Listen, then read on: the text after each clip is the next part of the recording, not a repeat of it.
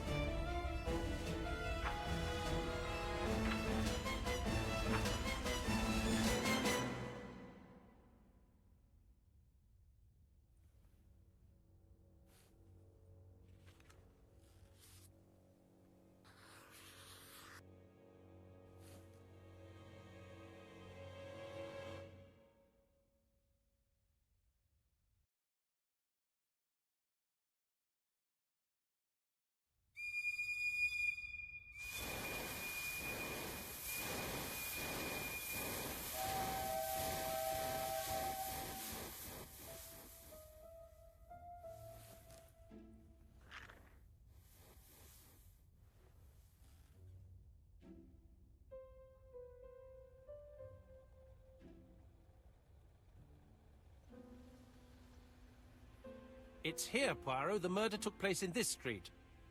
Grim place indeed. Tout à fait, Hastings. The streets of Andover are in a terrible state. Look, there's Chief Inspector Japp. He's talking with a policeman. Let us try not to get our shoes wet.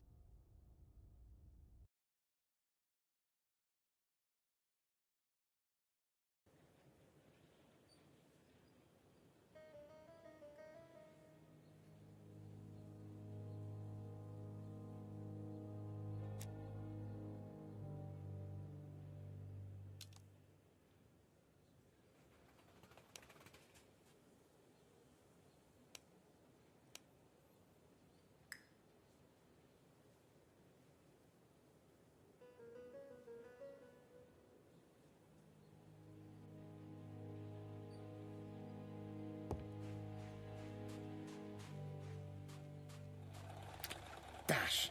A puddle! How clumsy.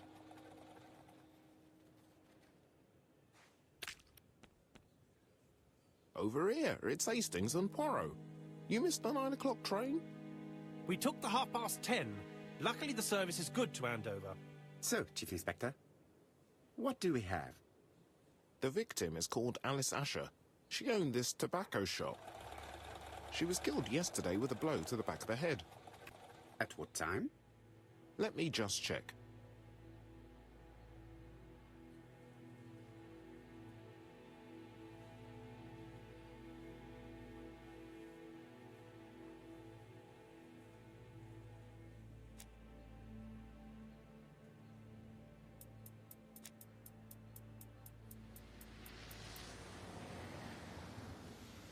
Is Japp being too relaxed?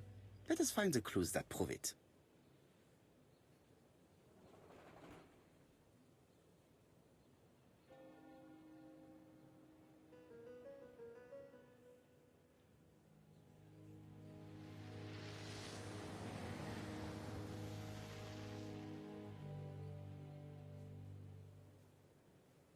Indeed, Poirot. We were used to seeing you judge people with more discretion.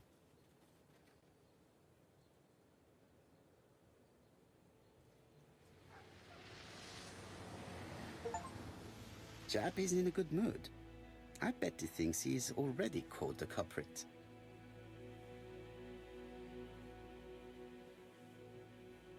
The last customer to see Mrs. Asher alive left her shop at 5:30. The body was found at around 11 in the evening by an officer doing his rounds. The shop door was open. That's what alerted him.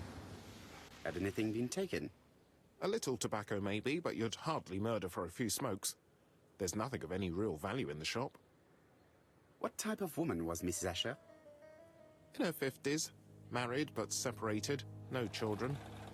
Her husband? Aha, Franz Asher, the husband. Alcoholic and violent. It's said that he regularly insulted his wife and threatened to kill her.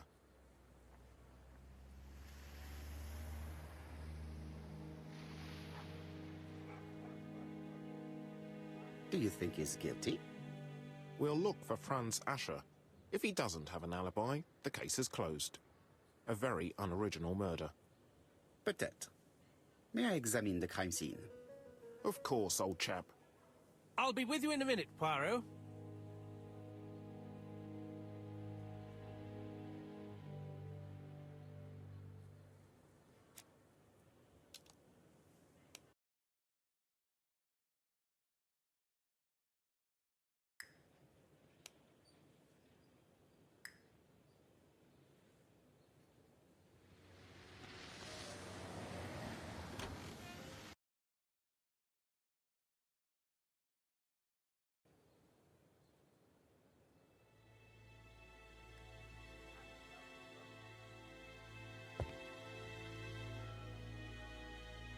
The place is unusually tidy for a crime scene.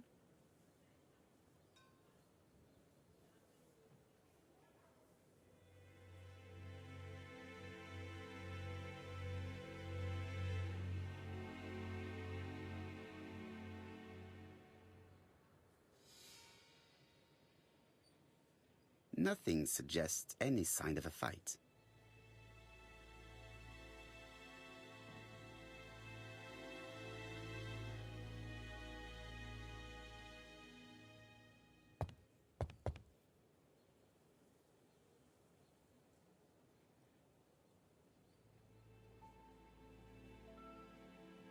Red liquid is oozing out. Is it blood? No, it's just some strawberries that are losing their juice. They probably come from the fruit and vegetable shop opposite.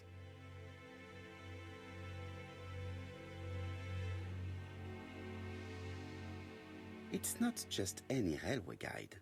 It's an ABC.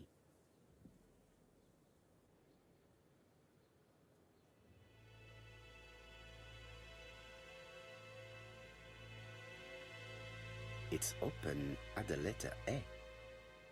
There are no prints on the book.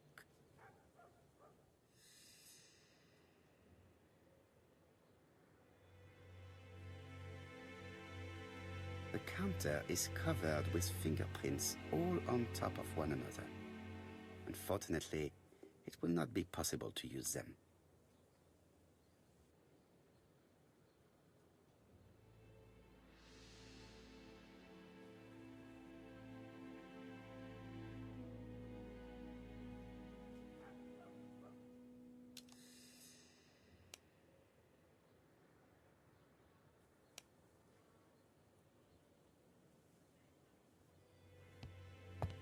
There are cigarettes packets in a mess on the shelf.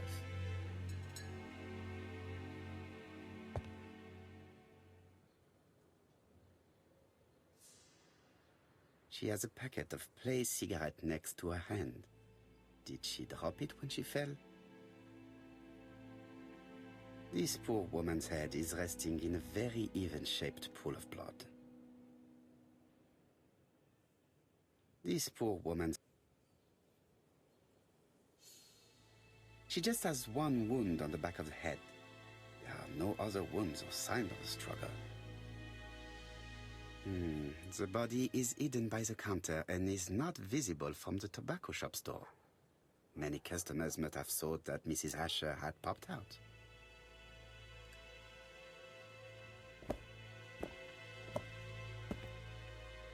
So, Poirot, any news? So, an ABC guide with no fingerprints, but prints all over the counter. Normally, the tobacco shop does not sell ABC guides. Exact. Mon ami, could you have a word with the neighbors? Some may have seen something. Of course, my friend, I'll do it straight away.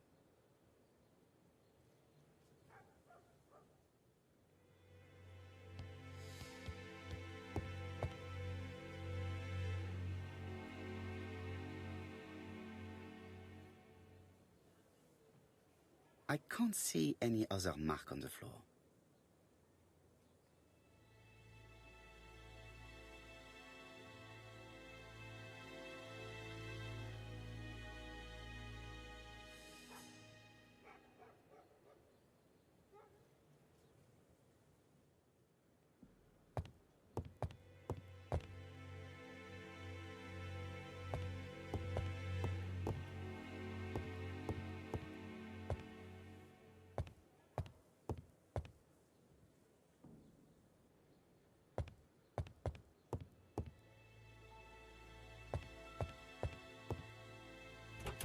door is locked.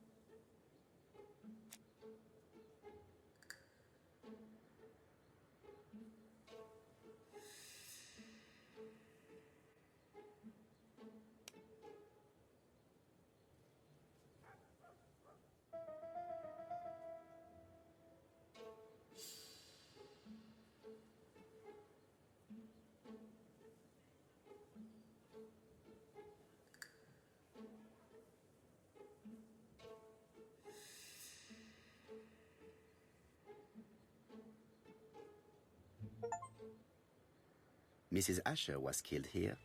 The absence of marks in the shop and the regular shape of the blood stains indicated beyond a doubt.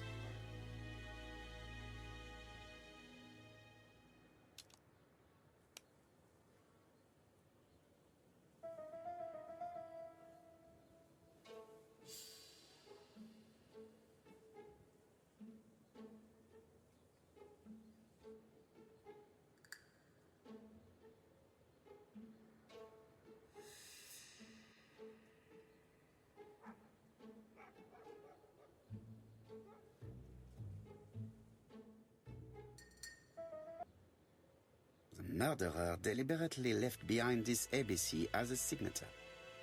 The absence of fingerprints and the fact that it is open at letter A for Andover leaves little doubt.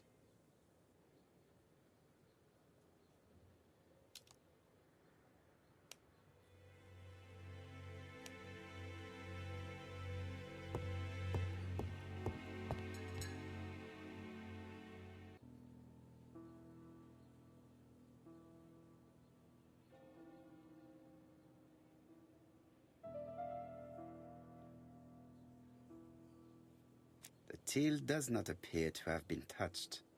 I have to check that nothing is missing from it.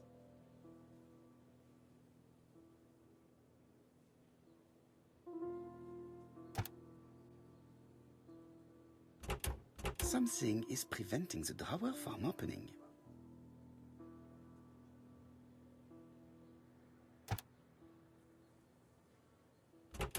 Something is preventing the drawer from opening.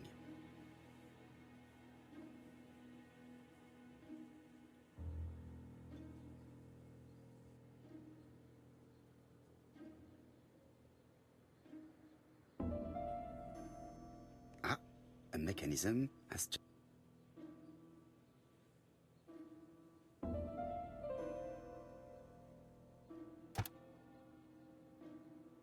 The till is full of money, but there is something strange. Something is hidden underneath.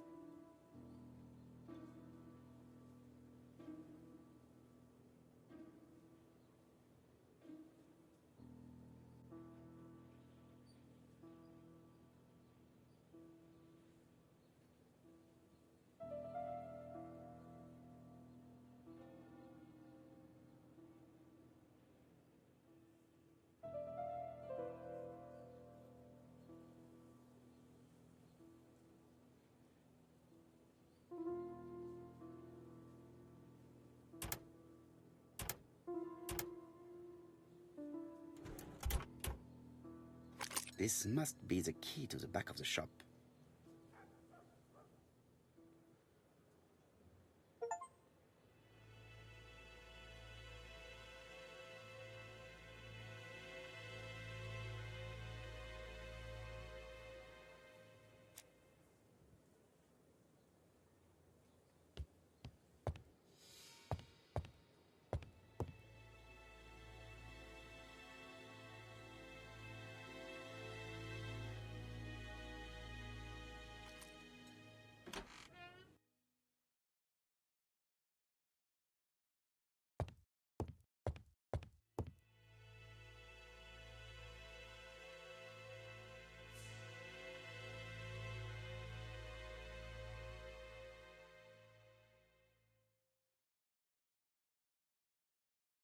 This interior is very simple.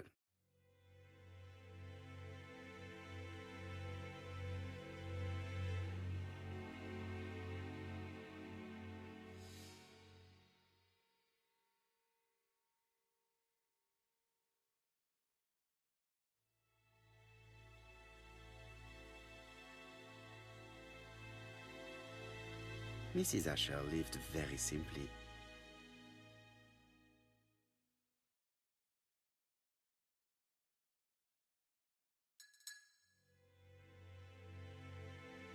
What a strange box. It looks like you have to slide the slats of wood to open it.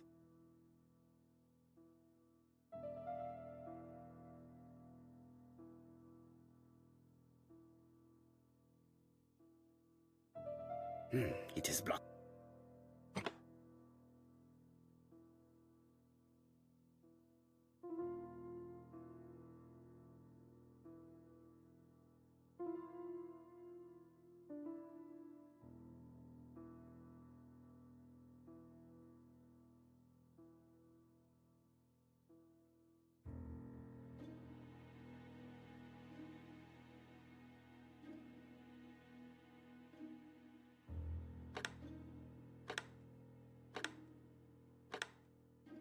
This button appears to activate the mechanism.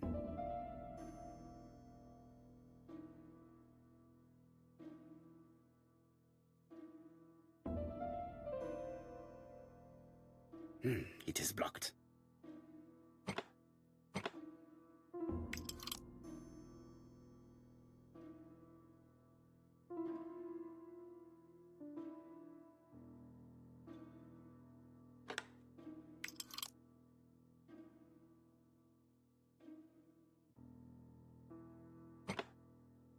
That should do it.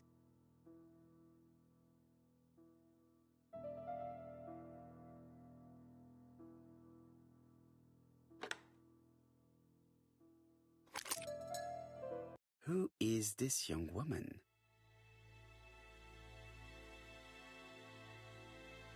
To my dear Aunt Alice, married Rower.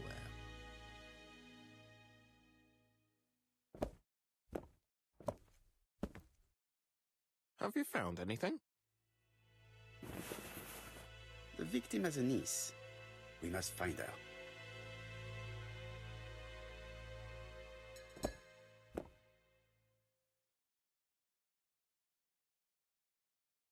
I've finished with this subject.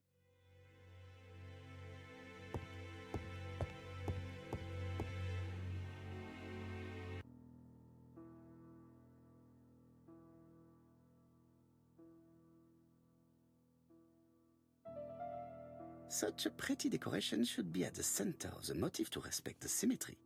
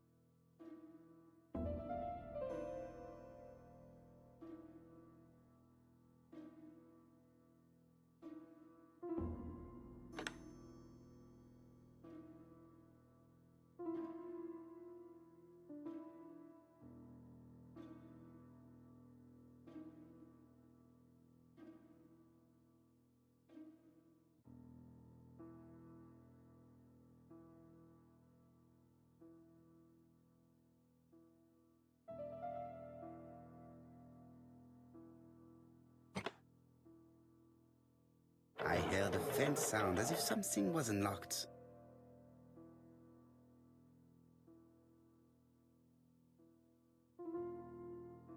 It is blocked.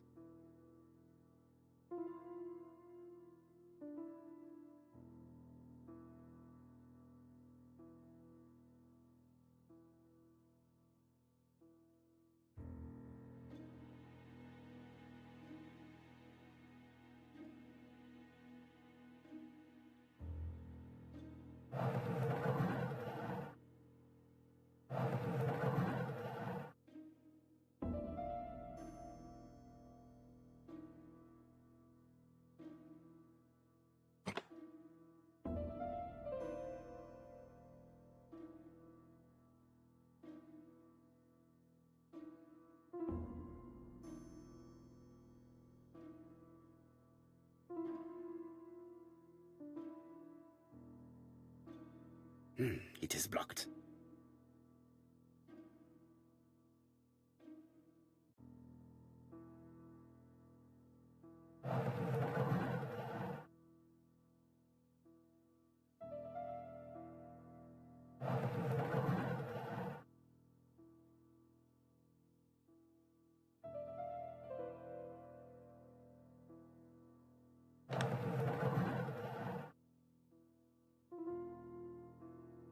It is blocked.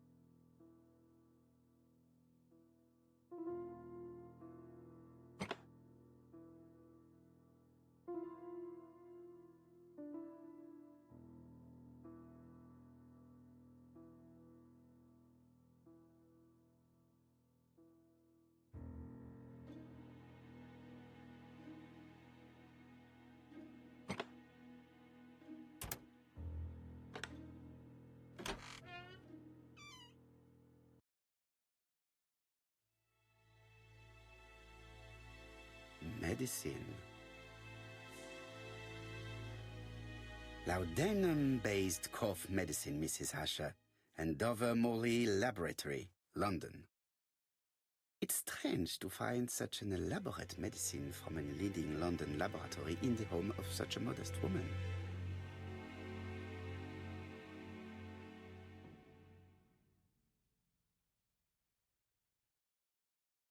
From Mr. Adam Flint, Royal Bank, Eastfield Road, Andover. To Mrs. Alice Asher, 5 Bishops Road, Andover. Dear Mrs. Asher, further to your request of 12 February 1935, I have informed my superiors of your wish to apply for a loan to acquire the lease of the shop you rent from Mr. Fairfax. Despite the seriousness of your case, I regret to inform you that your request has been denied. The amount of your personal contribution, £11, is not high enough and represents too small a part of the final transaction. I remain at your disposal for any questions. Adam Flint. Mrs. Asher's meager savings were not enough for her to own the tobacco shop, but will largely cover her funeral costs.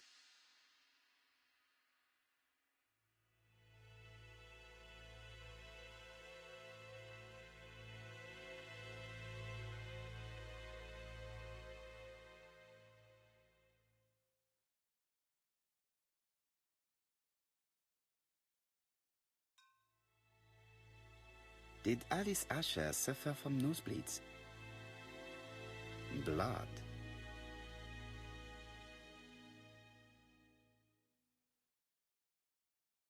An inscription in German. Souvenir of our honeymoon in the Black Forest. To my Alice forever, Franz Asher. The Ashers were a lovely couple when they were young. Let us now try and get our brain cells to work.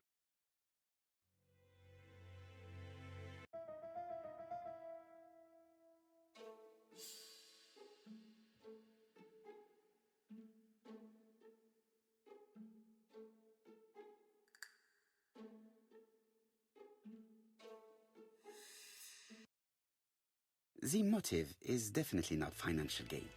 There is no sign of a struggle, and the till has not been forced or emptied. I think I've looked everywhere here. Let us see if I can find any more information in the shop's surroundings.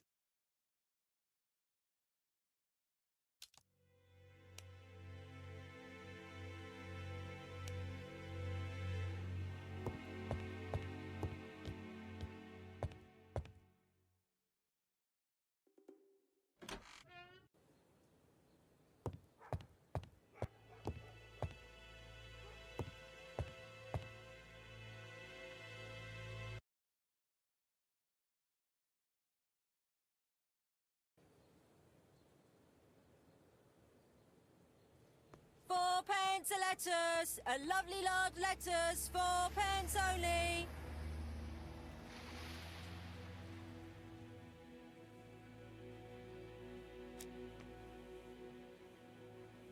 This woman appears to be a smoker.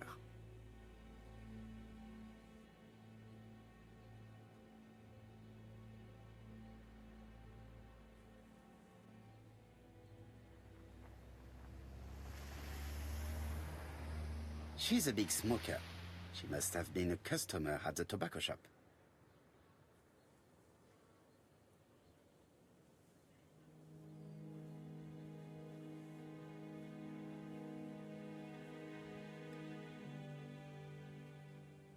Did you know Alice Asher well? And for starters, who are you? I'm Hercule Poirot, the detective. You're foreign, that's for sure, with your accent and your odd way about you. And you're here about Alice's murder, I suppose. Well, I've nothing to say to you. Did you speak to the victim yesterday? No, I never saw her.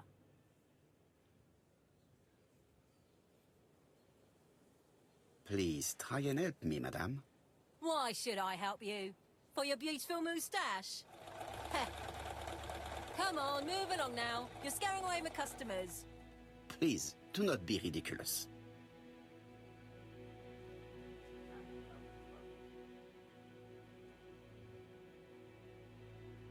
I know that Alice Asher bought strawberries from you yesterday.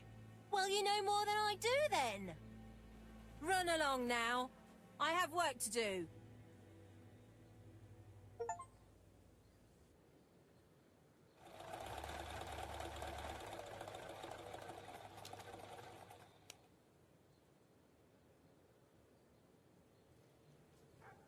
A bottle of poor quality vinegar. The smell could awaken the dead. Oh, you again? I've nothing to say.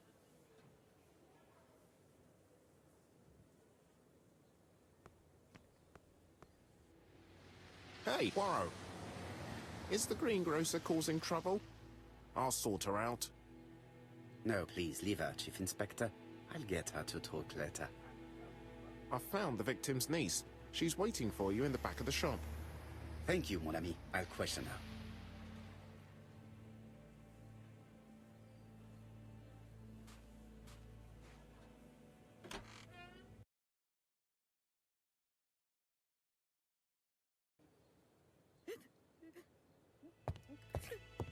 Jap had the body removed out of respect for the victim's niece. His attention is commendable.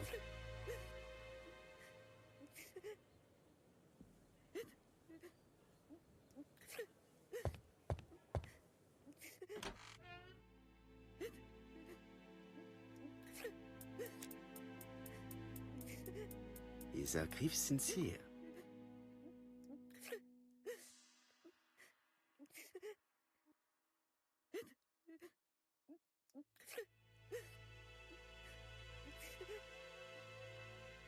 She appears to be very upset. She's dressed in mourning. She looks fragile.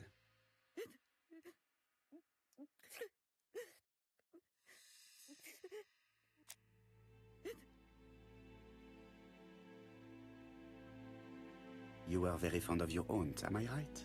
She was the only family I had since my mother died. Your aunt did not have any children, is that correct? No, she was separated from her husband. What do you think about Franz Asher, your aunt's husband? He never left her alone. Poor aunt. She used to drop by all the time and make a scene.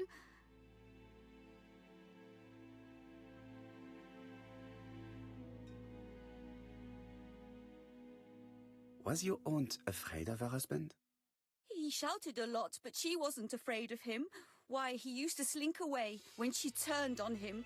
He was afraid of her, if you like.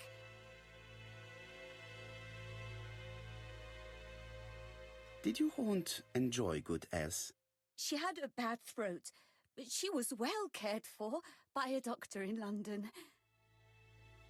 Does Franz Asher work? All he's done for years is drink and gamble, but he used to be a very good cabinet maker. What does he live on? My aunt used to give him 5 shillings a week.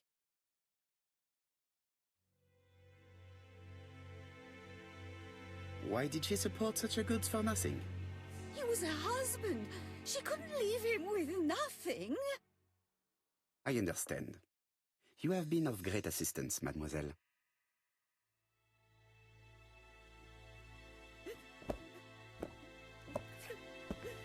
Please take this young lady home.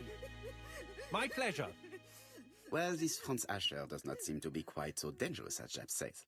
And since Alice Asher gave him money regularly, it was not in his interest to kill her.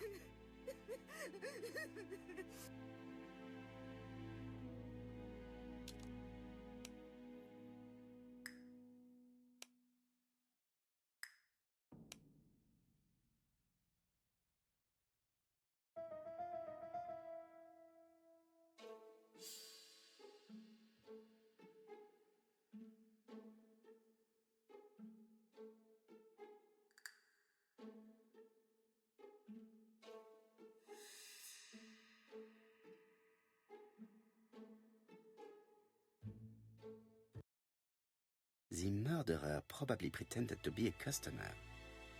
He hit the shopkeeper from behind as he turned around to serve him.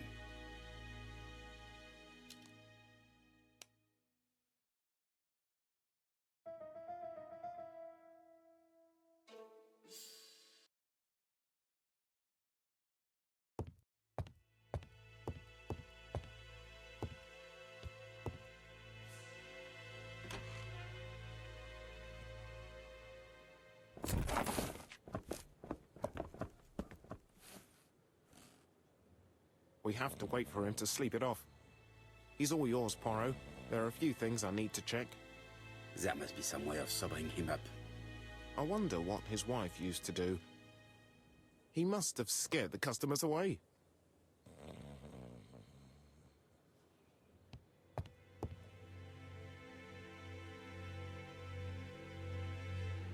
It's Alice Asher's notebook. Ah, that's interesting. It probably contains information about her possible debtors and creditors. Bodley. The fruit seller has debts too. She will probably be more cooperative thanks to this piece of information. Mary Drower was telling the truth. Mrs. Asher regularly gave money to her alcoholic husband.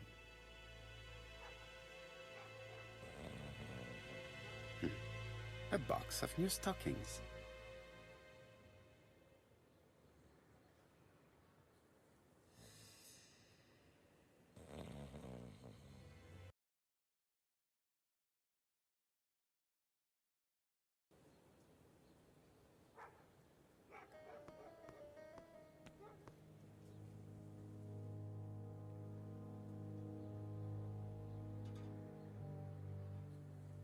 Your fruit is rotten. What? A foreigner dares to say that? According to the victim's account book, you owed her £10 for tobacco and magazines. That's a lie. She owed me £1. I swear. Now, please be so kind as to explain this. Look at my account book. Alice owed me £11 for fruit and vegetables. I may have had a slate at her shop, but she had one at mine. She owed me £1. And that reminds me I have to get it back from her niece. That is quite enough. Your account book has saved you, but I might ask Chief Inspector Japp to throw you in the cells for 1 or 2 nights while he checks your entries. You want to go to prison? Prison? Now that's not fair. I haven't done nothing. In that case, I am counting on your full collaboration. Yes, sir. Of course, sir. Listen, I didn't kill Alice, I swear. But it's true that I did go to the shop yesterday. At what time? 6 o'clock. She left me a note saying she wanted some strawberries if I got some. I received them late, about 6. So I took them over to her. But you did not see her. She wasn't in the shop, so I just put the strawberries on the counter and left. Did you see anything unusual in the shop? No. Well, maybe one thing. There was a railway guide on the counter. Alice didn't sell them. Maybe it's the customer who left it there. You were not alarmed? I thought Alice had just gone to get her medicine from her room and that she'd be straight back. You mentioned medicine. Something for her cough. She used to take it a lot. Who do you think killed her? France. Her scoundrel of a husband. He was always after her for something. Well, he's a foreigner. Sorry, sir. What I mean is he's German. That's even worse. Did you see Franz Asher enter the tobacco shop late yesterday afternoon? Well, no. But at that time of the day, the streets are packed, and I have better things to do than watch her shop.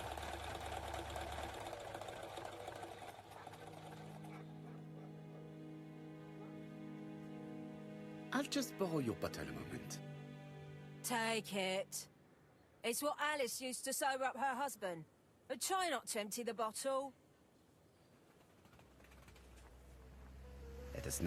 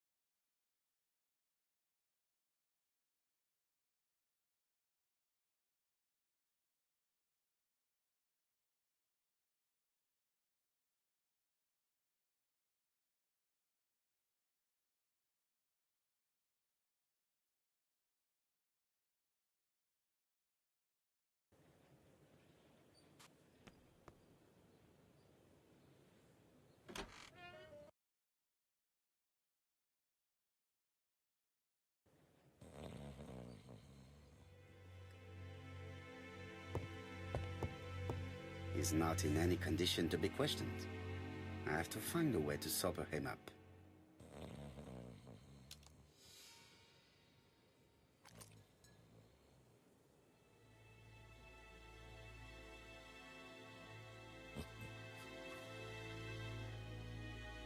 Mes amis, I can say without a doubt that poor Mrs. Asher was killed between 5:30 and 6. Killed when the street was packed with people. That's rather bold. I've been talking to the neighbors, and... No one's seen anything? Or rather, it's anything and everything. Am I wrong? No. Bien. We must grill this villain Asher before he falls asleep again.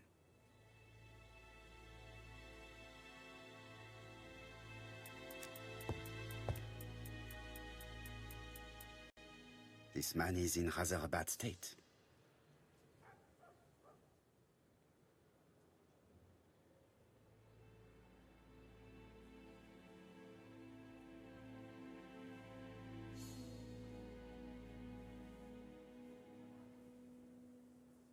This man has been fighting and he smells of alcohol.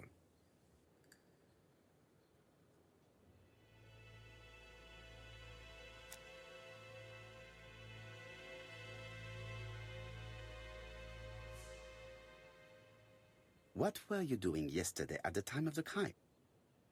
Can't recall. Come on, my friend. Try to remember. It is important. I'm really sorry, sir, but I don't remember a thing. I see. But maybe you do remember threatening to kill your wife? So what? You shouldn't take things so seriously, sir. Nothing but empty threats. We didn't get on all that badly. Are you often involved in fights? I don't know what you mean.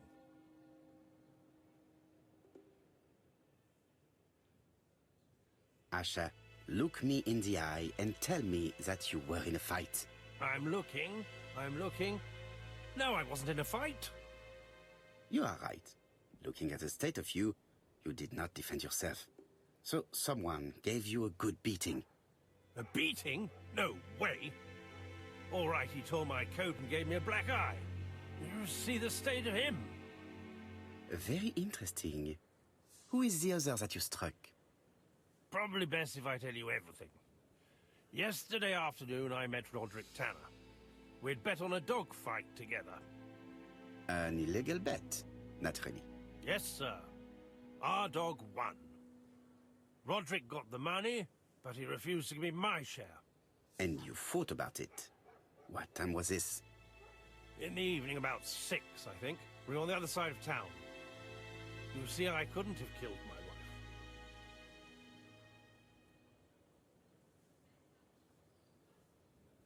Asher's alibi appears to be confirmed. All the same, I'm going to call and check that he did have a fight with this Tanner on the afternoon of the murder. You can never trust this sort of chap. One thing is certain, Asher was a ruffian who used to beat his wife. But he's not very educated. It certainly was not him who wrote the letter signed ABC. Let's resume, Hastings. We know the murderer pretended to be a customer. He did not kill her for money, that appears to be certain. I agree with you on that point. And the murderer left an ABC guide as a signature. Therefore, it's likely he wrote the letter. Indeed, but that doesn't explain why and how he did it. You are quite right. Why he did it is a mystery. But as for how he did it, we do know enough to try and reconstruct the events.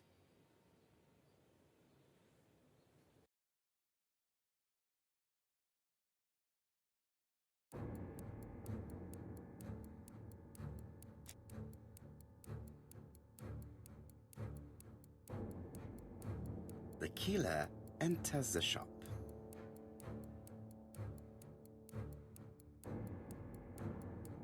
Mrs. Asher turns around to greet a customer.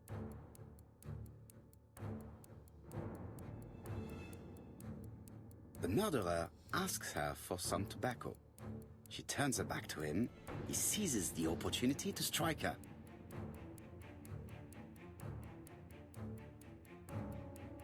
He then places the ABC on the counter before leaving. The ABC was not found like that. We are not far from the solution, Hastings. Would you mind if we thought about it a little more?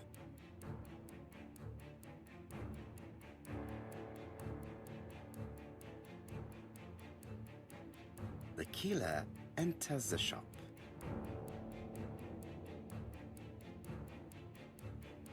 Mrs. Asher turns around to greet a customer.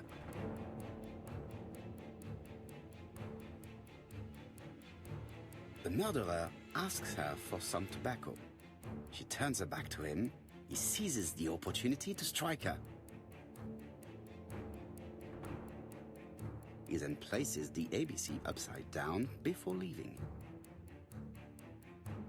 Everything appears to match the crime scene, mon cher Hastings. That is exactly what happened.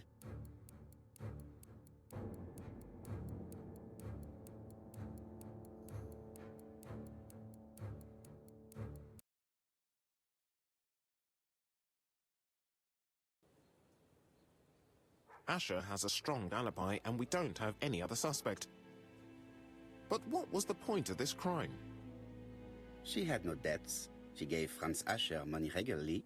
She wasn't owed money. Nobody stood to gain anything. No doubt about it, the murderer is insane.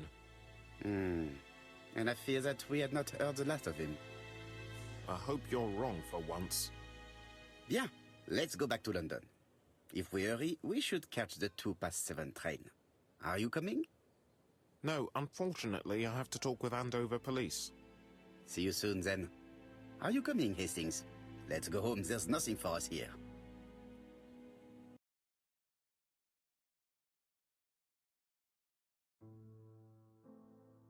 Well, do you have any idea about the killer's identity? The crime was committed by a man of medium height, with red hair and suspicious eyes. He has a slight limp on the right foot, and a wart just below his shoulder blade. Poirot! Mon ami, what do you want? You fix upon me a look of dog-like devotion and demand of me a pronouncement à la Sherlock Holmes. Now for the truth. I do not know what the murderer looks like, nor where he lives, nor how to set hands upon him. What shall we do, then?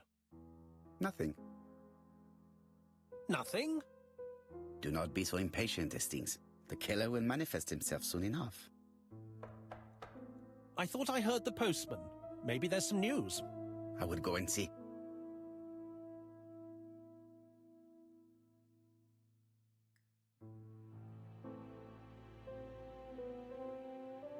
Daily Flicker, June the 22nd, 1935. Battle over control of bank system. What will the government do for money? Andover, murder of a tobacconist.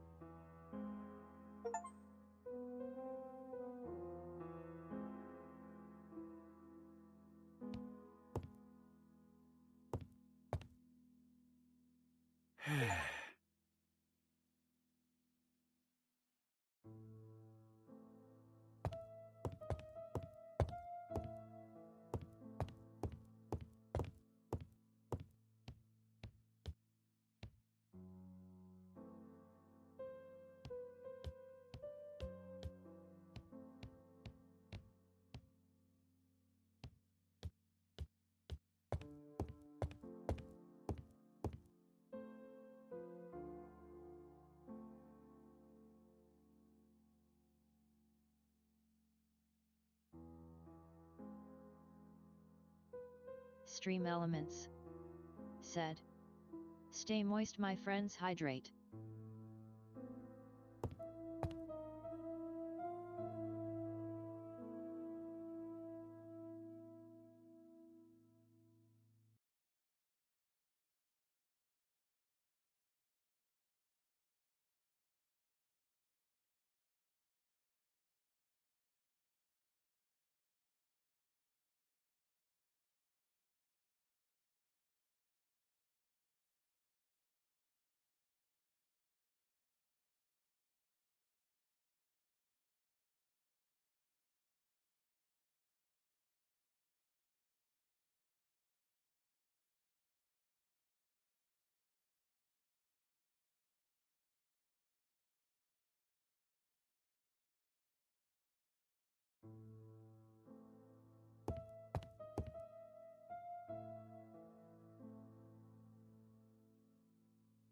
Dear Mr. Poirot, well, what do you think?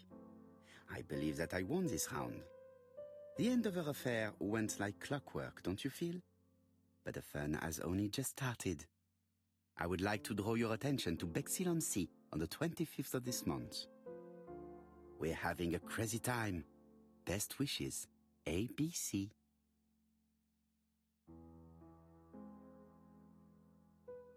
The next crime will be in Bexhill. We must warn Jap to Scotland Yard. Did the letter indicate anything that might help the police? To be honest, I think we can already guess something about the next victim. But I need to think about it a little more.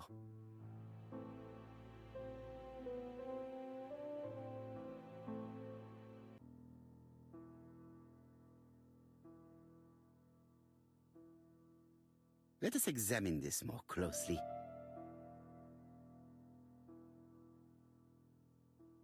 Certain characters in the two letters may have similar defects.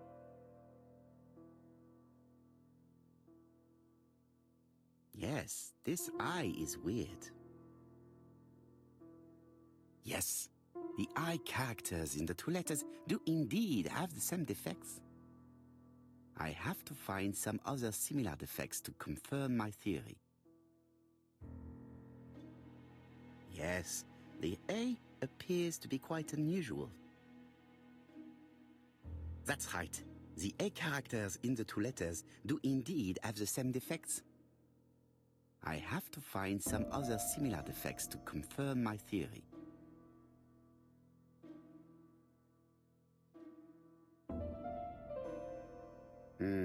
The W is not printed properly. Of course, the W characters in the two letters do indeed have the same defects. My theory was right. These two letters were written with the same typewriter. Both letters were written on the same typewriter and show the same characteristics. You surprise me, Poirot. You usually ignore material proof. But there is nothing usual about this case, Hastings. Nothing must be overlooked. Let us now try and get our brain cells to work.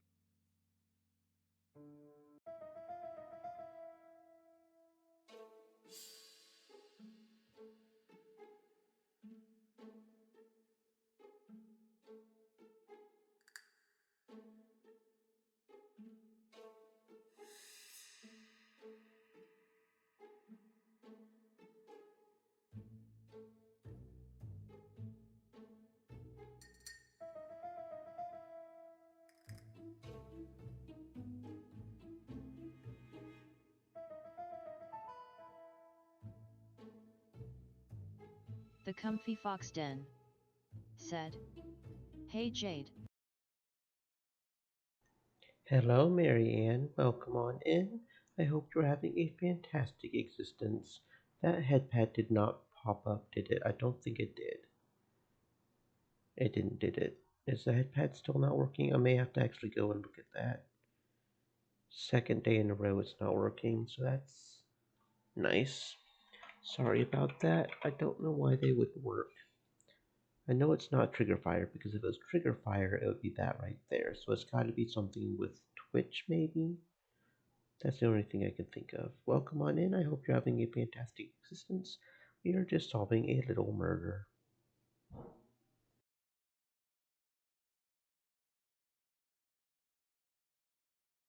The comfy fox den said, "How is my favorite unicorn turtle?" I am doing fantastic. Thank you for asking. I hope you are as well.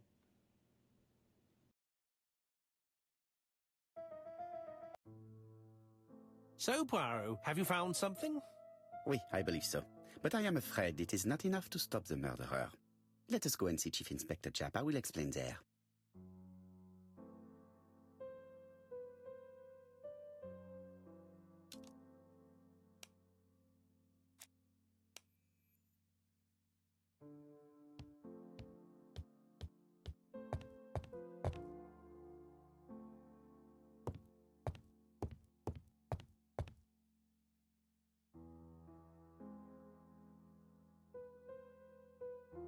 The comfy fox den said, "Me good, I started playing Overwatch again and I'm kinda good." Well, that's good to hear. That's good to hear. Not my specific type of game, but I know a lot of people who do play it. Overwatch and Fortnite and all that. So hopefully you'll continue to be good.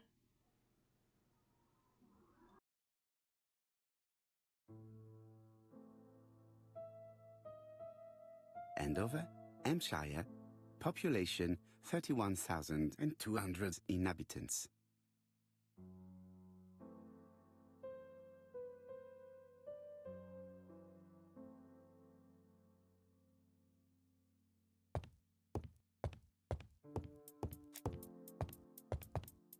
No doubt about it.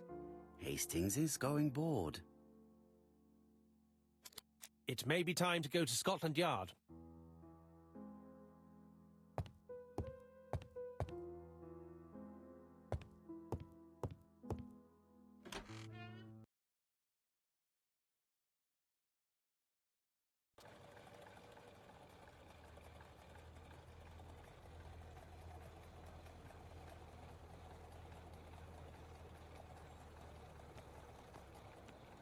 It may be time to go to Scotland Yard. It is not the right time to go home.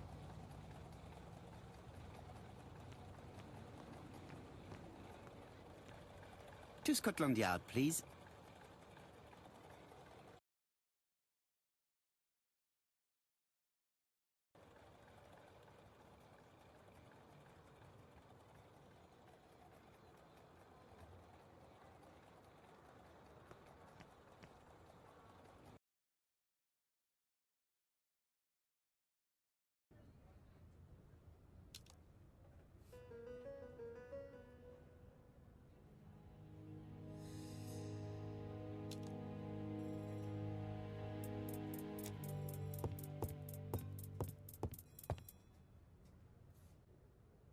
Jap appears to be snowed under.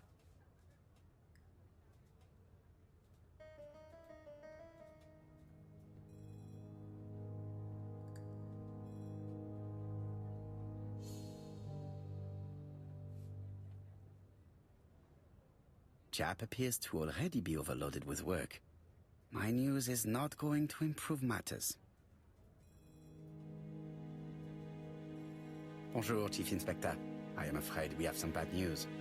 I have just received another letter signed ABC. The next crime will be on the 25th in Bexhill-on-Sea. Are you completely sure it's from the same person?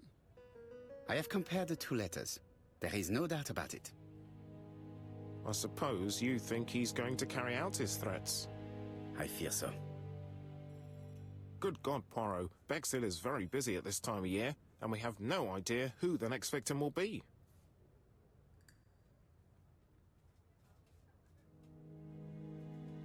I suspect that the name of the second victim will start with B.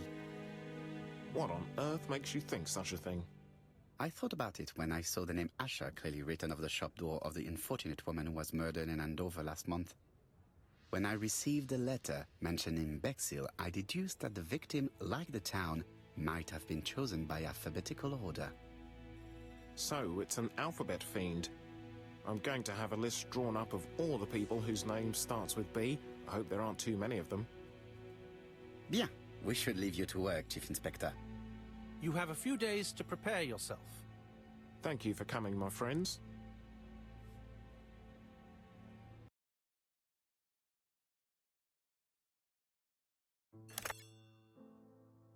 Poirot? Chief Inspector Jap, your call does not bode well. Indeed, we have just found the body of a young woman on the beach in Bexhill. An ABC was placed on the body. We'll be there as soon as possible.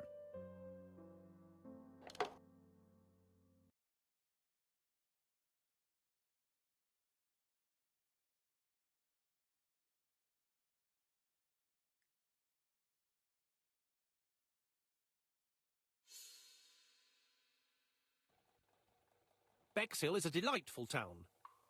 It would be nice to come back and visit. I do not entirely agree. Walking at the Stream beach element. damages my shoes, and it Said. hurts my knee. Stay thirsty, So my the years friends, have not hydrate. spared you, my friend. It's the same for all of us. That is exactly what I said to myself when I saw you back from your travels. Poirot! Do not be offended, Hastings. I can see Jap waiting for us. And from his face, I would say that things are not looking good.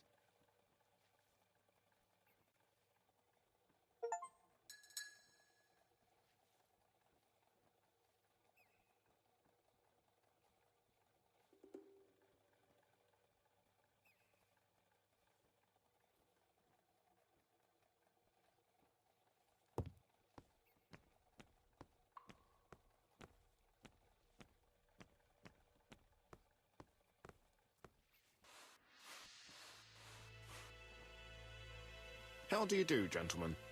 Chief Inspector? I fear your admirer has struck again, Poirot. We haven't yet identified the victim, but it's a young woman, 20 to 25 years old. Death occurred last night between 11:30 and 1 o'clock, and we found an ABC guide on the body. Was she pretty? Come on, Poirot, that's rather out of place. It has no bearing on the murder. Are you certain? For women, it is often the most important thing.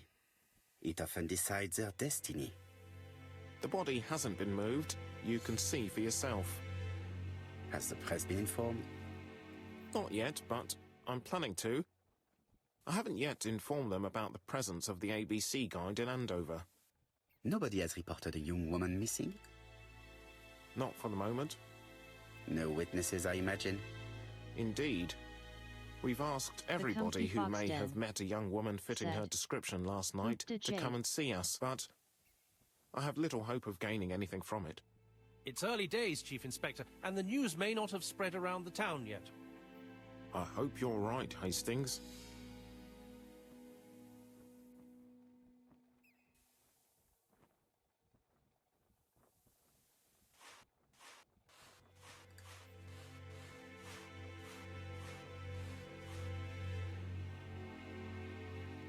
A braided silk belt. It may have belonged to the victim.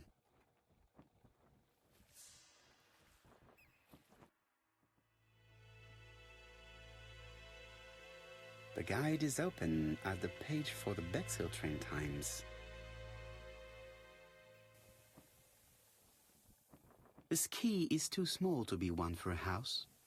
Without a doubt, it is for a padlock. These marks have been left by a rope or a braided cloth. She was a great beauty. Strange that chap didn't notice it. The young woman wasn't wearing shoes or a coat and was not carrying a bag. That's strange.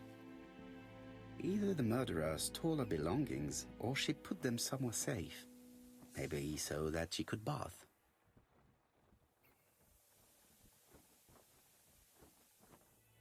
These marks have been left.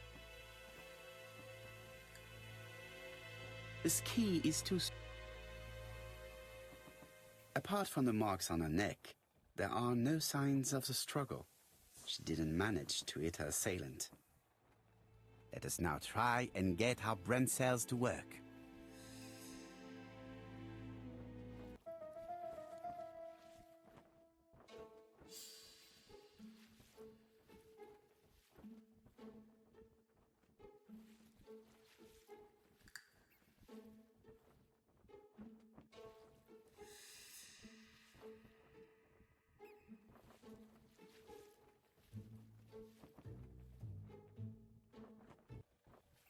The poor child must have been strangled with his braided belt. Unfortunately, in view of the fabric, it is unlikely that we will find any prints. Let us now try and get our brain cells to work.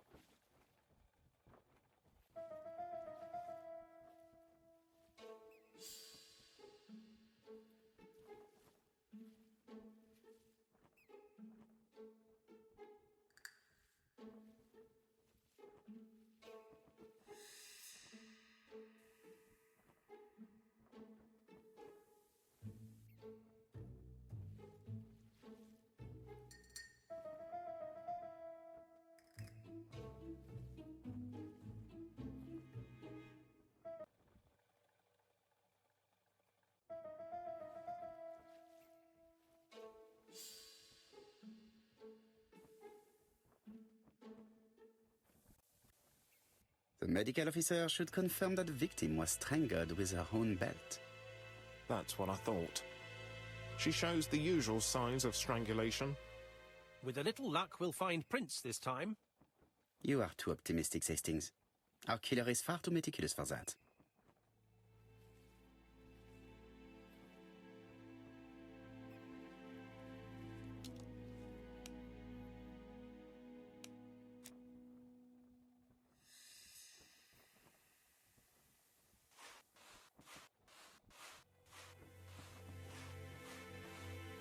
This hut is locked.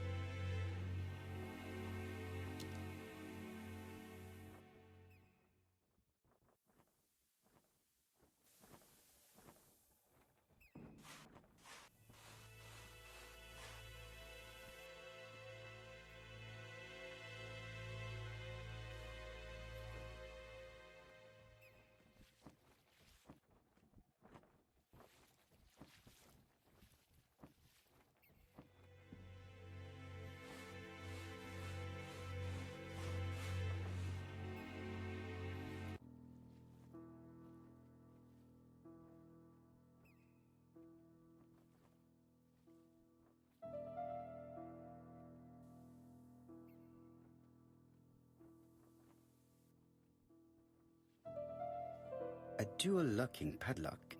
I need to find the code and then insert a key. Firstly, I have to enter the padlock's code.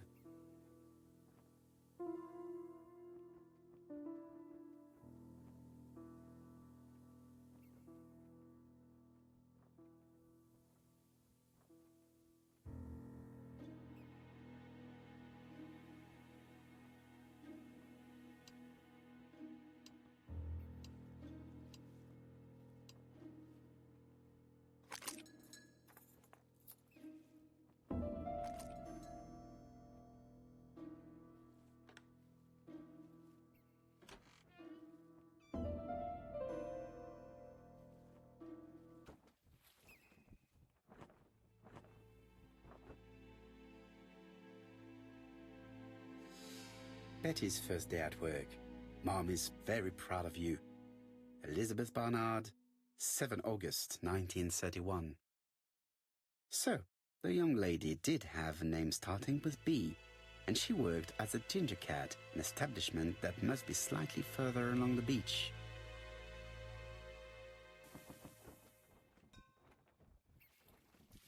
The purse is full. Yet again, we can dismiss theft as the motive for the murder. Here is the watch she must have removed to prevent it from getting wet. A top brand lipstick. She liked to take care of her appearance. As well as a photo of the victim with some company. It could be useful to me. The comfy fox den. It definitely was here said, that the victim left her a clean belongings. jade is a cute jade. It is indeed important to make sure to take care of yourself. I hope you, as well, are clean and safe, and the fox den is a warm hobbit type fox den and not a Smeagol type.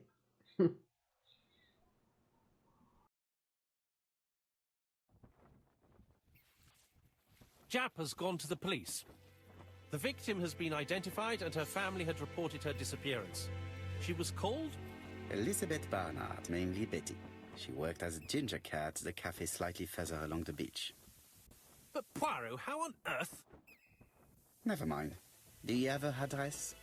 Yes, she lived with her parents on the street leading to the beach, number 22. Shall we go? You are far too impatient, Hastings. Let the poor people take in the news first. Let us go and visit the cafe where Betty worked.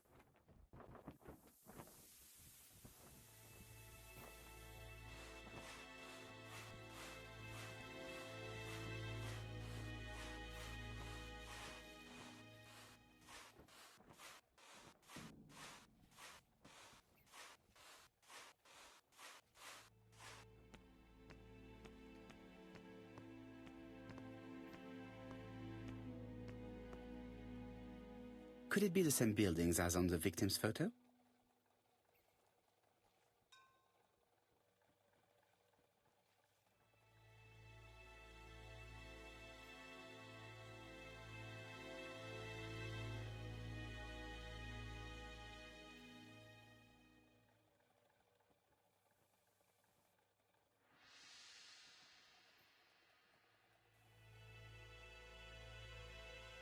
This is definitely where the photo I found in the hut was taken. This is definitely where the photo I found in the hut was taken.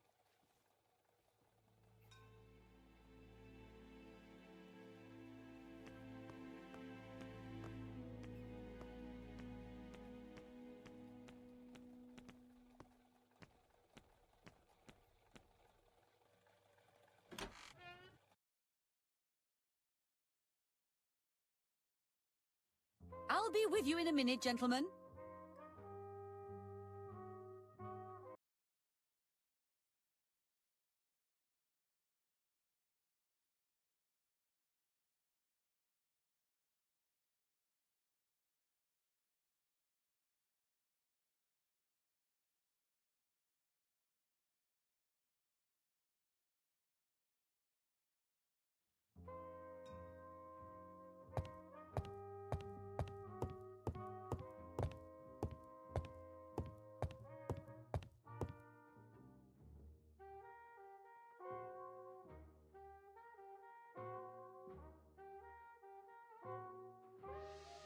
The comfy fox den said, I gotta go eat now, take care sweetheart.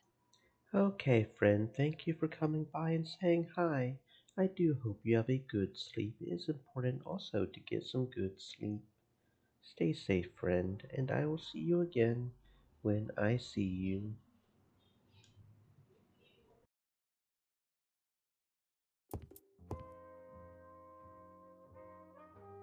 Something tells me that she's the owner of the ginger cat.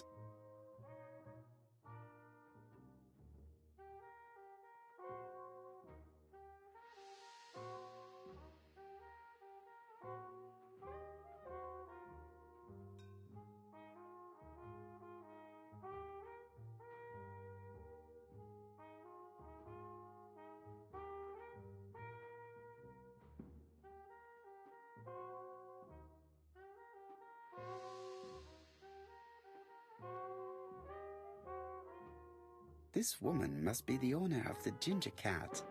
It looks like something is bothering her. How can I help you? A hot chocolate and a tea for my friend, please. I'll bring it straight away.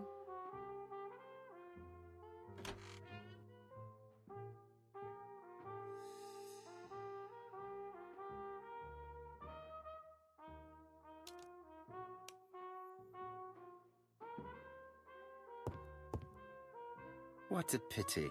I don't have any change to make it work.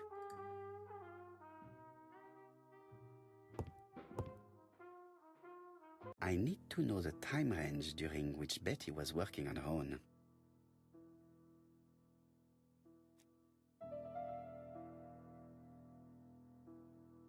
Where is Betty? Betty worked from 11 a.m. to 7:30 p.m. Would she have been alone at any time during her service? No, this person is not the last one to have worked with Betty. No, this person is not the last one to have worked with Betty. Interesting. Betty was alone between 5 p.m. and 7:30 p.m. Who did she serve?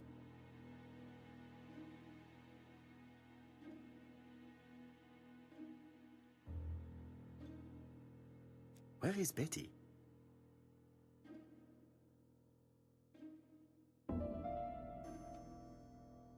These are the different waiting staff's bills. Which ones were written by Betty?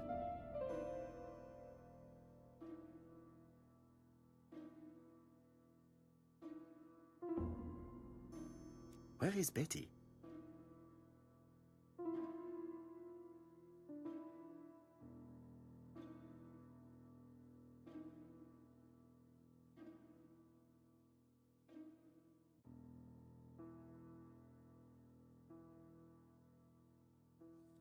Most probably a family. This bill may have been written by Betty. There is probably another one.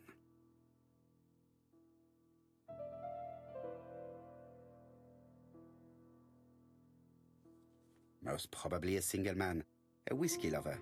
Maybe the murderer? Betty served a family and a man on his own, a whiskey drinker. Maybe the murderer. This information will help me to progress. What? Gentlemen, what are you doing? We are searching for clues, mademoiselle. My name is Hercule Poirot. I am a detective, and this is Captain Hastings. Does Betty Barnard work here? That is correct. She should have been here a while ago. Punctuality is the first rule of politeness.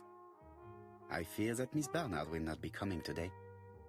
She has just been found, dead, on the beach a few hundred meters from the cafe. How awful. Poor young thing. What happened? She appears to have been murdered. Thank you very much for the follow, Bizet. Welcome on in. I hope you're having a fantastic existence. This is most distressing. How this will affect my business, I shudder to think. Basil said. Why hello, I did not know you streamed XD. Yeah, it's not a very high energy stream. We're just, just chilling, solving mysteries, solving murders. We do what we do. And I don't know if you can hear. Yeah, you've got Prime, don't you? No, that doesn't mean you can't. Don't get ads.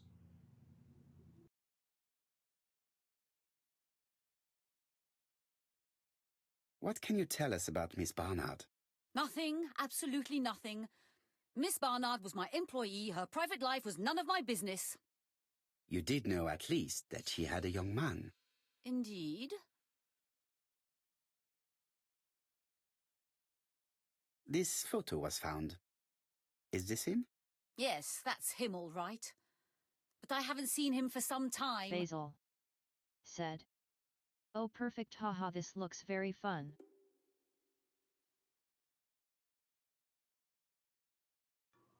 Yeah, it's been fun so far. We just solved the murder on the Orient Express, and now we're doing the ABC murders. The games themselves don't seem to be very long, but who doesn't love solving a mystery? Basil said. Oh.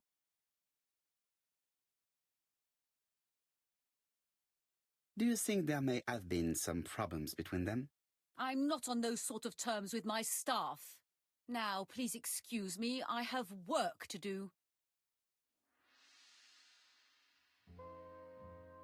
The customer who ordered the whiskey might provide us more information. He may have been the last one to see Betty alive. It is an interesting idea, Hastings. Maybe he is a regular guest. What do you think, mademoiselle? I don't think so. Our regular guests tend to order tea and cakes. At this time of the year, there are a lot of tourists about you never see again. That's what I thought. Time to visit Betty's home.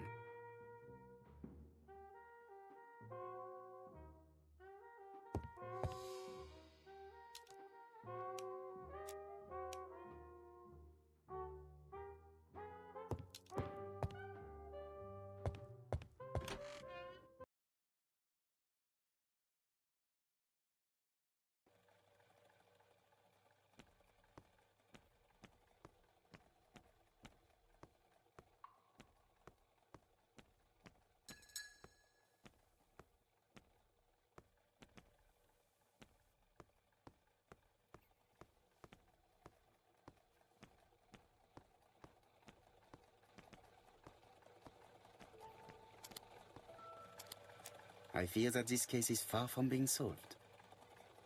Come on, Poirot. You'll find the killer. Certes. But how many times will he kill before I do?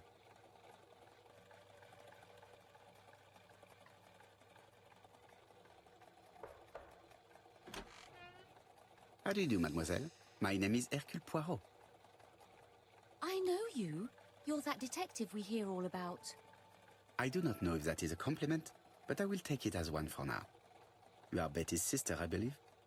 Yes. My name is Megan. Can we come in?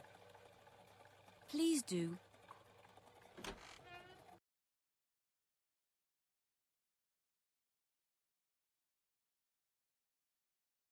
My parents are at the police station. I doubt they'll be up to speaking to you later. Do not worry, we will not bother them. Did you know your sister's plans for yesterday evening? No. I arrived by train this morning. My parents called me in a panic when they discovered that Betty had disappeared. She went out last night, but she didn't tell them where she was going. What was your last conversation about? Her new dress. She wanted a pair of black stockings to go with it. Mother brought her a pair. The very day it happened.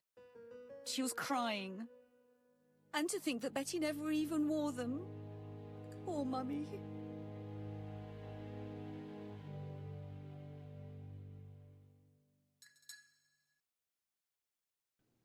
Okay, that's slightly suspicious. The murder before this one in Andover had a new pair of stockings as well. So the murderer works at a stocking shop? Hmm.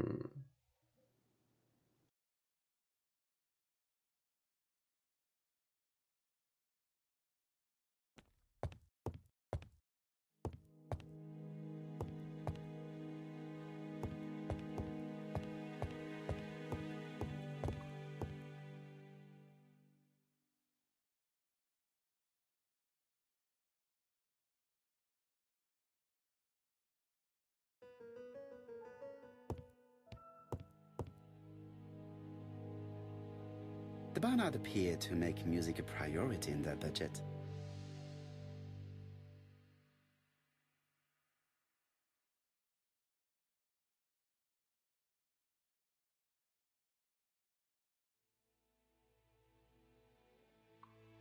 Their home is modest, but the Barnards are definitely music lovers.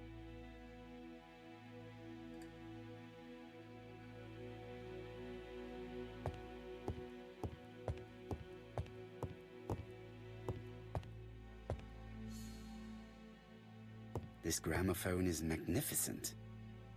It is a one-off, without a doubt.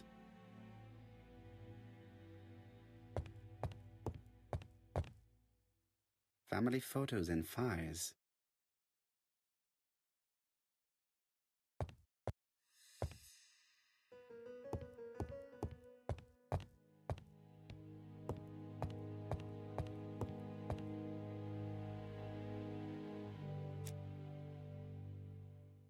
What is she feeling at the moment?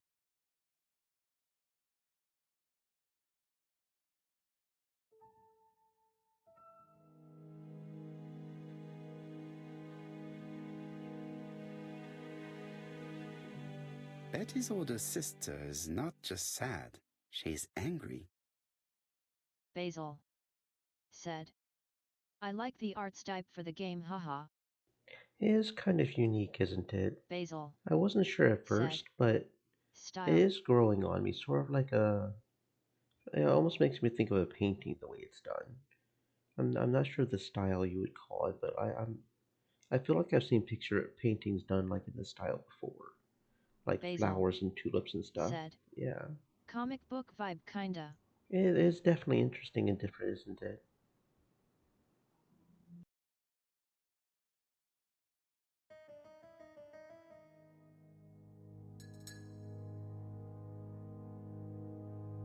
Your sister had a fiancé, I believe? Yes, he's called Donald Fraser. A very nice man.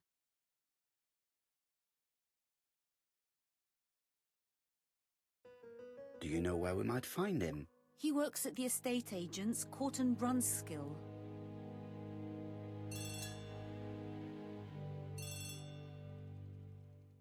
Oh, excuse me, I have to answer that. But of course. Betty's room is opposite the stairs on the first floor. Feel free to take a look if you think it might be useful.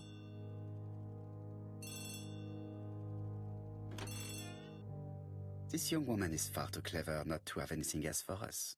Do you think she's hiding something? That is what I'm trying to find out. Surely you don't think she did it? I did not say anything of the sort, but young women always ruin your judgment, Hastings. Who knows, maybe Megan was jealous of her attractive young sister. I see. She may have had her sights on the inheritance. Or maybe she was in love with Donald Fraser. We have to study all scenarios, even the most unlikely. But I doubt that Mr. and Mrs. Barnard are rich enough to justify murder. While I try and get Miss Barnard to talk, I would like you to try and find Donald Fraser. It should be easy to find the estate agents where he works. Bring him to the Ginger Cat. I would like to talk with him before the chief inspector finds him.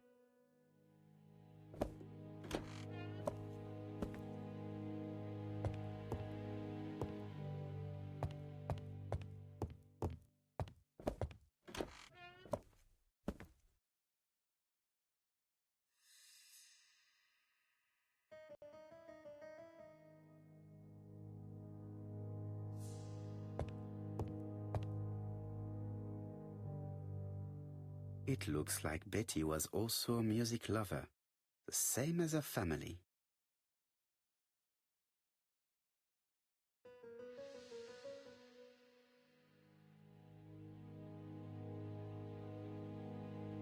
Without a doubt, Betty used to sing.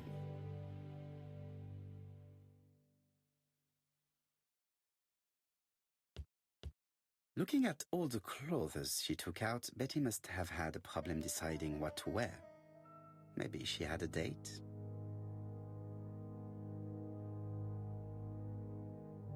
It looks like Betty has a very busy life.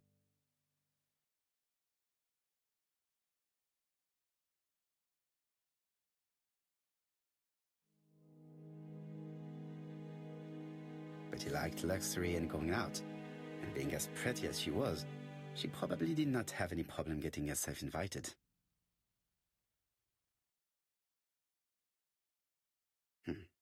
A box of new stockings.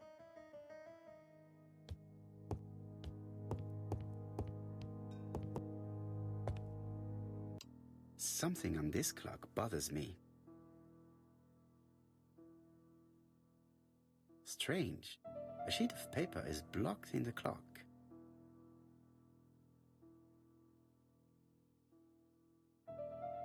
What a strange mechanism. I don't think it serves to turn hands.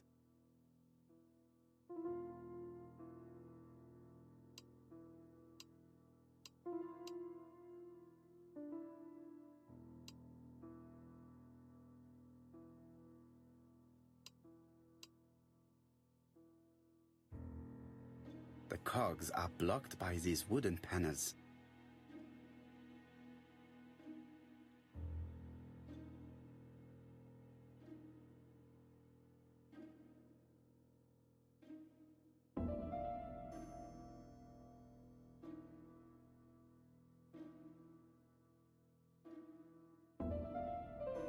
The cogs are blocked.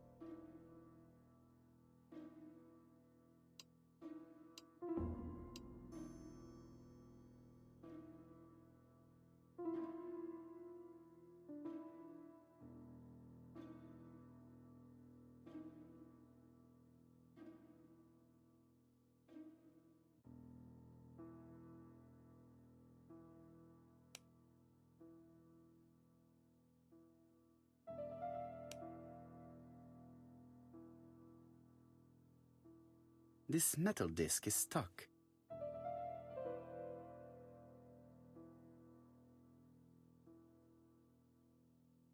There, that's better.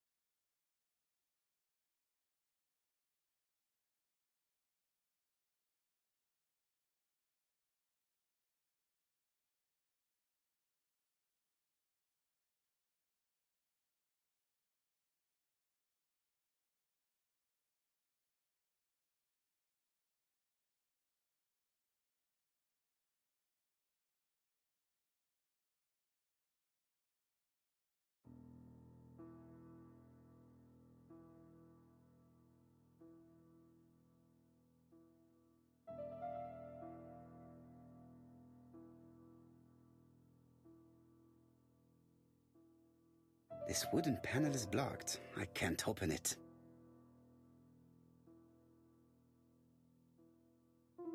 This wooden panel is blocked. I can't open it.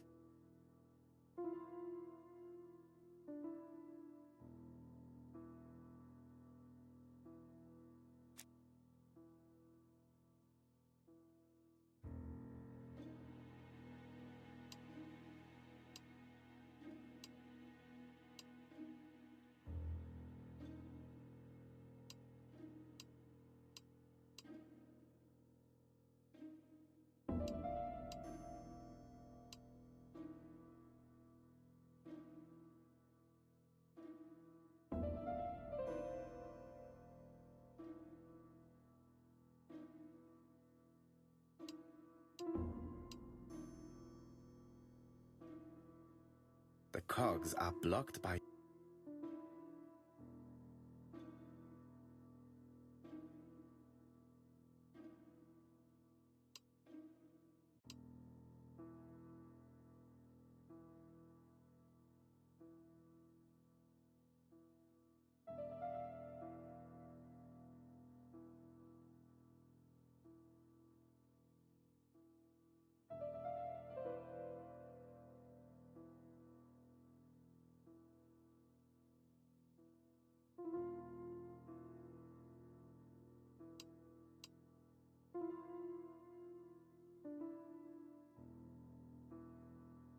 Basil said. Oh, puzzles are so fun. This wooden panel is...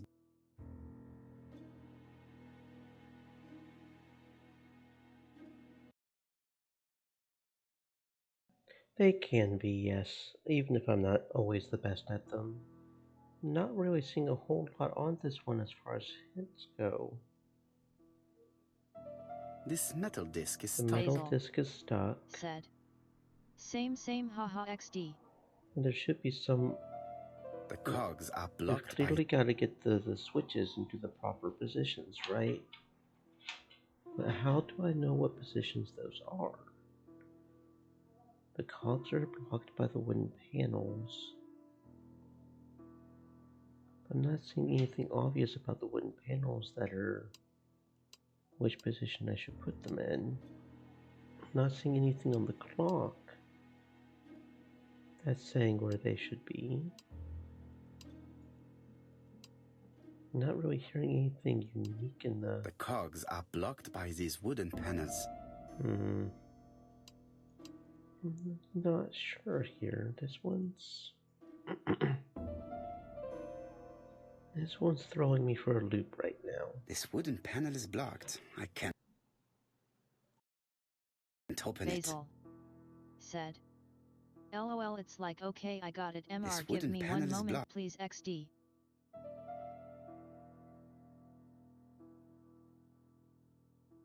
The cogs are blocked by the... Basil said.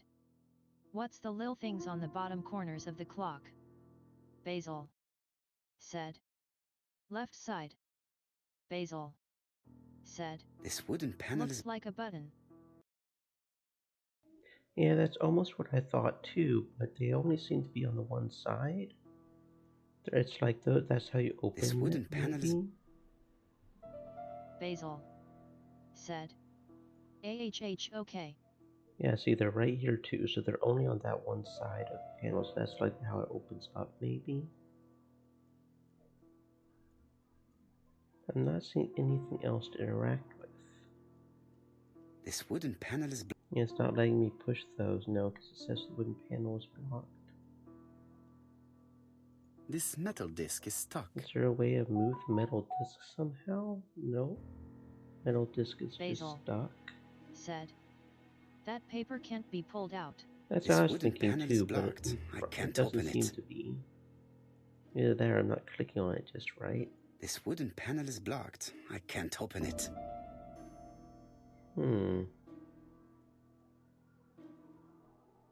Oh, This what's decoration this? appears to be firmly fastened. Oh, we managed to click on the right thing somehow. This decoration appears... Said. Oh. Oh. Is there something to do with the feet? Oh, the This feet. decoration appears... Something to do with the feet? This decoration appears to be... That one looks different too. Oh. Could the screw be slightly loose? Could it be? Okay, so that foot's different. That foot is why is that foot we?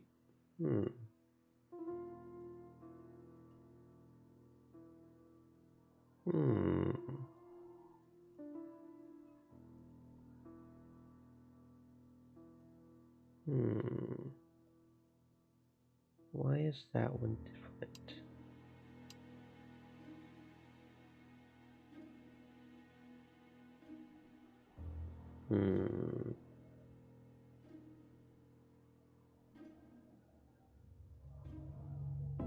Basil This said. decoration appears to... Can you click on the top lil piece, the pointy? The pointy thing? This one? It's stuck. This metal disc is... Metal disc is stuck.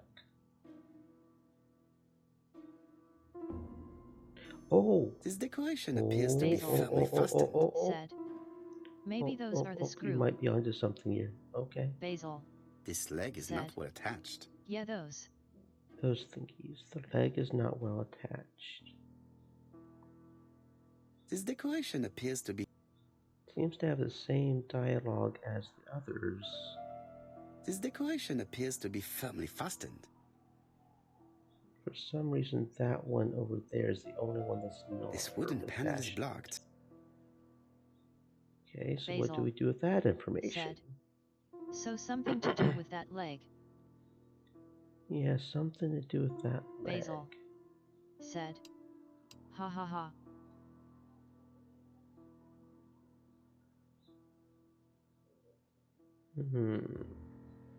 This wooden panel is...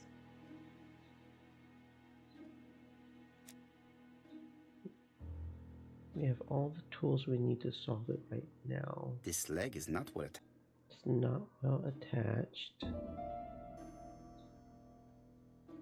Is there anything we can do to break it? This leg is not well attached. I'm aware it's not well attached. What do we do about that? Could the screw be slightly loose?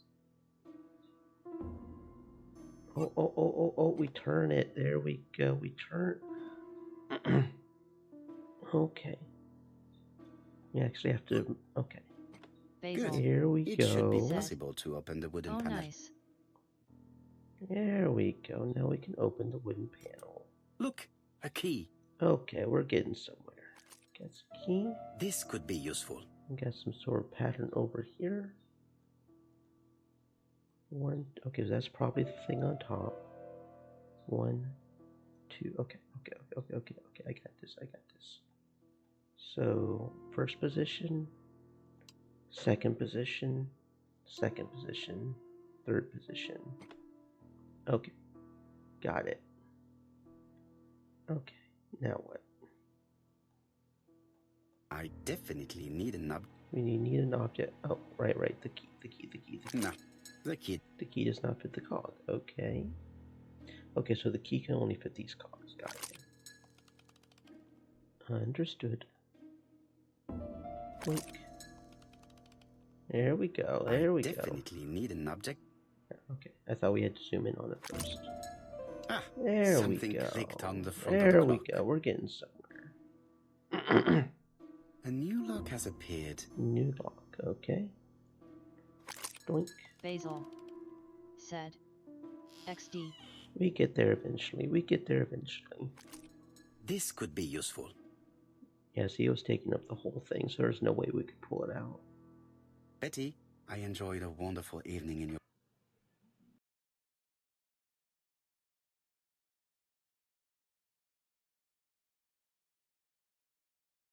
company, and I hope that we will see each other again very soon.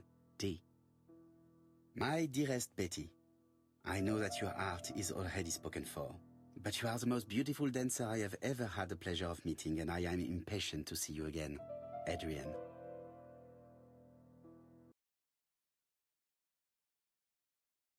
A record sleeve with an handwritten title. Betty must have recorded the demo. I'd be interested to hear it.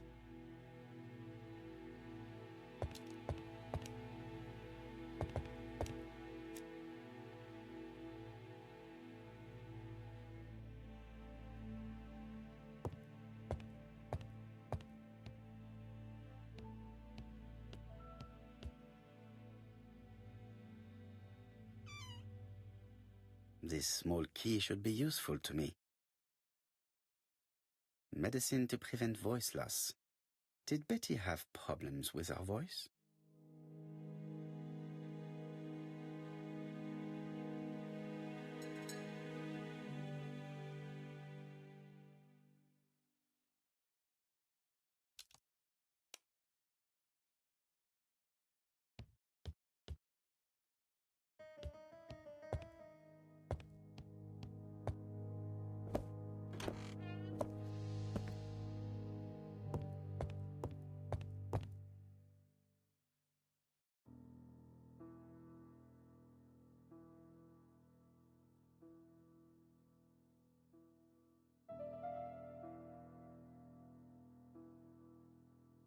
Let us see. What is this cupboard hiding?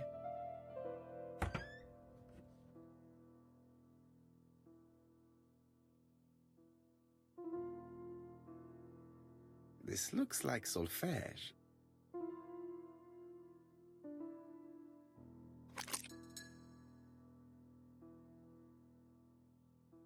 That doesn't work. I must have forgotten a step.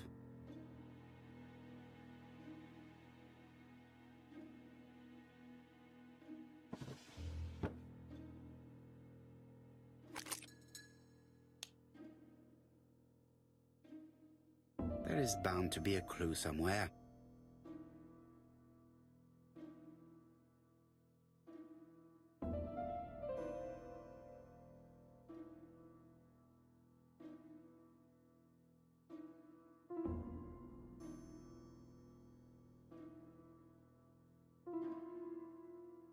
There is bound to be a clue somewhere.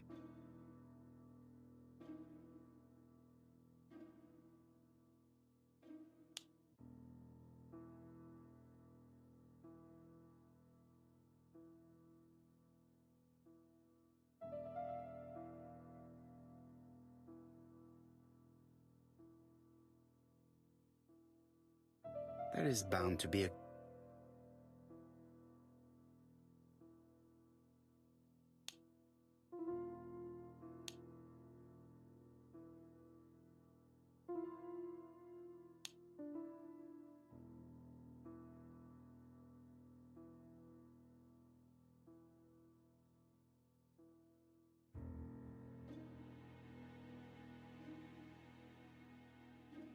There is bound to be a clue.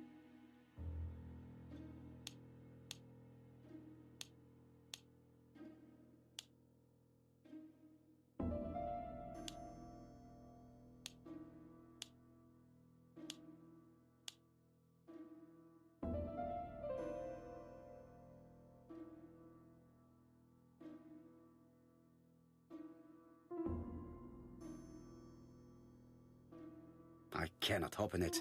It looks like the mechanism is blocking it.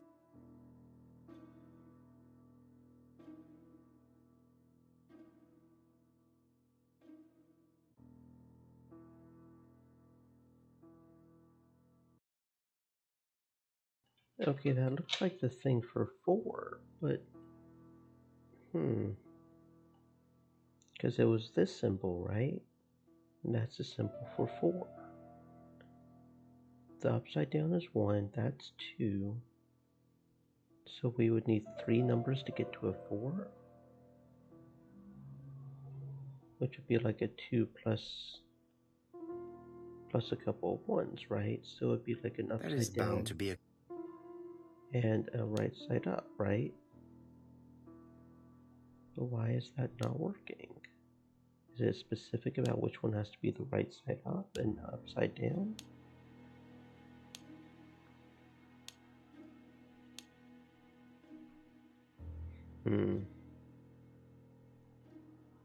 That's not making sense. That's a Fibonacci sequence in case anybody wonders about that. Unless the thing up here is the code. 4, 4, and 4, yeah. 4 divided by 4.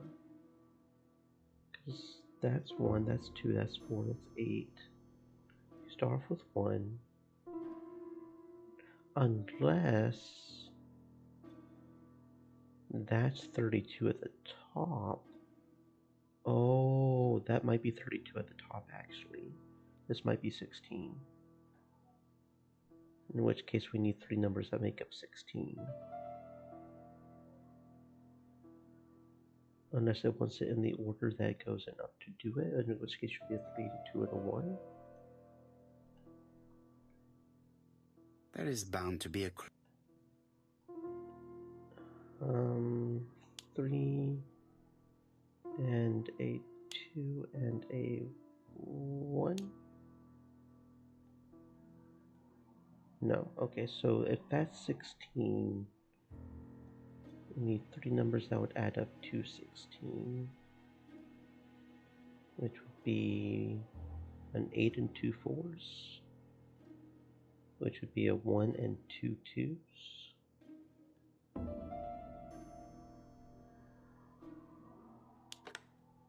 I heard the There we sound go. of a Okay, mechanism being triggered. I just assumed it was the right was way up, but it was actually upside down. Okay.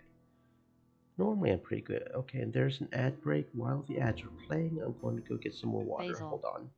Said. XD. Basil. Said. LOL. Basil. Said. Okay, got it.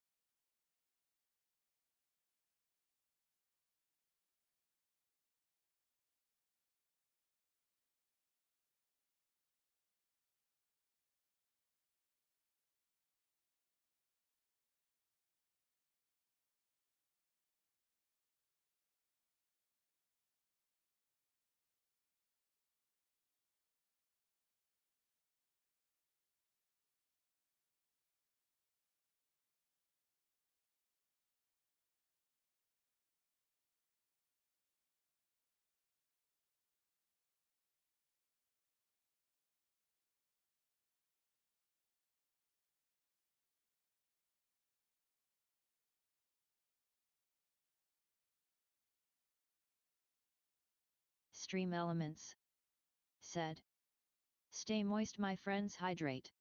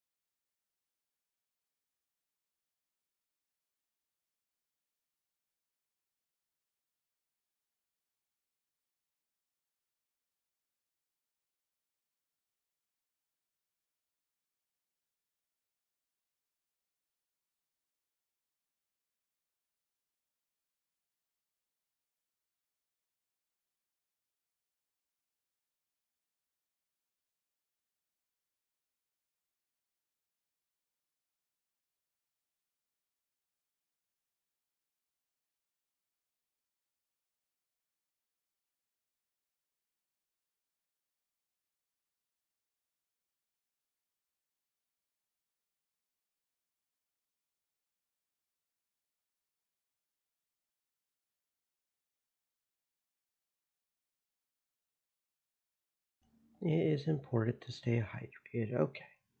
You guys back? We're back. Everybody's back. Everybody's here. Let's keep going with the puzzle. Do do do do do. Basil. Said. Welcome back.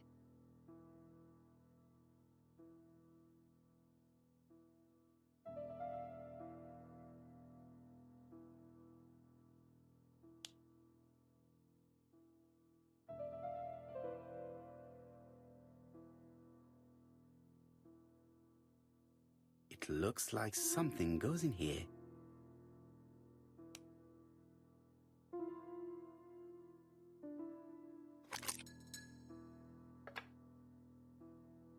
That doesn't work. I must...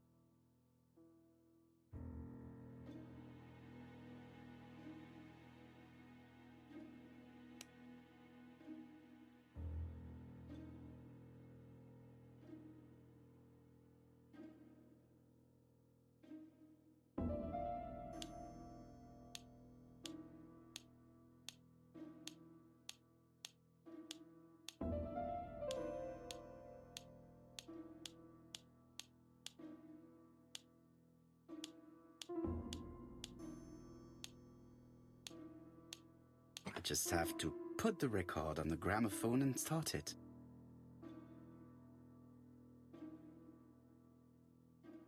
That doesn't work.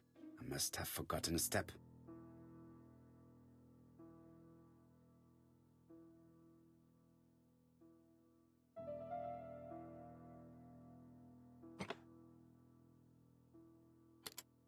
That doesn't work. I must have forgotten a step.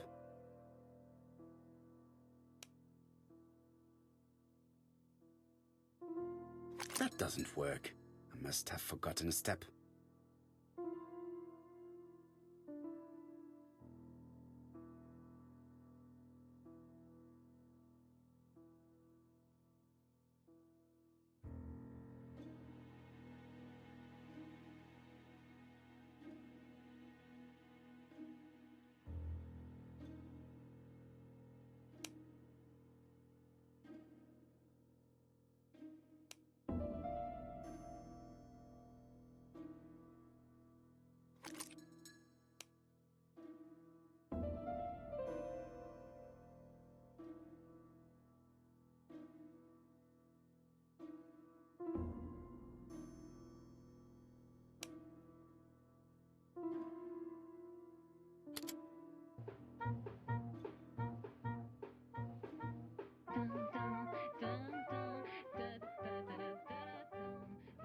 Oh, Donald.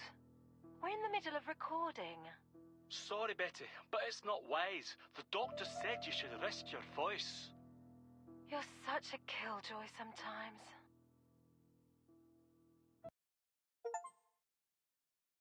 Betty was such a good singer.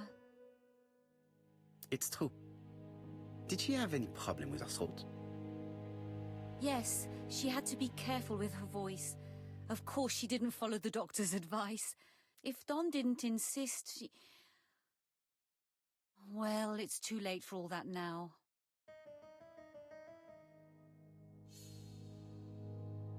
I've finished with this subject.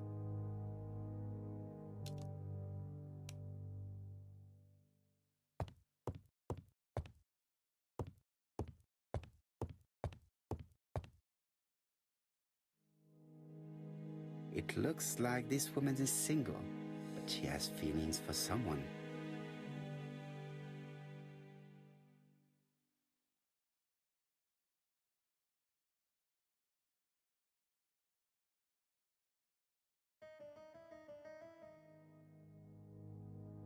She is looking so intensely at this photo.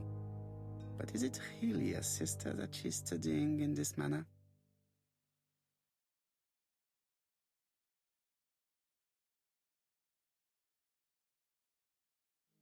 They made the perfect couple, am I correct? Yes, in a way. She was pretty and he... Well? He's a bright man, with a promising career ahead of him. He would have made Betty a good husband. He was always attentive and generous. Oh, a true gentleman. I hear a note of envy in your voice. You must have heard wrong.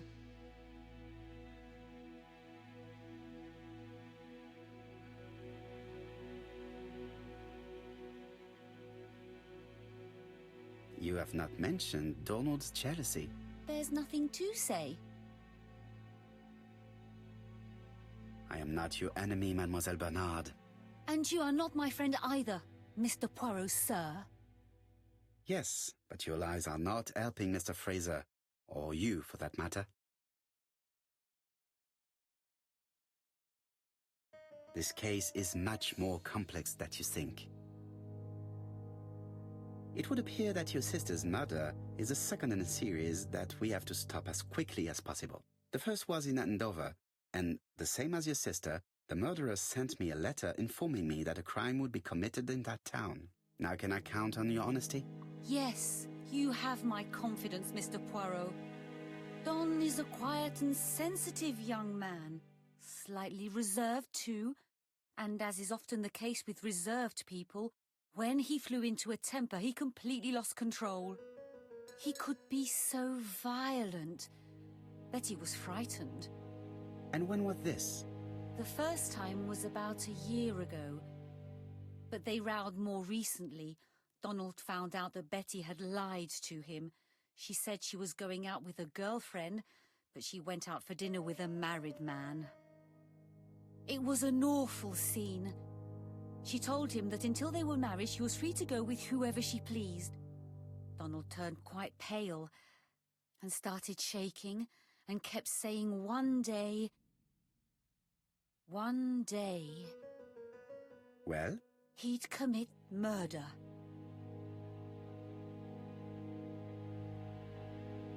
So you were afraid that he would become our main suspect. I know that Fraser was jealous, but I wonder why you feel the need to protect him. Exactly. Had you not told me about the case, I would never have dared to tell you about this little matter. Don loved Betty with all his heart. I can't imagine for one instant that he would hurt her. Very good, Mademoiselle Barnard. Thank you for your help.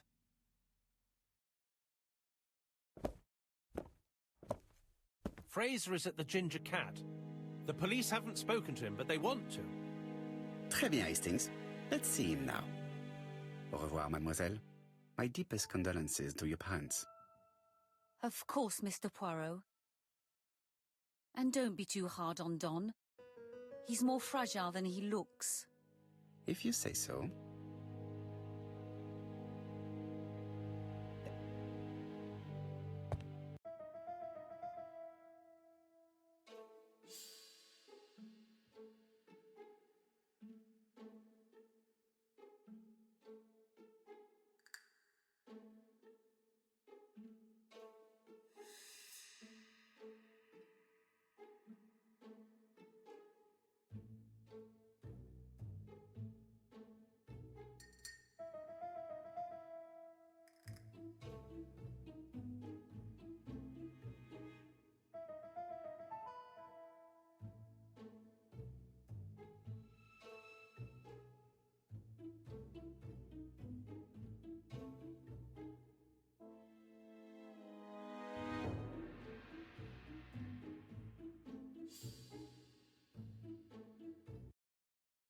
Let us now try and get our brain cells to work.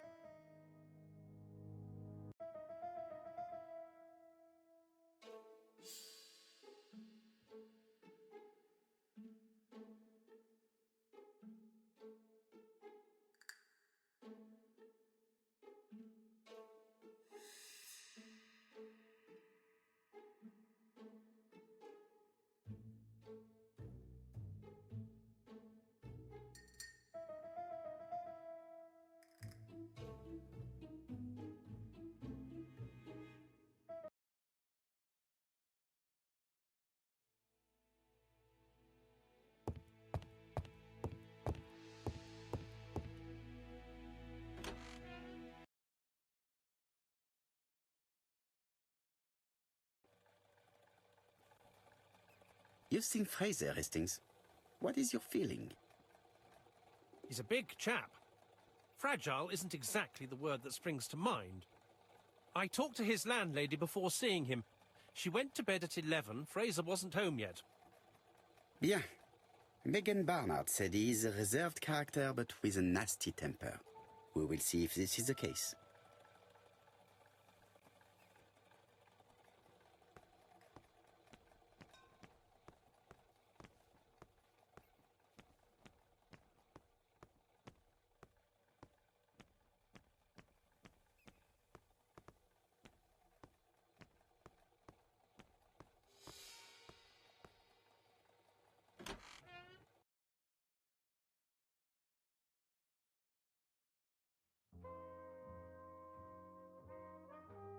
How do you do, Mr. Fraser?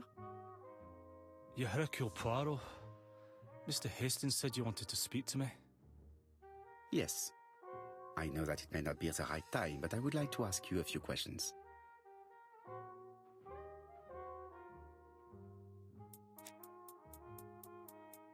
This man looks suspicious.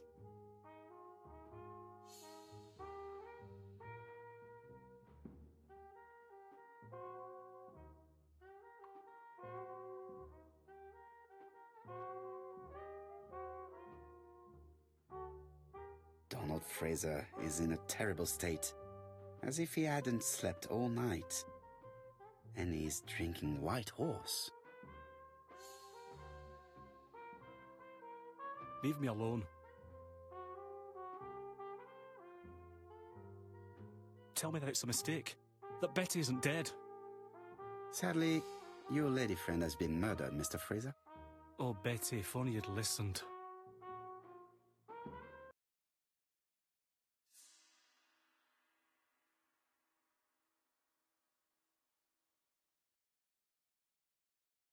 Did you visit Betty yesterday afternoon? No, I haven't seen Betty for 2 days. I was at the office yesterday afternoon. Can you prove that? Of course. But why this question? Betty died yesterday evening, didn't she? Yesterday, a guest came to the Ginger Cat alone and ordered a White Horse whiskey, and by the look of it, you also appear to be fond of this brand. Yes, it's a good whiskey and not cheap. I only drink it on special occasions. Or tragic ones. I understand. Do you know what Betty's plans were yesterday evening? She said she was having dinner with her sister.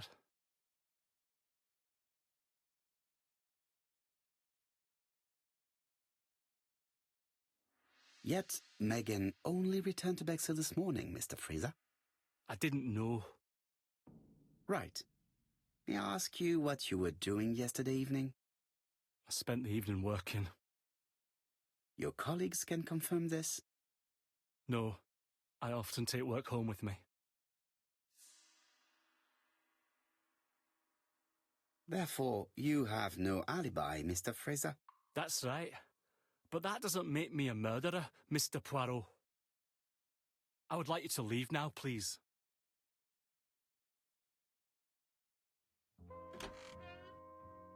Ah, I knew I'd find you here, Poirot. I thought the victim's young man was here.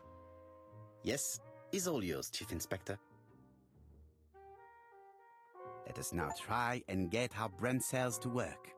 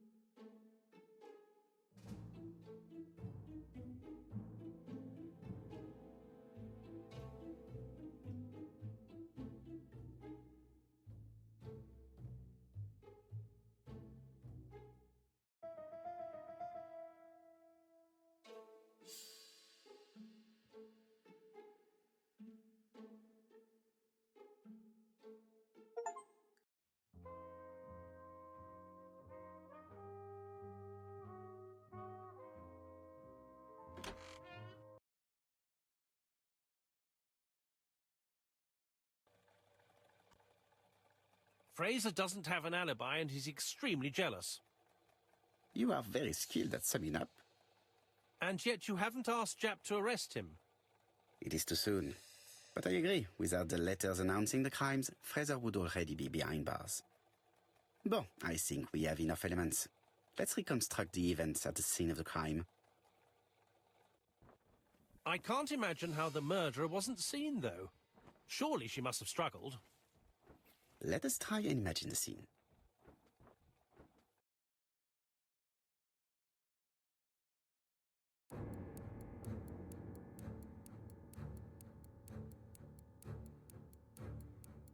The killer and the victim are walking on the beach.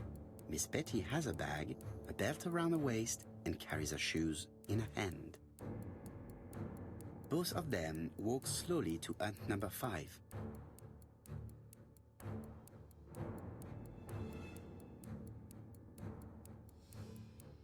Miss Betty enters the hut. No. It wasn't hut number 5. Let us think again, mon cher.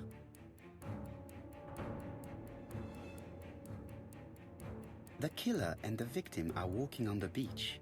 Miss Betty has a bag, a belt around her waist, and carries her shoes in her hand. Both of them walk slowly to hut number 5. Both of them walk slowly to hut number 6.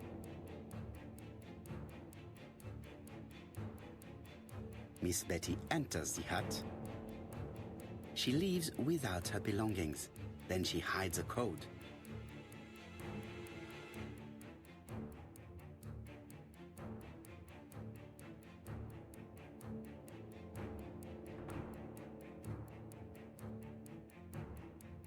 The killer tries to remove his victim's belt. She panics and tries to stop him. Basil said. She runs this is away, so cool. pursued by her assailant. No, there is no sign of a chase. Things must have happened differently. Let us think again, mon cher.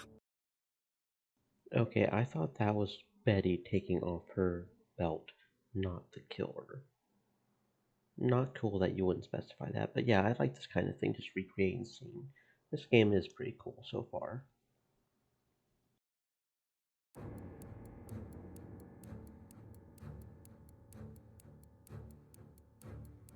The killer and the victim are walking on the beach. Miss Betty has a bag, a belt around her waist, and carries her shoes in her hand. Both of them walk slowly to hut number 5. Both of them walk slowly to hut number 6. Miss Betty enters the hut.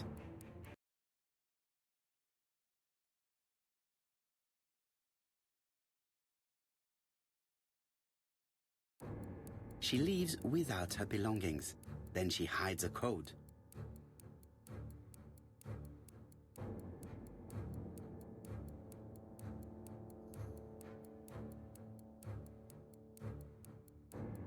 They keep walking.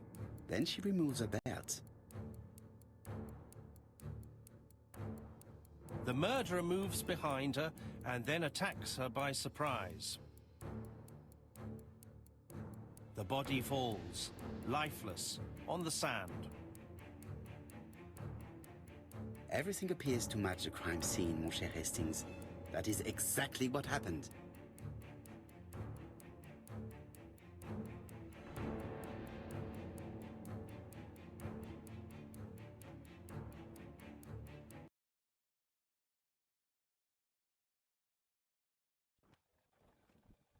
Without the ABC, we might have suspected Mr. Asher and Mr. Fraser.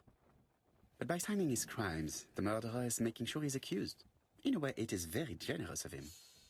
Generous? The murderer seduced Betty in order to lure her to the beach and kill her. Indeed, the young woman was certainly careless, but not stupid enough to follow a stranger. What are you planning to do, Poirot? Return to London, mon cher Hastings.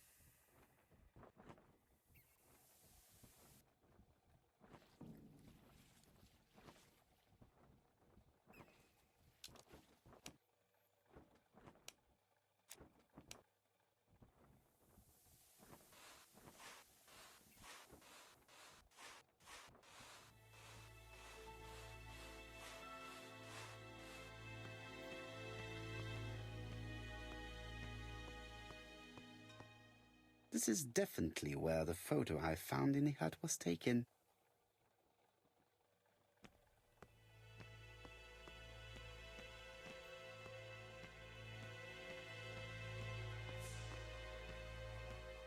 Right, back to London. There is nothing more for us to do here.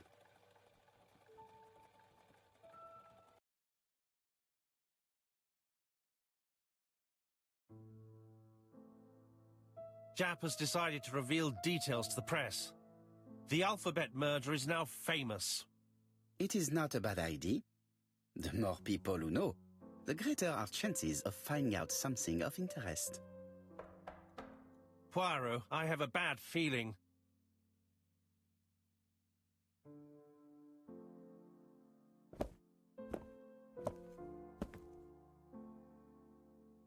Poor Mr. Poirot, not so good at these little criminal matters as you thought yourself, are you?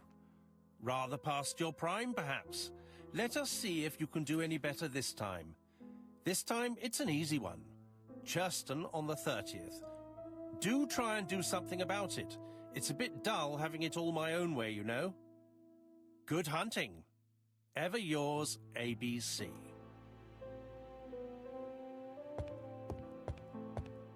Good hunting. Did you hear that, Poirot? The murderer seems to be taking it all as a game, a challenge. He will strike on 30th in Churston. We must warn Scotland Yard.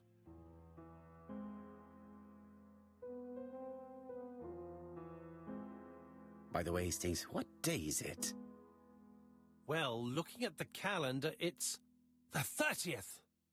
No time to lose. We must prepare our suitcases for Churston. Mon Dieu, it is already 10 o'clock. I will call Scotland Yard immediately.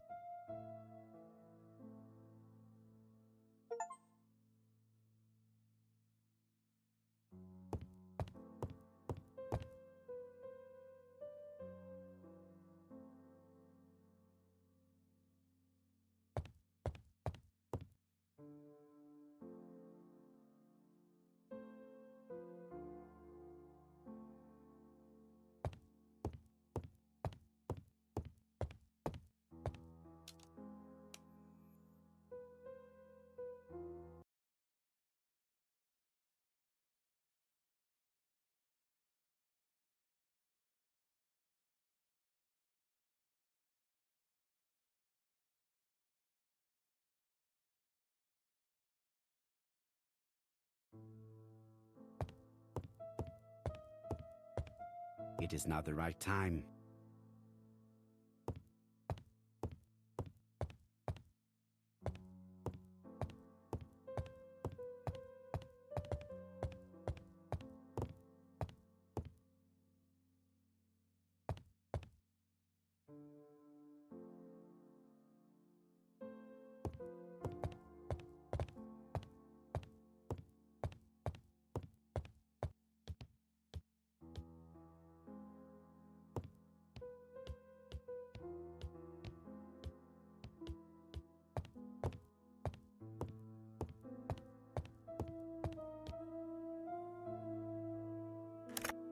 Hello, chap.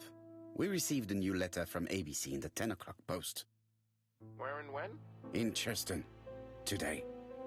Today? I'll inform the population immediately.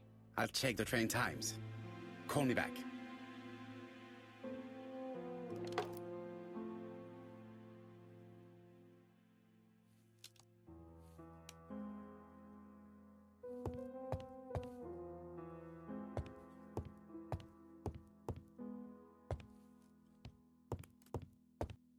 Hastings, what you are doing is an absolute disaster. That is no way to pack suitcases. Heavens, we must hurry. We have to get to Churston before the murder. Hastings' order and method are always necessary, regardless of the circumstances. Okay. I'll let you pack them. All the same, it really is a disgrace to leave your belongings in such a mess.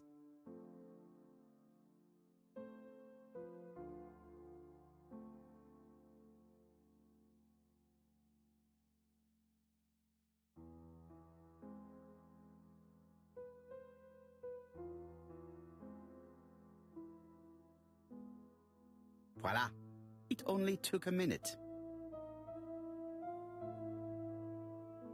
Poirot, you were right.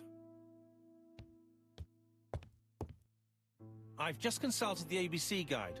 There's no hurry. The next train doesn't leave till 11:45. You see, there is no need to hurry. We will not be in Churston until tomorrow morning, after the murder. But why has the murderer warned us so late? It's not what he usually does. Did he do it on purpose? Very good question, Hastings. We should also compare the letter we have just received with the other two, although I have very little doubt about what we will find.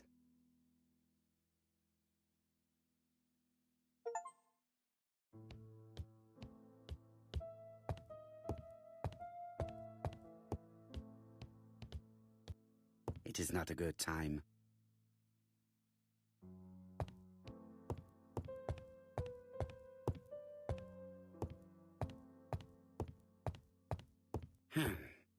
With haste, Hastings tore the envelope.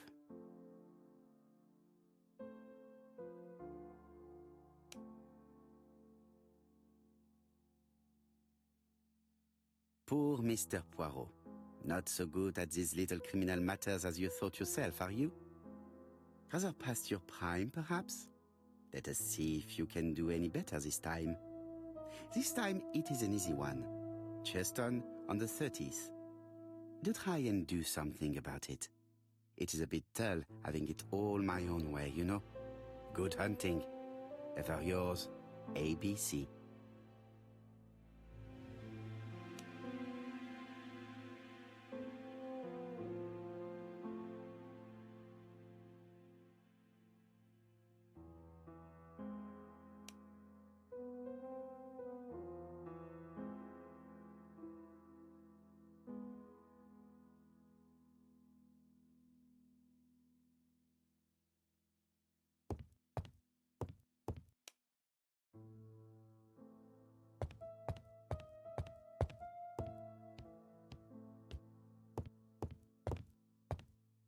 Right, let us compare this new letter with the second one. Let us examine this more closely. Certain characters in the two letters. Yes, this I is weird. Yes, the I characters in the two letters do indeed have the same defects. I have to find some other similar defects to confirm my theory. The W is not printed properly. Of course, the W characters in the two letters do indeed have the same defects. I have to find some other similar defects to confirm my theory.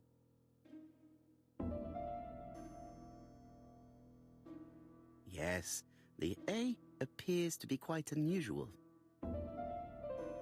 That's right. The A characters in the two letters do indeed have the same defects. My theory was right. These two letters were written with the same typewriter. Let us now try and get our brain cells to work.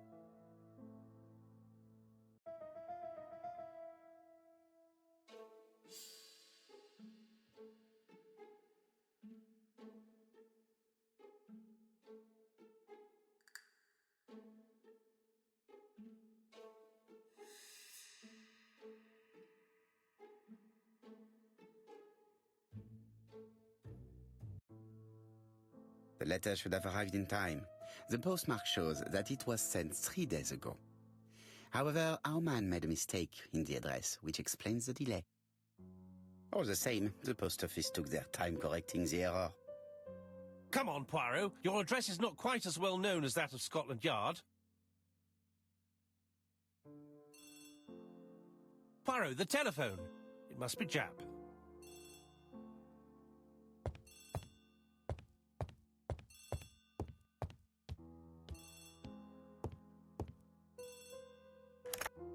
I have some news from Churchton.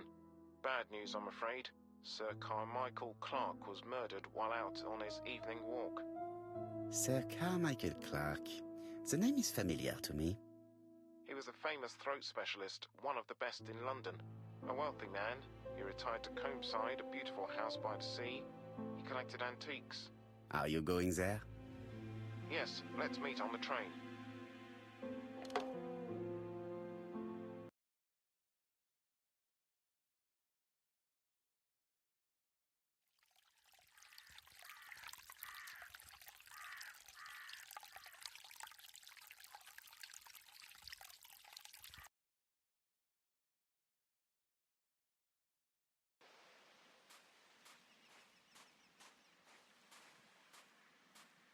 The victim is called Sir Carmichael Clark, one of the best throat specialists in London. The body was still warm when we found it. If we'd been warned earlier, we definitely could have saved him. It appears that the murderer made a mistake when he wrote his letter. Basil A mistake? said, Lucky for him. I like how he stands. And what if he did it on purpose? No. Welcome I do indeed like how he stands, just sort of that proper military posture, hands behind his back. Add attention. It is definitely a different way to stand. You don't see that's almost like an indicator of military background, you know?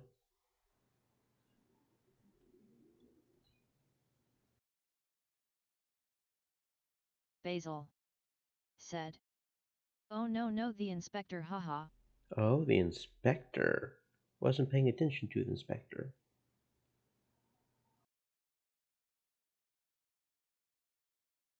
Basil Oh, said. he's defined his XD. madcap rules and he's sticking to them. It's a matter of pride for him. Shall we go up to the house, Poirot? You go, my friends. I will come soon.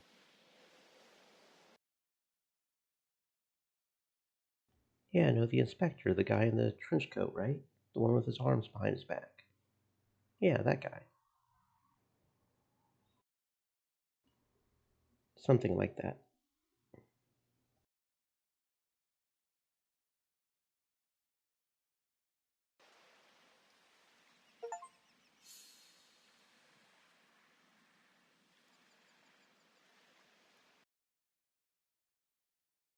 I really wish this game did not kidnap my mouse. Why do Basil games think it's okay to said. kidnap mice? I'm gonna butcher the spelling, but the guy you're playing. Oh yeah, good luck spelling it, Poirot. Yeah, good luck spelling it French, am I right?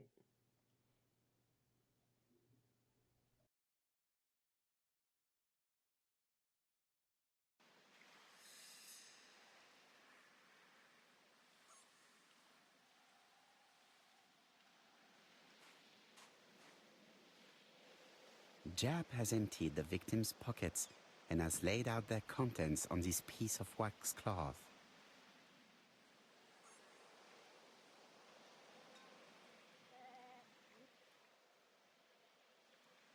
Basil An oriental said. dragon.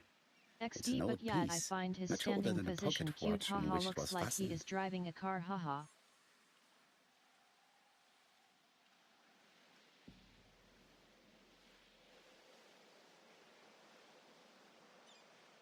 It is pointless.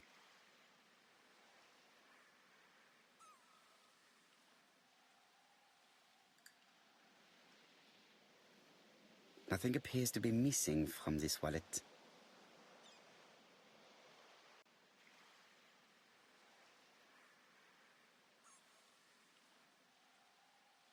A signet ring, very probably with the Clark family's coat of arms.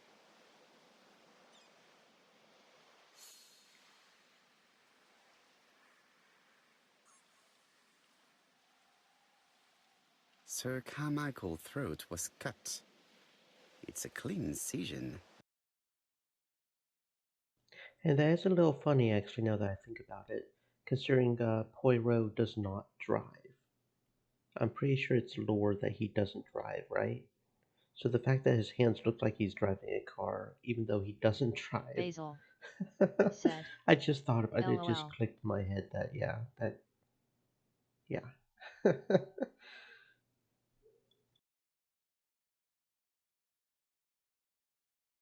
A professional murder.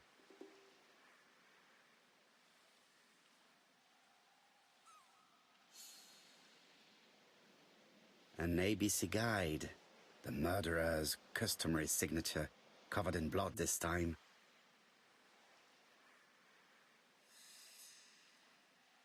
Apart from the wound to the throat, the body is untouched. No cuts, no bruises.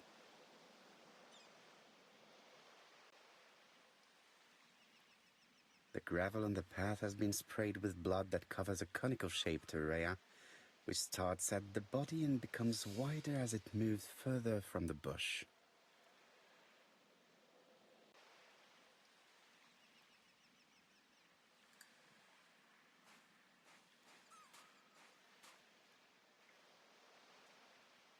This place is very calming.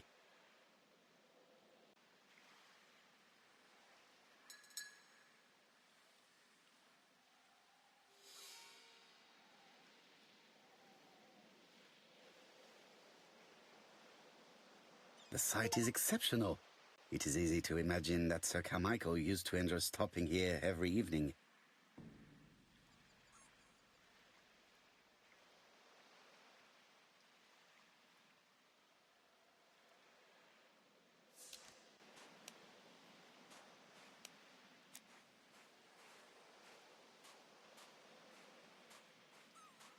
The body is just in front of a bush, one of the only bushes in the surrounding area.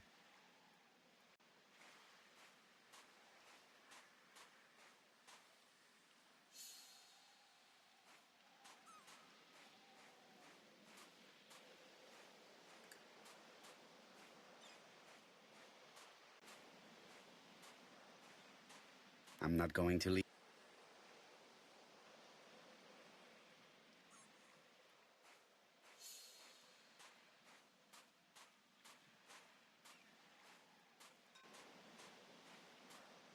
The vegetation behind the bush has been trampled. Let us now try and get our brain cells to work.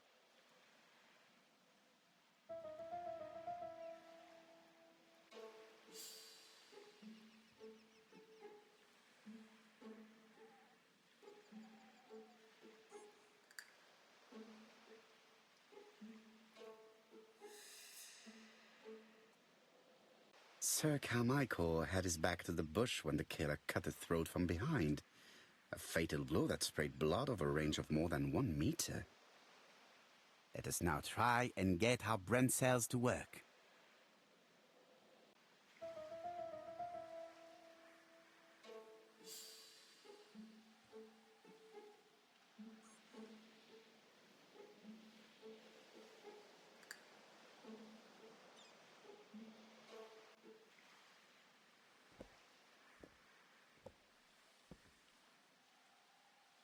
Have you finished, Poirot? Chief Inspector, many questions remain unanswered, but I am certain of one thing. The killer has prepared his crime very carefully. Quite right. He must have known Sir Carmichael's movements well to plan such an attack. The murderer struck with terrible savagery. Yes, blood flowed. It's the first time he's attacked a man. He armed himself accordingly. Have you spoken to the victim's family, Chief Inspector? I've spoken to the brother, Franklin Clark. I didn't get much out of him. He's yours. I must get the body removed.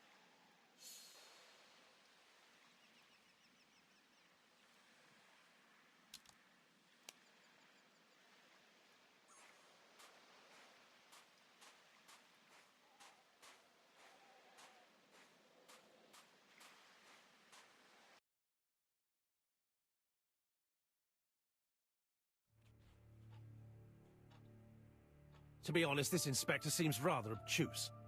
I'm counting on your friend Poirot to catch my brother's murderer. Ah, here he is now. Please, Mr. Poirot. Mr. Poirot, this is my brother's secretary, Miss Thora Gray. Pleased to meet you, Mr. Poirot. Would you like some tea? No, thank you, mademoiselle. I find it hard to digest.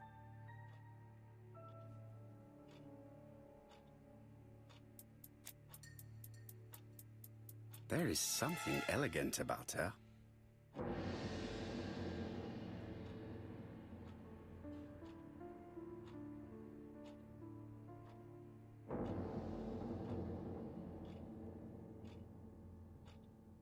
She has good taste, except perhaps in her choice of jewelry.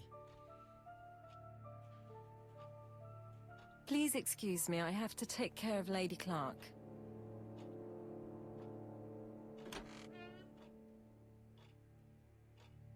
It is now the right time. It is a once-in-a-lifetime opportunity to question him. Hastings does not like very hot tea. He's going to blow on his cup for a good while before drinking. It is a... My brother's wife is gravely ill. You will probably want to question her, but I fear that it won't be possible today.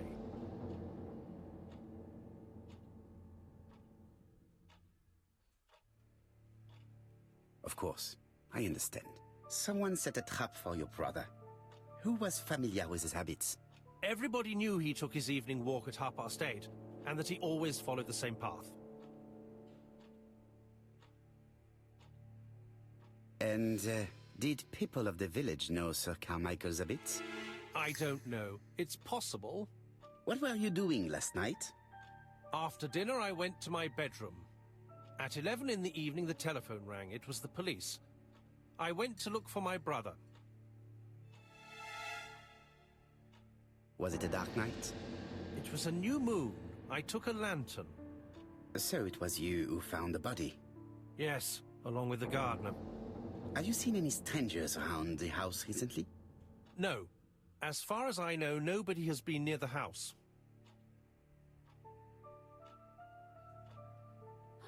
Miss Clark.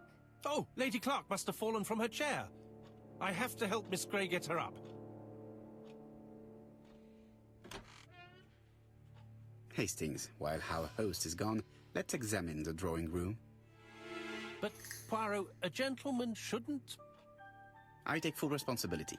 All you have to do is to leave the drawing room door ajar and let me know if anyone is coming.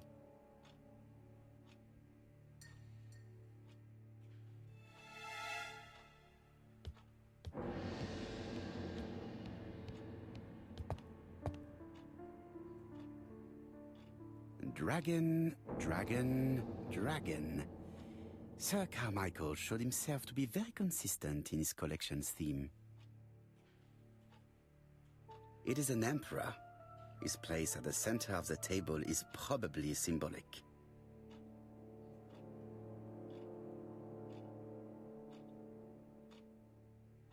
A dragon.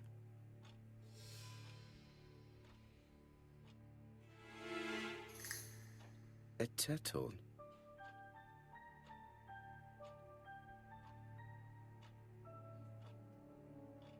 A tiger.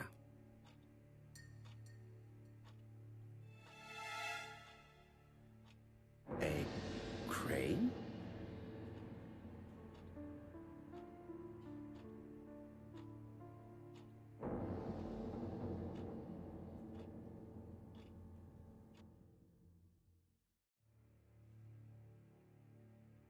Comside's private collection, purchases since 1920. The catalogue for Sir Carmichael Clark's collection.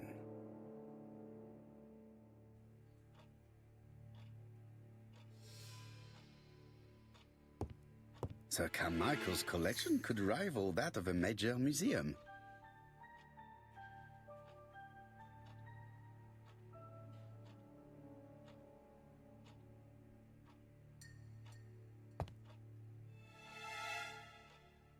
The interior is richly decorated.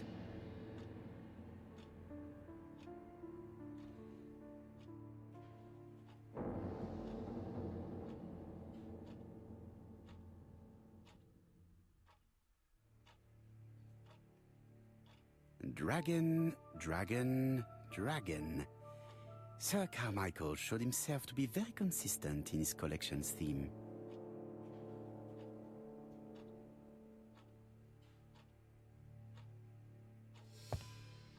Sir Carmichael's collection could rival that of...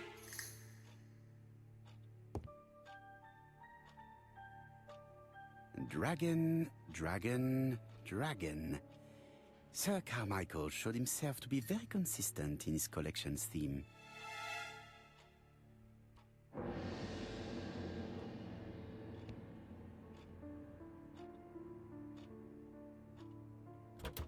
It's locked.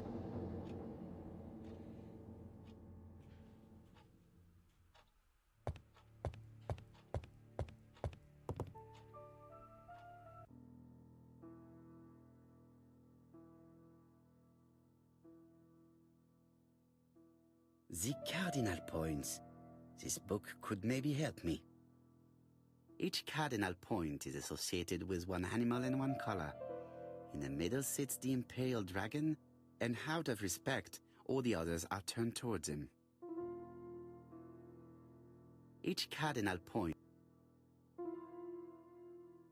Turtle, the dragon, the crane, and the tiger. I think I've already seen this motif somewhere.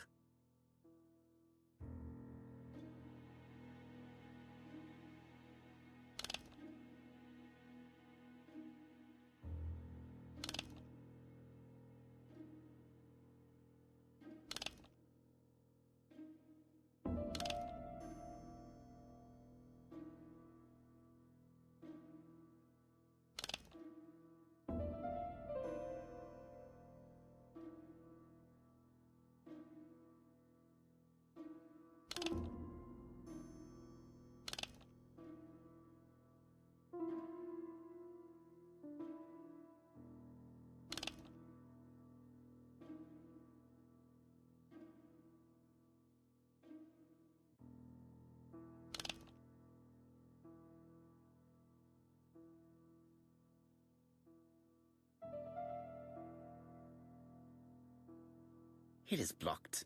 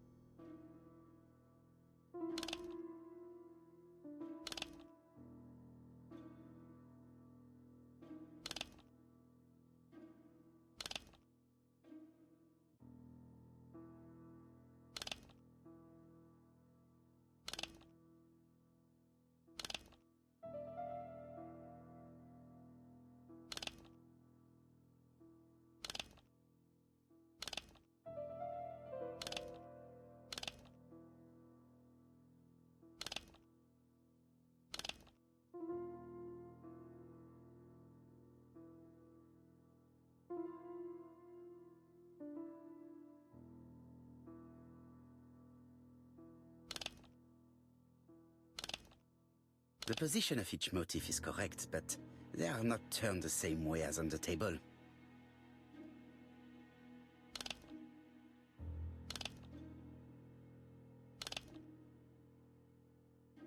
I think I heard a bang. Could it be this cupboard? This is interesting.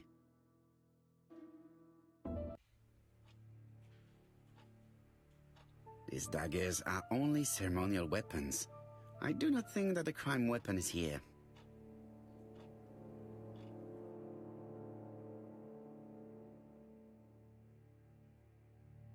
Ernest Logan, MD, Brighton Cancer Institute, 201 Dusk Road, Brighton, Sussex. To Sir Carmichael Clark, MD, Comsite Churton, Devon. Brighton, 1935, January the 5th. As a man of science, I owe it to you to be completely frank. Lady Clark, your wife is suffering from a generalized terminal cancer. I confess I didn't suspect anything like that during the first exams. But with the test results I have received today, there is unfortunately no place for doubt. I estimate that Lady Clark's life expectancy is no more than 1 year. Hospitalization would not help in her case, so I advise you to keep her at home and provide her with as much morphine as required to ease her last moments. Yours sincerely, Ernest Logan.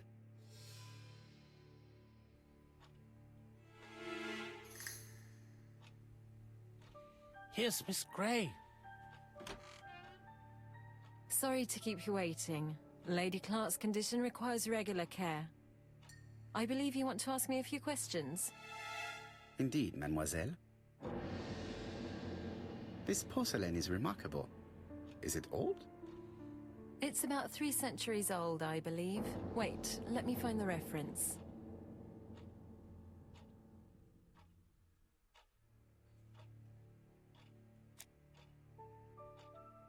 She appears to be very flustered.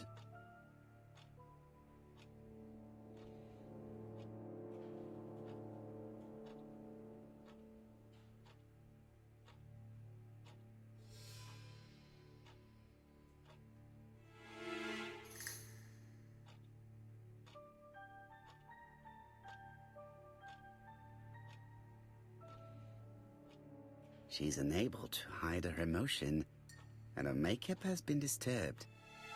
I think that this young woman has just been kissed. Here?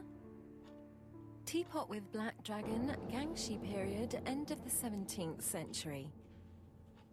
It is a rare piece with unusual colors. You have a good knowledge of art history. Acquired while working with Sir Carmichael. I used to help him manage his collection and choose his new acquisitions.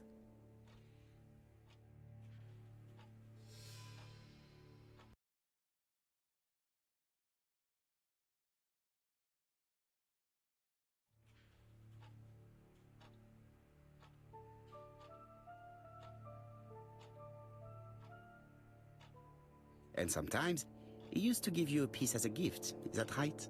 Gift? What do you mean? I am referring to your brooch. This old brooch? Mademoiselle, you know perfectly well.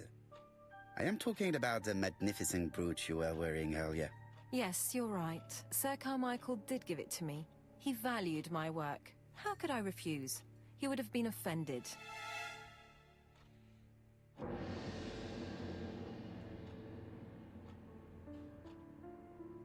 You took it off because of Lady Stream Clark, am I elements. right? Indeed. Said, Lady Clark "Stay does moist, not like my this friends, jewel. hydrate." Why upset someone who is so gravely ill?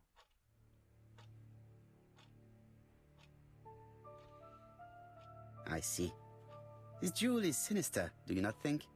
A black dragon, an omen of death. It is not surprising that it frightens Lady Clark. Oh no, I don't think so. The Chinese dragon is not destructive. It's a positive symbol. Have you seen any strangers hanging around in the past few days? No. Nobody has been near Comside.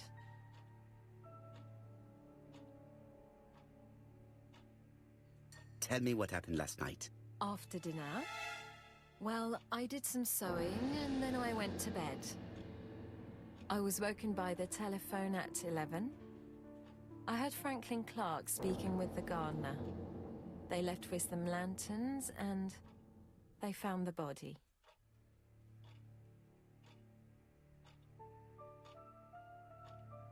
Why do you hate Franklin Clark? But why would I hate him?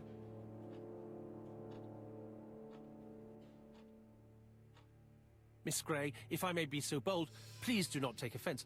My friend has rather unusual methods, but all he wants is to find the murderer.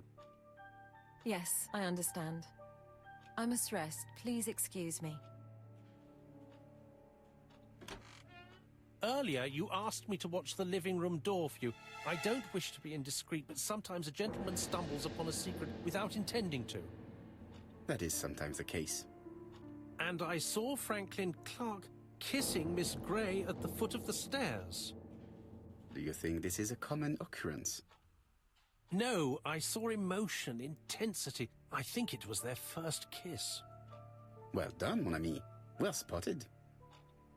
However, I don't think I completely understand this business. Why did Sir Carmichael not defend himself? He appeared to have been active and strong. The murderer did not give him a chance. Let us try and reconstruct the scene.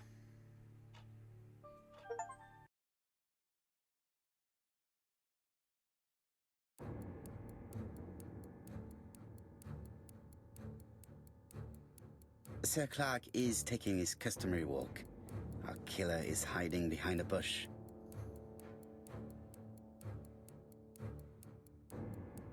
The old man walks quietly along the gravel path.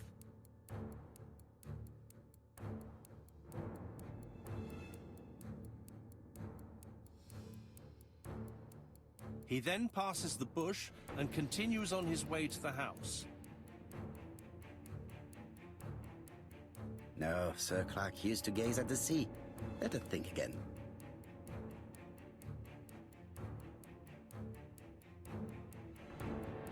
Sir Clark is taking his customary walk. Our killer is hiding behind a bush. The old man walks quietly along the gravel path.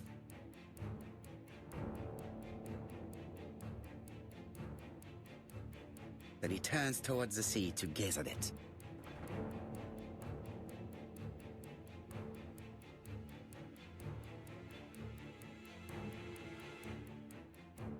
The killer leaves his hiding place on the right-hand side. He approaches silently over the grass.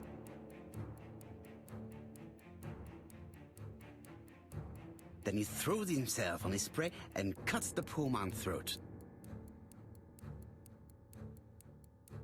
He then lays down the ABC before leaving.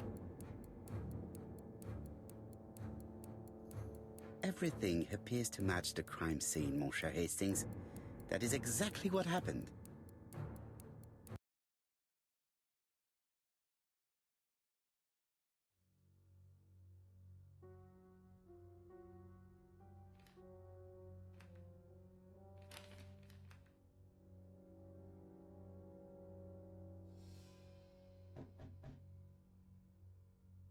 Oh, just a minute. I'm getting dressed.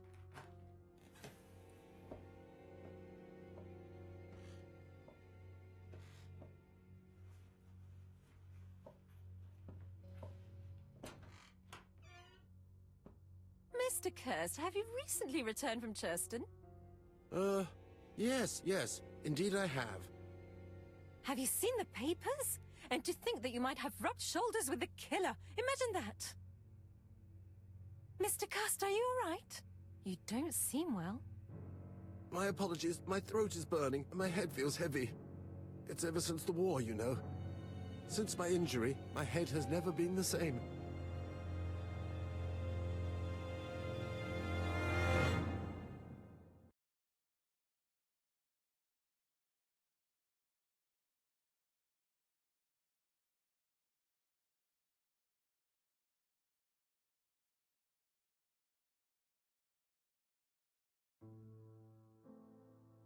Poirot, it's a pleasure to be with you again after all these years.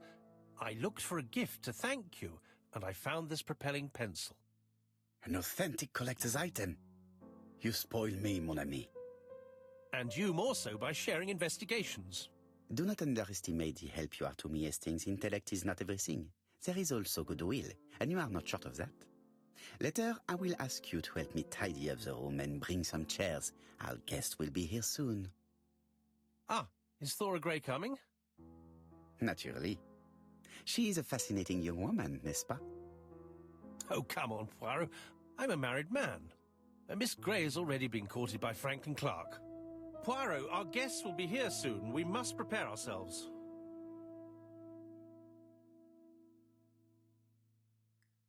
I should take advantage of the silence to examine them.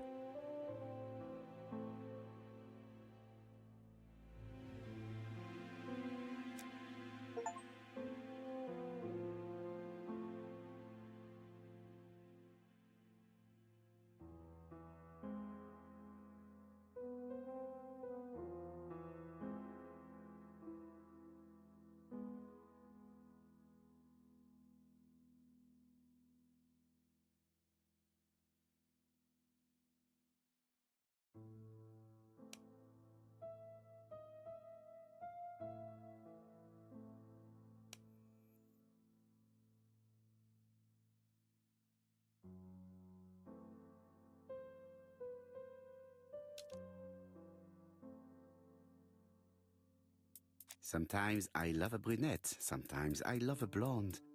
That's what the song says.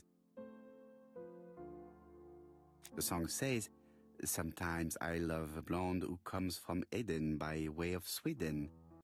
But I am not sure that this blonde is an angel.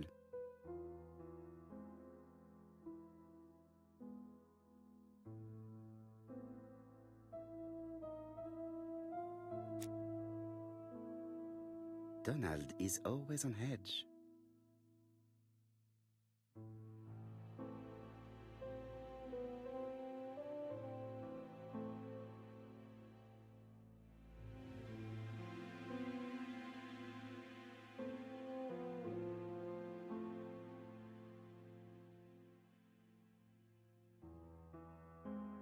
Leave me alone.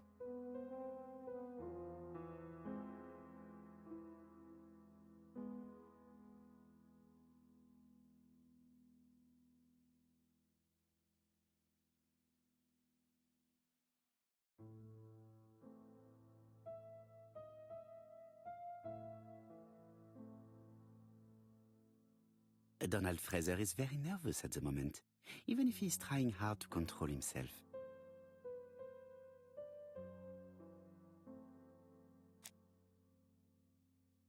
She appears to have taken more care with her appearance than the last time.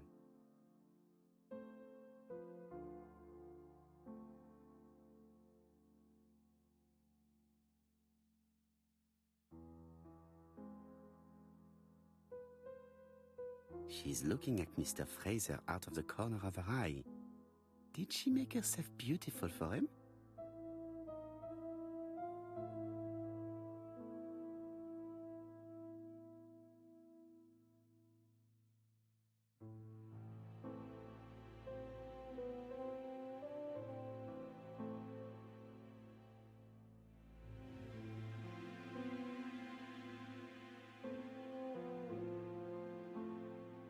I should take advantage.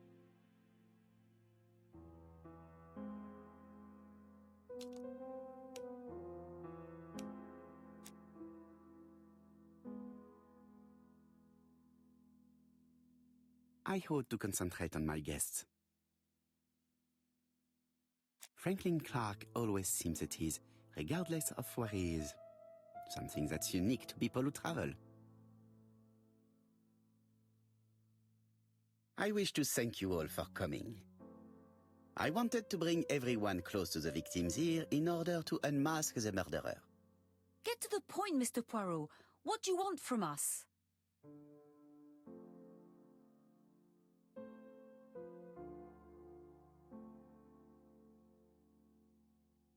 Megan, dear girl, please be patient. Mr. Poirot, how dare you address me by my first name? Please excuse me, mademoiselle. What I ask is that you search your memories. The murderer must have left some trace. Yes, he must have prepared his crimes very carefully. Tout à fait. He did not get to Bexhill at midnight in order to strangle a young girl whose name by chance starts with P. Must we go into that?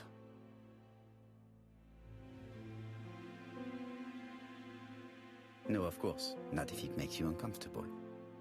Come on, Mr. Poirot. I imagine we all feel terribly uncomfortable about these murders. It's true. We've to catch the killer, not be spared the gory details. Mr. Fraser, please get a grip on yourself. Well, I want to help you, but I don't remember anything else. Nothing I haven't already said. And you, Mademoiselle Barnard? Did your sister say she was seeing another man? She never would have told me.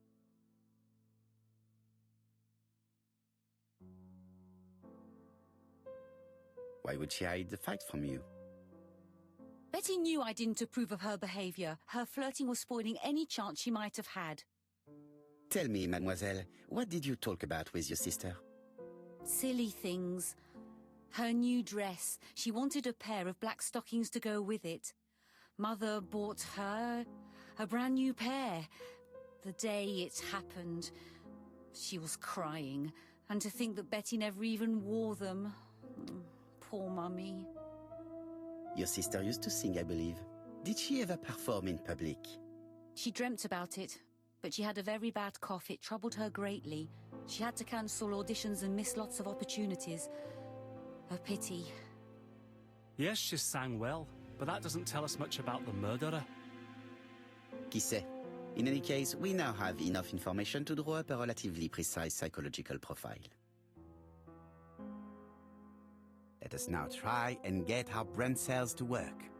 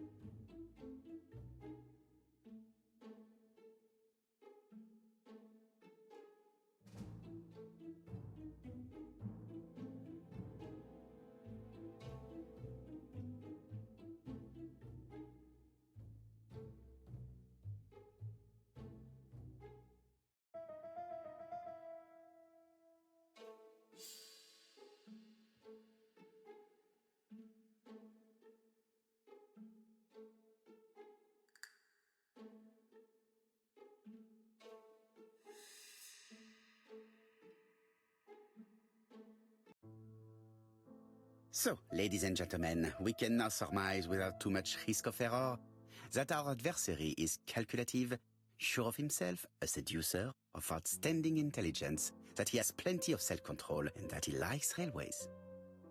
It's a good start. Other meetings may be necessary. I hope that you will be able to come back again. Well, it's just that...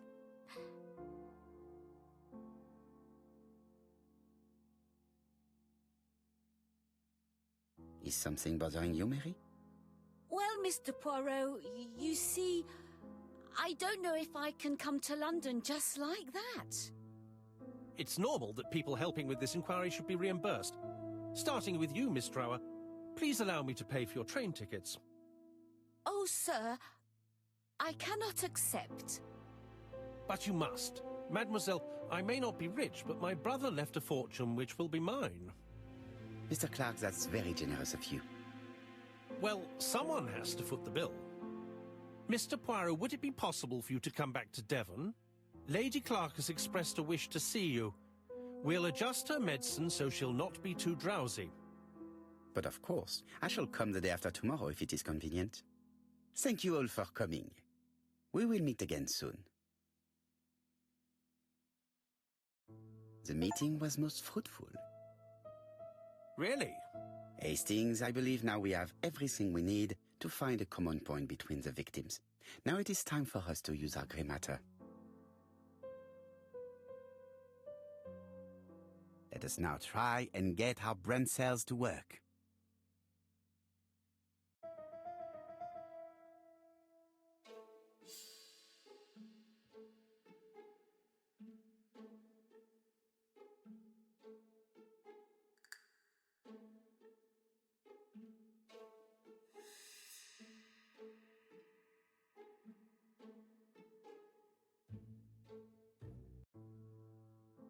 The first two victims suffered from bad throat, and that was precisely the specialty of the third victim, Dr. Clark. We have a lead. It would pay to take a closer look at the medical records of Dr. Clark's patients. We'll do so during our next visit to Churston. I will do it myself, mon ami. You must remain in London just in case ABC sends us another letter. Very well, as you wish.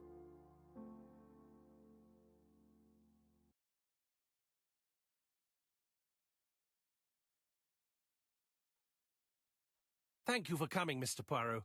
Lady Clark is waiting for you in her bedroom on the first floor. Please excuse me, I cannot stay for the interview. I've to take Miss Gray to the station to see our lawyer in Torquay. Are you going on holiday, mademoiselle? Not exactly, Mr. Poirot. Miss Gray very kindly stayed with me to settle my brother's affairs, but naturally she prefers to find a position in London. Ah, très bien. I'll be absent all morning, Mr. Poirot, but the nurse is coming soon. She's to ensure that the dose of medicine doesn't make our patient drowsy. Thank you, Mr. Clark. Have a nice trip, mademoiselle.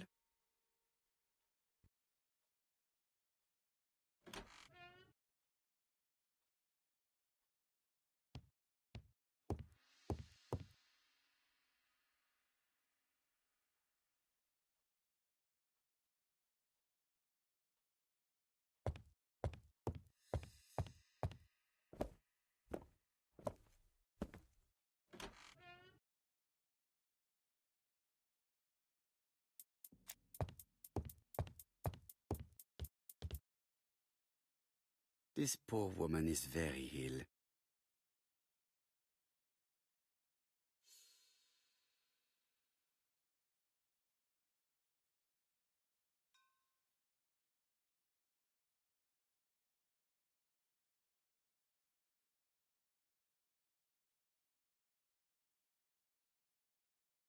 This woman is suffering. She is in no state to have a conversation.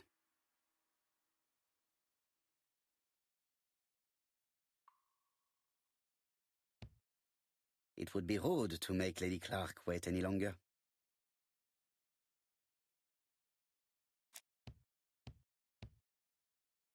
Mr.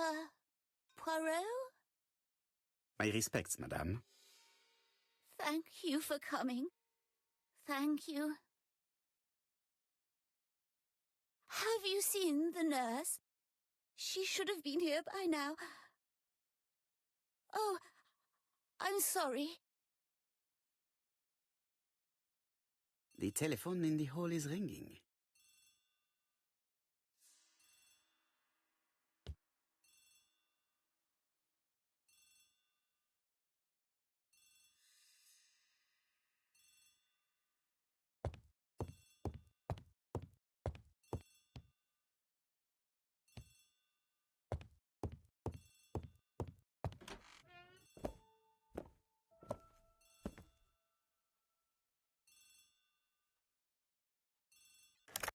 The Clark residence. Detective Hercule Poirot speaking. How do you do, Mr. Poirot? I'm Lady Clark's nurse. I wanted to let you know that I won't be able to come for her injection today. Might Miss Gray be able to do it? She has just left, but I will take care of it.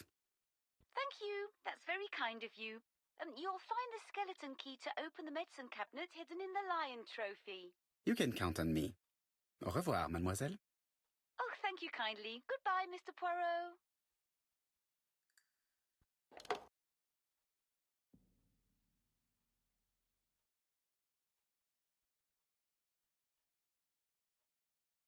It is not the right time.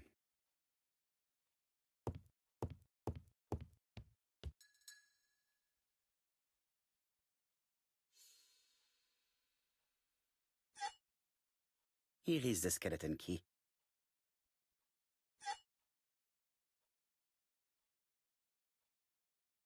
April 1925, Aceh Province, Sumatra.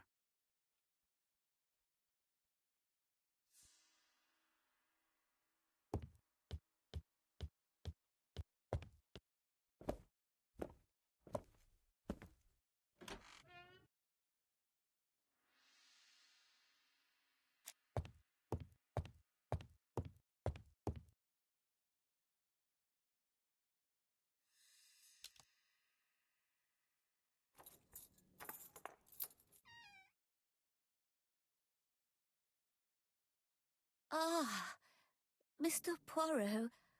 Ah, I feel better now. Thank you for your help.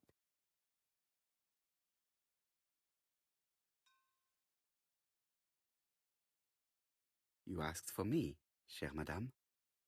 Yes, yes, of course, I wish to speak with you. But what was it about? No doubt. You wish to talk to me about what happened to your husband? Ah, yes. Oh, poor Carmichael. Has the madman who killed him been caught? Not yet, chère madame. There was a great many people in Cheston on the day of the murder. Indeed. People go straight to the beach. They don't come near Coomside. So, there were no strangers around the house that day? Who said that? The people who live here. Your brother-in-law, Miss Gray. Miss Gray? Oh, I don't like her. Franklin wanted her to stay, but I insisted she should go, immediately. You are entitled to do so, naturally. I'm pleased that you approve. The others have been taken in by her. But at least you can see through that self-pity act. See what she's up to. Oh.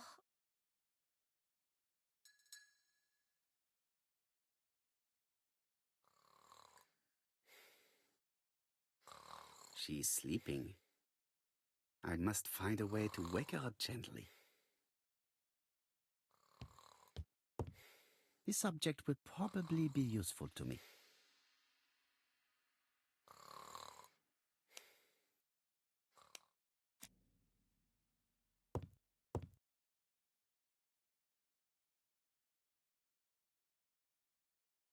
This subject will probably be useful to me.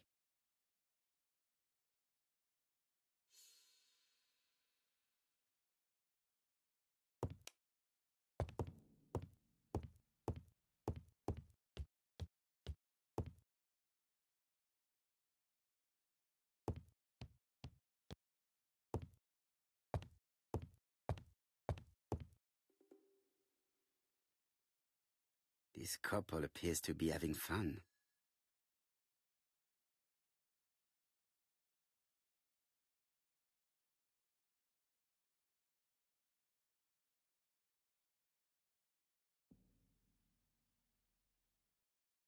Lady Clark and Sir Carmichael were very happy, but they did not have any children.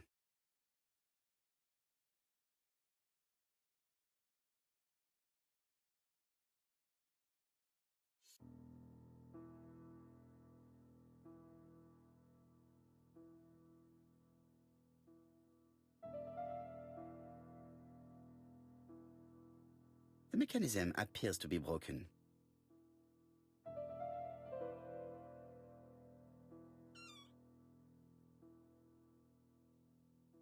This spring appears to be broken.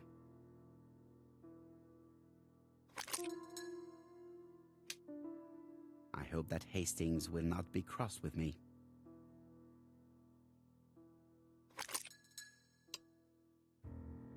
The bronze comb is preventing me from positioning this one.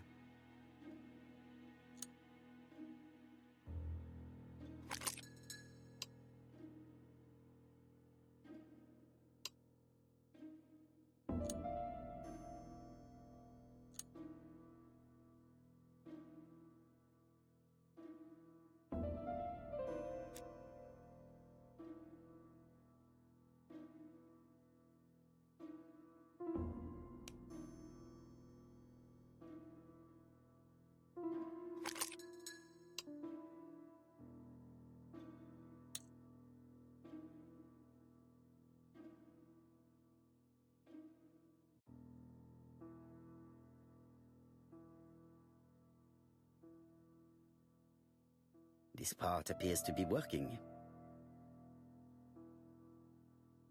This part appears to be working.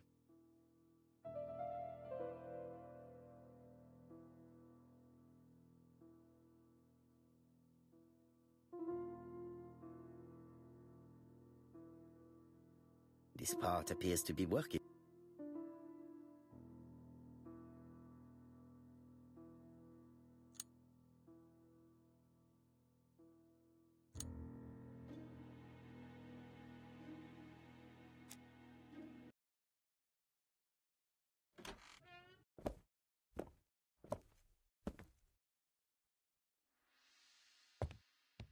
must find a way to wake her up gently. I am not going to leave Comsa. I must...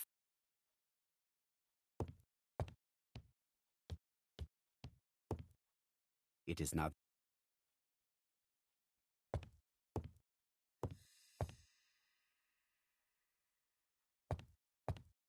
I must find...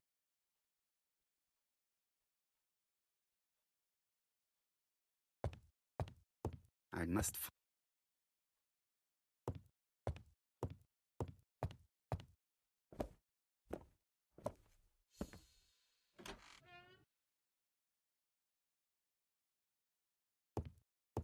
I've finished with this.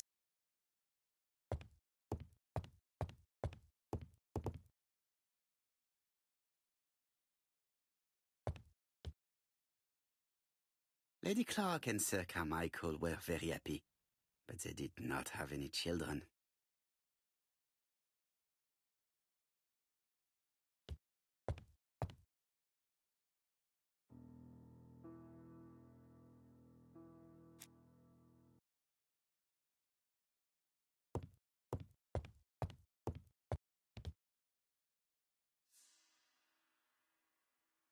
This subject will probably be useful to me.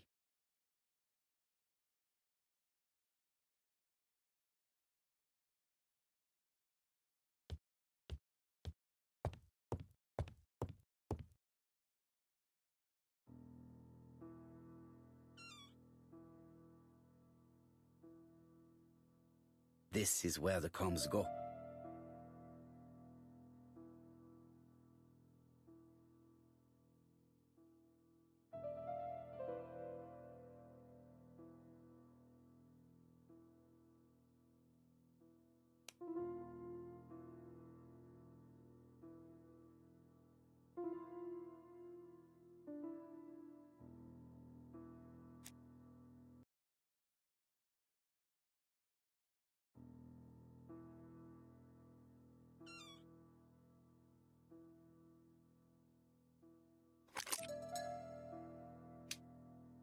I hope that Hastings will not be cross with me.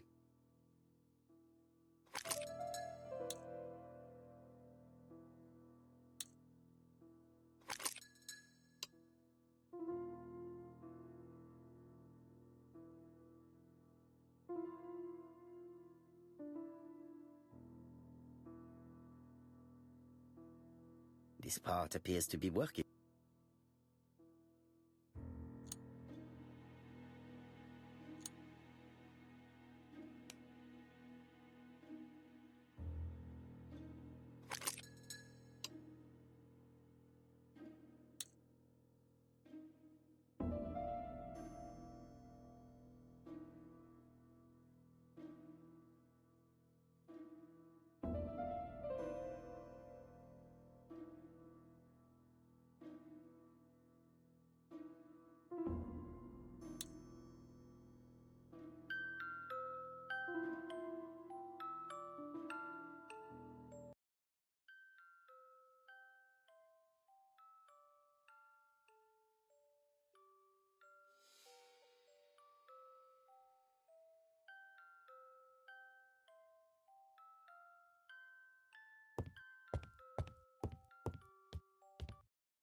Oh, what are we talking about?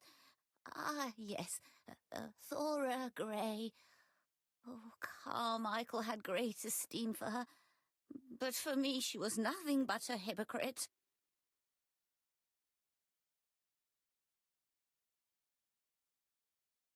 Miss Grey was a hard worker, though. Thank goodness.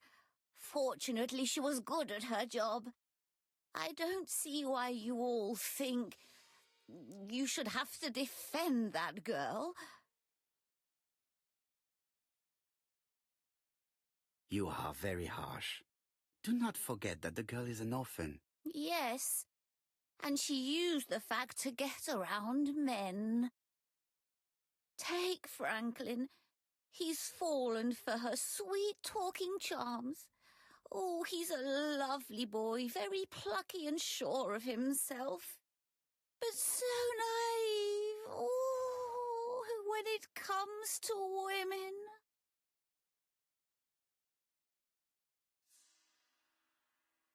Miss Grey did look after you very well, though. Outwardly. But she's hiding something. I think she tried to poison me. Miss Grey? A poisoner? But everybody appears to like her. It proves she knows what she's doing. She's manipulative and she's a liar. A liar? Let's see, didn't she say that on the day of the crime nobody was around Coomside? That is correct. Well, at 11 o'clock I saw her talking to someone. Really?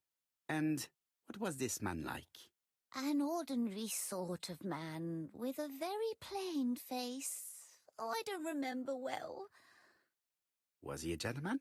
No, he was not a gentleman. It would be best to leave her to sleep now.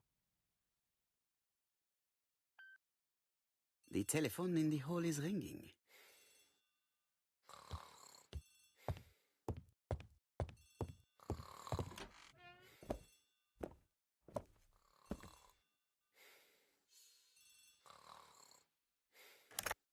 Hello?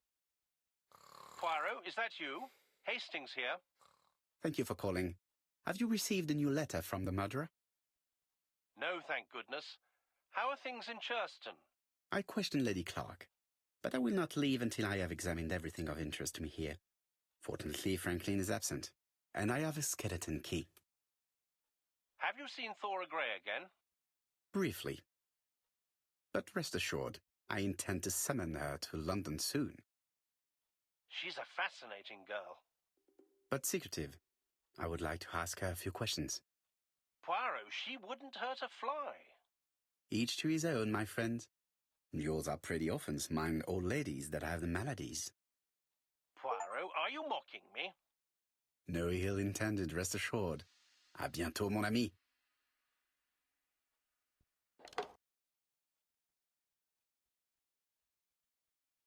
How am I going to open this trunk? Let us examine it.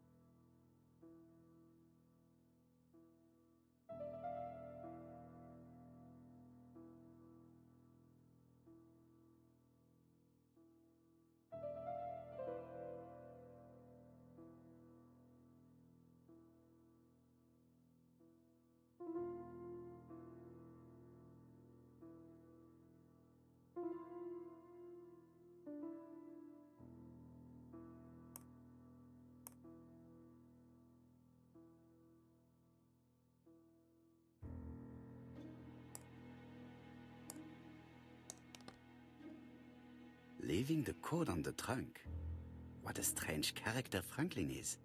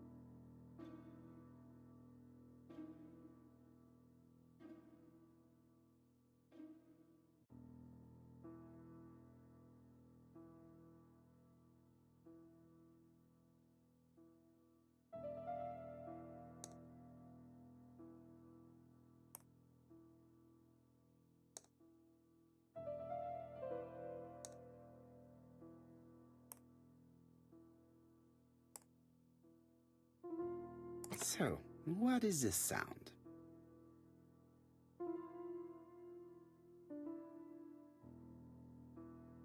I should be able to open the trunk now.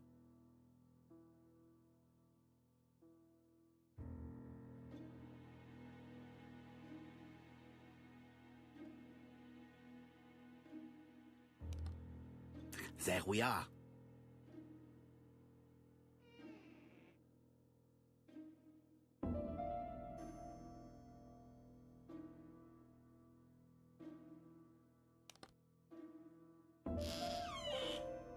Whiskey and other good quality drinks. Mr. Clark really has refined tastes.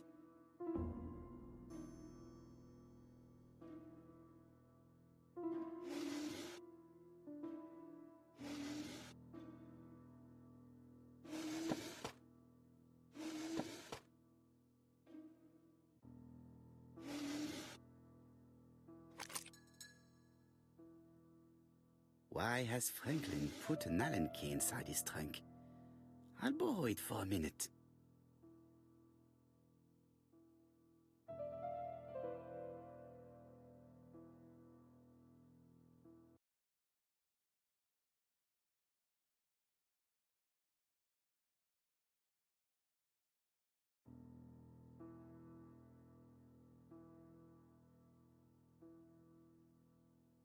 A pile of books, including one about dragons. Nothing interesting.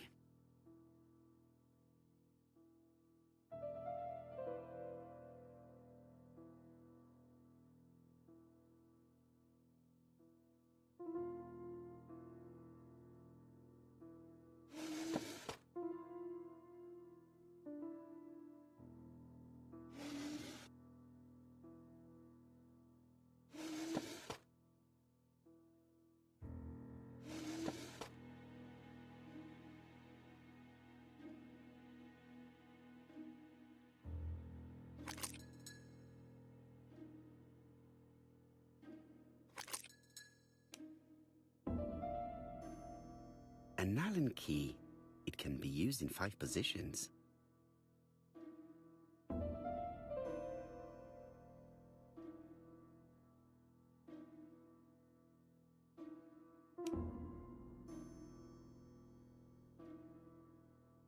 An Allen key. It can be used in 5 positions.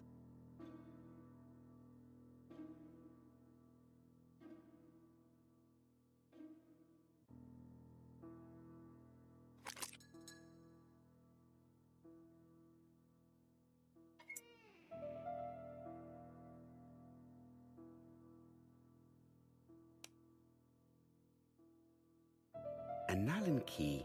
It can be used.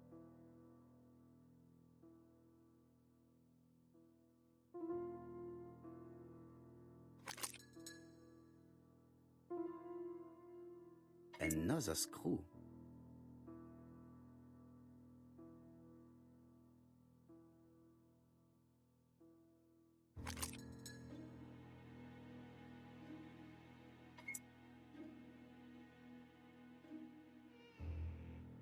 This engraving is not very easy to understand.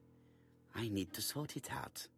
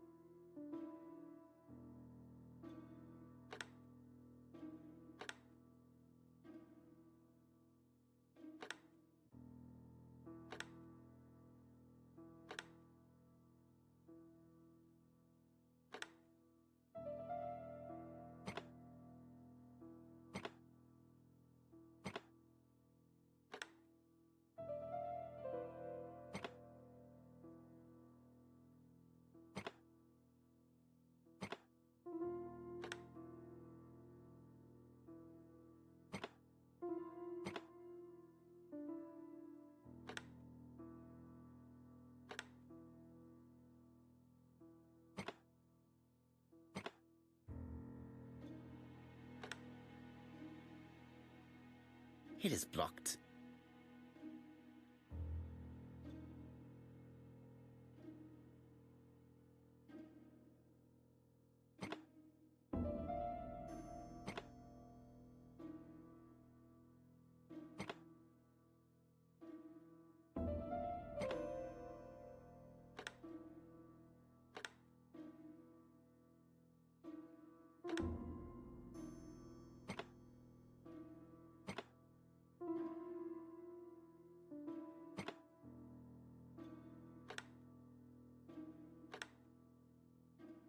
Franklin must really love his country to have an engraving in his trunk.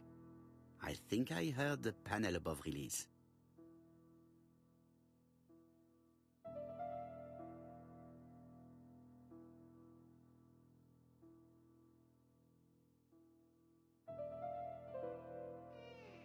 A signet ring?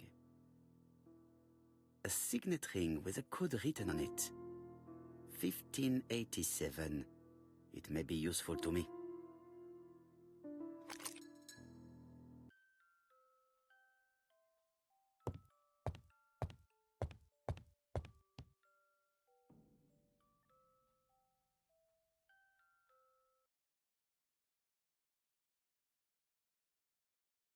The Black Dragon's Curse. To Franklin, who will never grow up. January 25, 1928. Car Charlotte.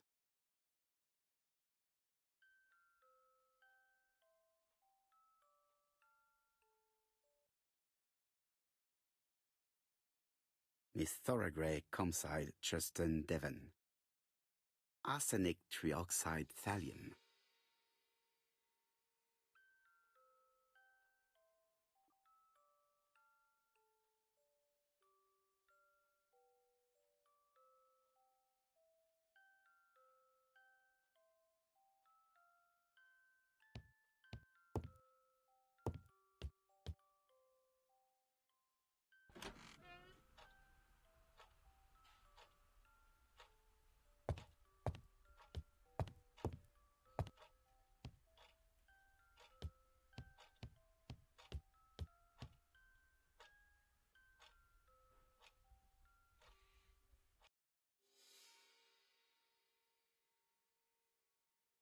A dark dragon for a bright-haired maid. C.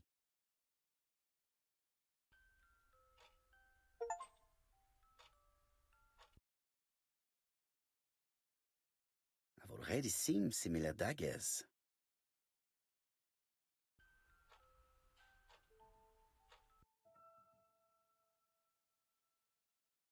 Attention, Franklin. Task list. A. Ordering Lady Clark remedies. Done. B. Tidying up real estate property files. Done. C. Calling the lawyer about inventory. Done. D. Update the tenant-farmer list. Done. E. Update land rent accounting. Done. F. Ordering a restock of arsenic. Done. P.S. I have left on the living room table some of my things I don't want to keep. The locket and the dagger. I am sure you know why. Thora.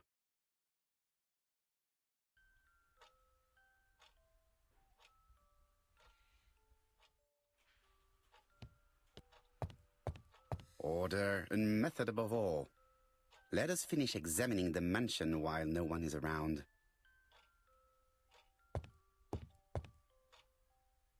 I see some papers that were not there the first time I visited.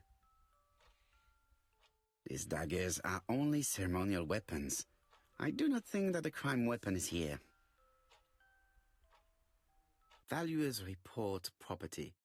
Building land located in Comside, Churston client, Sir Carmichael Clark, April 15, 1935, Court and Brunskill office.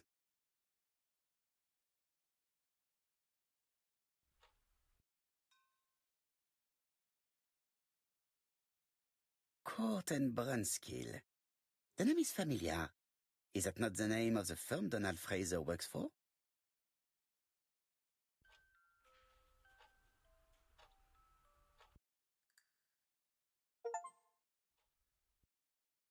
Ernest Logan, MD, Brighton Cancer Institute, 201 Dusk Road, Brighton, Sussex. To Sir Carmichael Clark, MD, Comsite Churstone, Devon. Brighton, 1935, January the 5th. As a man of science, I owe it to you to be completely frank. Lady Clark, your wife is suffering from a generalized terminal cancer. I confess I didn't suspect anything like that during the first exams. But with the test results I have received today, there is unfortunately no place for doubt. I estimate that Lady Clark's life expectancy is no more than 1 year. Hospitalization would not help in her case, so I advise you to keep her at home and provide her with as much morphine as required to ease her last moments. Yours sincerely, Ernest Logan.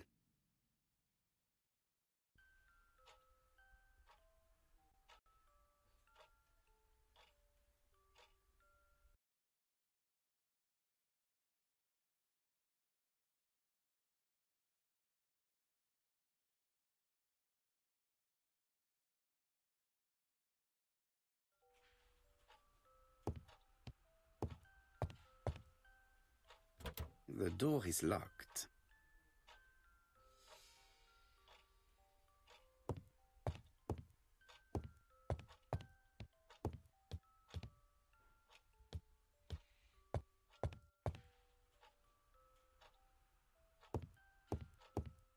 Order and...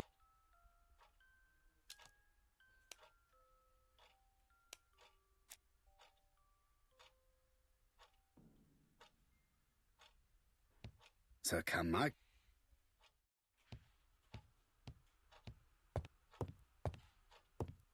There are some...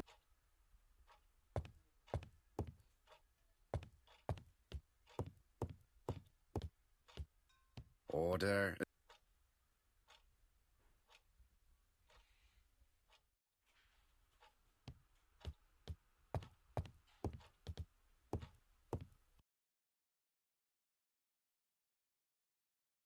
Comsite's private collection, purchases since 1920. The catalogue for Sir Carmichael Clark's collection.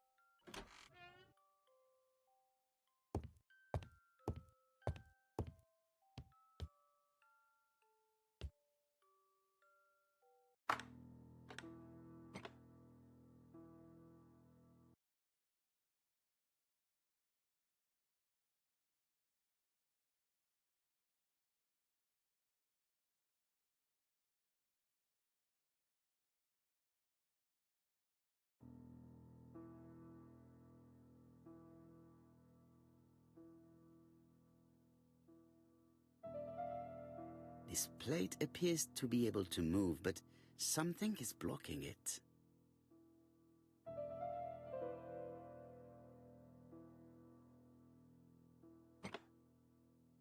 I think the signet ring should be placed here.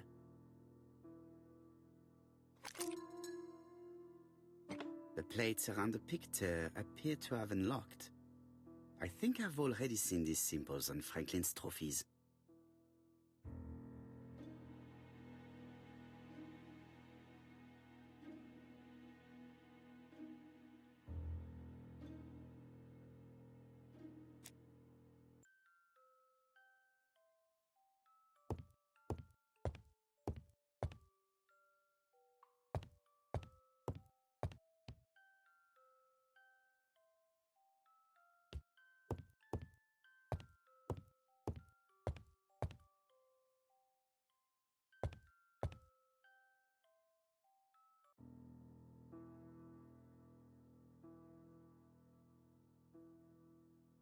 Four Chinese symbols are engraved on this padlock.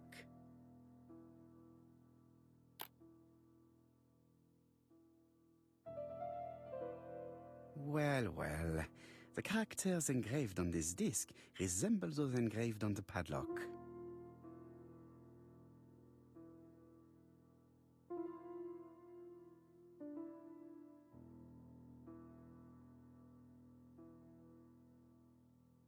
position of this character looks right to me.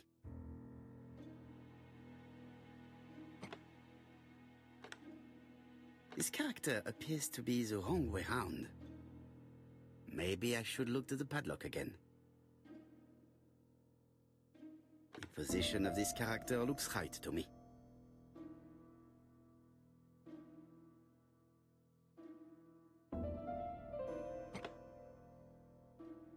Like this character appears to be the right way round.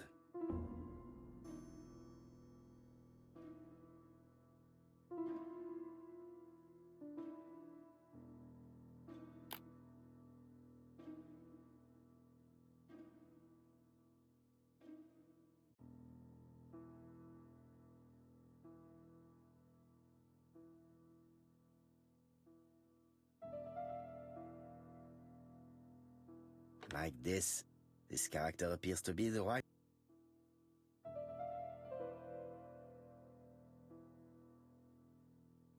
That's it! This character appears to be the right way round.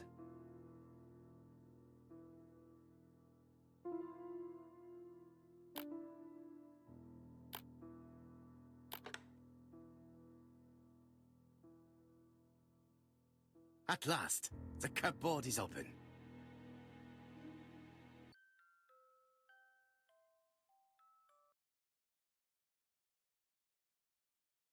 Genteel and wild, English countryside revisited.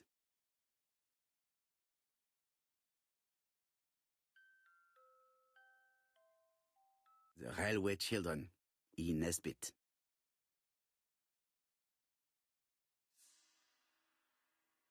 For Franklin, Aunt Effie's Christmas, 1910.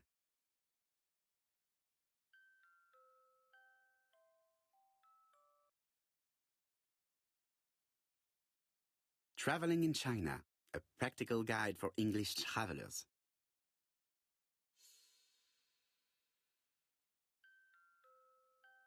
Helmet, flask, and rifles. Franklin is very well equipped.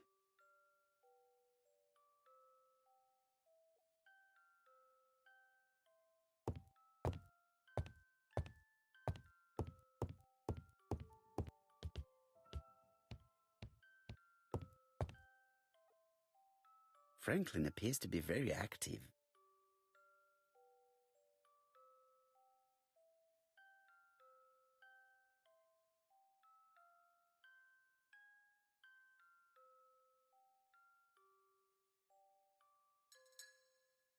Franklin Clark appears to be a typical Stream British elements. gentleman. A good Said, sportsman, a Stay hunter, moist, my a friends, traveler. hydrate.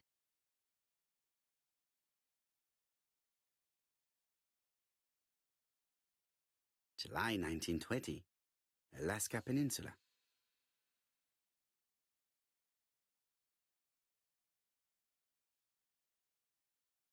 Okay, yeah, we're going to have to write this down somewhere. Alaska, a bear. February 1922, South Africa.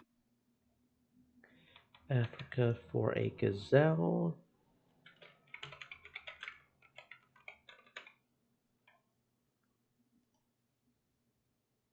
I don't know if the date's significant. Was it? It might be. February 1922, February South Africa. 1922. Feb 1922. Might be the order that we have to do in the earlier one first, then the later one. July 1920. Yeah, okay, so that's July. Alaska Peninsula. I think the year's the same, if the month is different. July 1920. No, the year's different too. Alaska 1920. Peninsula. Okay. So the bear was first. I've only seen one other so far. I don't know how many. If we have to click all of them? Probably not, right? Because there wasn't one in the old lady. Don't think there was one in there. April 1925. Okay. Aceh Province, Sumatra. Cat, Sumatra is the third. Sumatra, that's Middle East, ain't it? Don't think there was one in here. Well, this is new. Traditional Chinese map. Facsimile. South is on the top of the map. I feel like that might be important. Okay. Especially considering the other map. Okay, this might also have something to do with something. What do we have here? Compass point to the south. Bronze and magnetite. Han Dynasty, circa 210 BC. Purchased in Hong Kong 1935.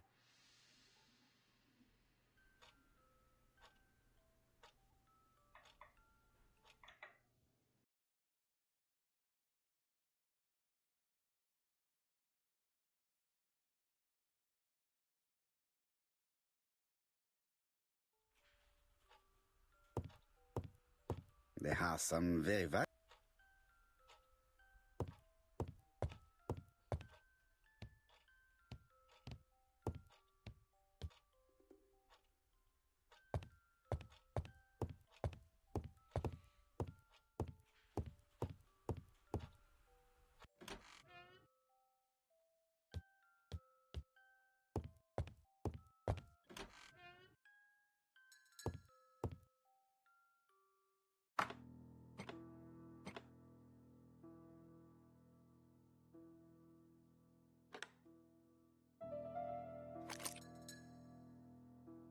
The plates around the picture appear to have unlocked. I think I've already seen these symbols on Franklin's trophies.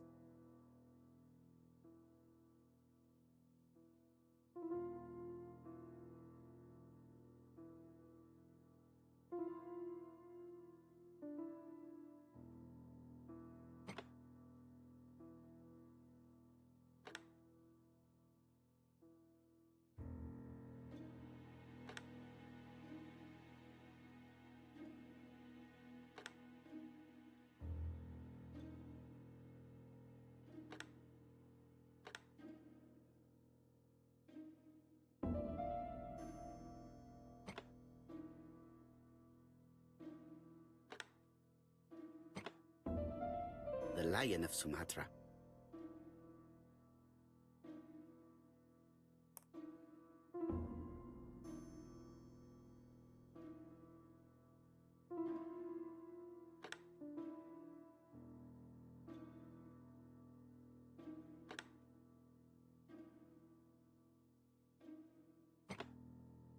The Alaskan Kodiak bear.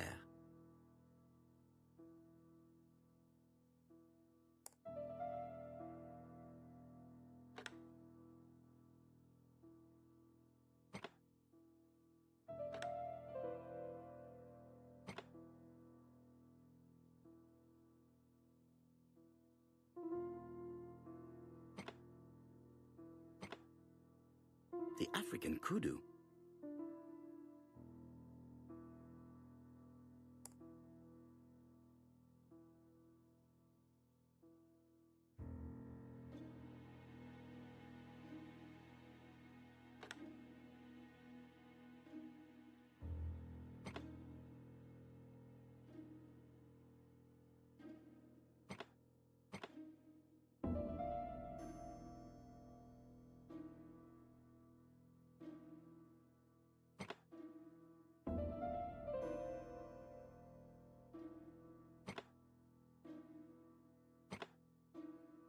I heard the sound of a mechanism.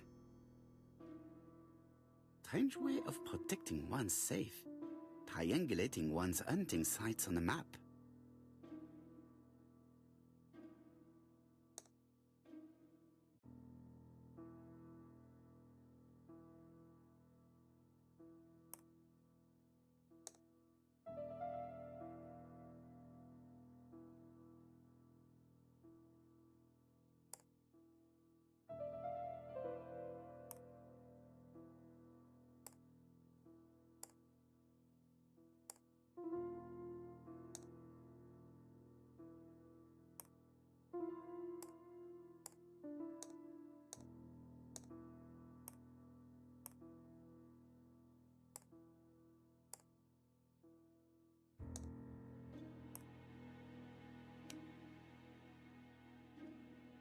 A signet ring.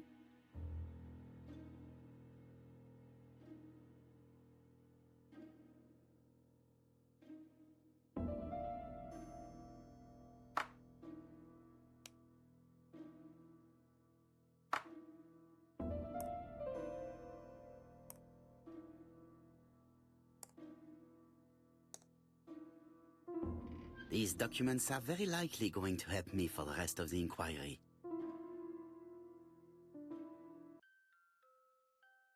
A dozen gold sovereigns, some shares for the Southern Railway and some treasury bills. This is not worth much, hardly enough to justify your robbery. Eton College School year, 1912-1913. Franklin Clark. School report for Franklin Clark. According to his teachers, Franklin was a good student, but lacked discipline. Sir Carmichael Clark, Campside, Churston, Devon, to Mr. Franklin Clark, Peninsula Hotel, Salisbury Road, Tsimsha Kowloon, Hong Kong. Campside, 1935, January the 12th. Dear Franklin, first, I wish you a good start to a successful new year. I have received your letter dated December 10th. Thanks for defending my interest against Wang, this robber. Things could have got pretty bad if you weren't a real cold-blooded guy. I envy you for that. Things go on here much as usual. Charlotte is moderately free from pain. I wish one could say more. You may remember Thora Gray. She is a dear girl and a greater comfort to me that I can tell you. I should not have known what to do through this bad time but for her. She has an exquisite taste and shares my passion for Chinese art. No daughter could be a closer or more sympathetic companion. Life has been difficult, but I am glad to feel that here she has a home and true affection. You wrote me you want to stay in China for 1 more year or even longer. I don't object. The longer you stay, the more opportunities you will have to increase our collection. Nonetheless, you should know that we miss you here, and that Charlotte will be gone by the time you come back. I am, dear Franklin, your truly affectionate brother. Charlotte Clark, Campside, Churston, Devon, to Mr. Franklin Clark, Peninsula Hotel, Salisbury Road, Chim Sha Tsui, Kowloon, Hong Kong, Campside, 1935, January 1st. I wish you with all my heart a happy year 1935. Writing my greeting cards, I have affectionate thoughts for you. Always smiling as a child, sailing to distant countries and bringing back to us trunks full of wonder. At home, everything annoys me, starting with this young Thora Sir Carmichael is so fond of. I have nobody to share my feelings with, so I write to you. How can I tell you what happens to me? The simplest way the better. I am doomed. I still have 1 year to live, no more. How do I know? I opened the secret drawer of Carmichael and read a letter not addressed to me. In this letter, Dr. Logan tells my husband in the most direct way the truth he conceals from me. Sir, I know, but my husband doesn't know I know. Please don't tell him. And if he shares the truth with you, act as you are surprised. Carl will probably speak in his usual convoluted way, but I wanted to be the first to announce it to you.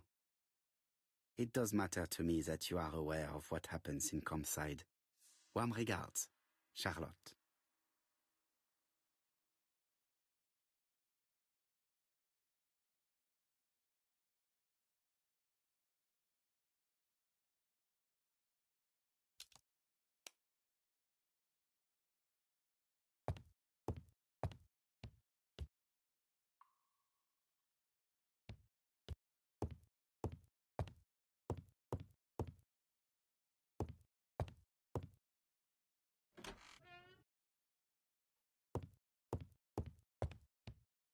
I am not going.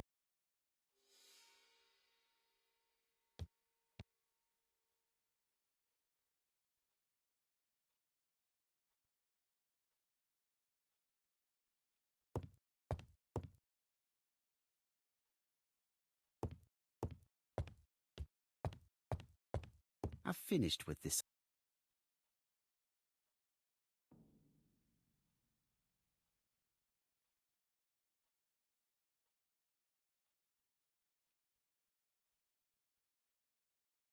I do not need to.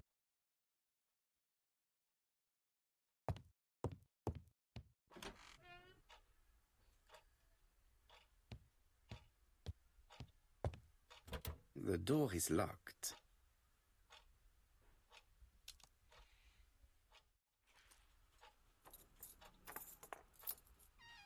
This unit contains the medical records for Sir Carmichael Clark's patients.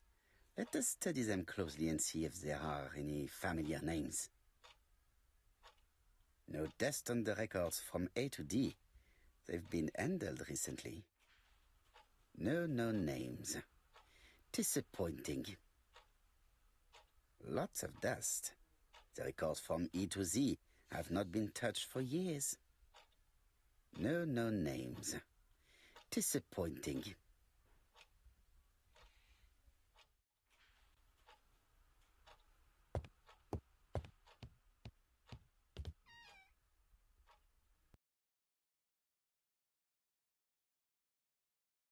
Where is the horrible smell of carrion coming from?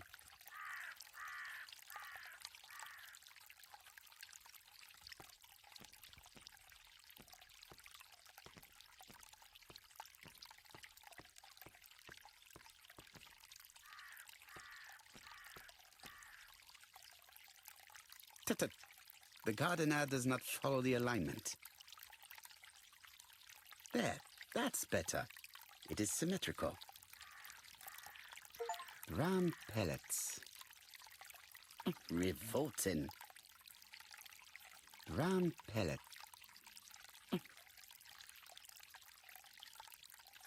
There.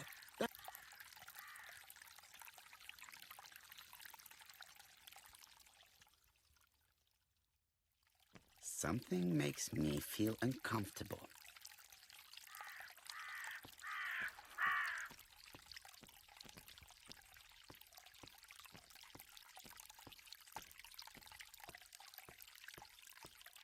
I would like to congratulate Clark's gardener. What symmetry!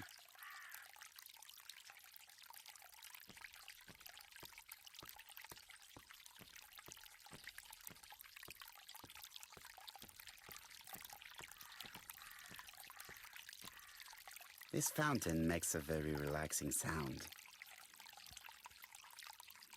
This wisteria is in full bloom.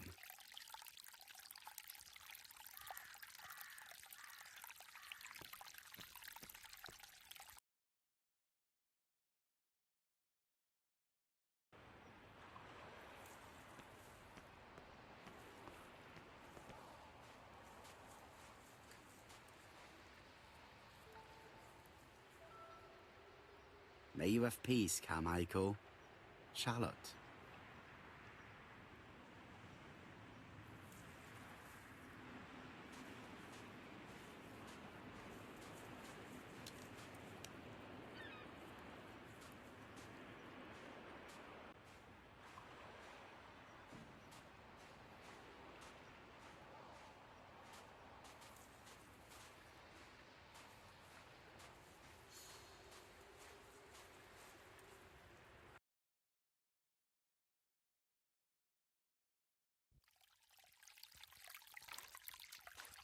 Clark's greenhouse. It must hold some rare plants.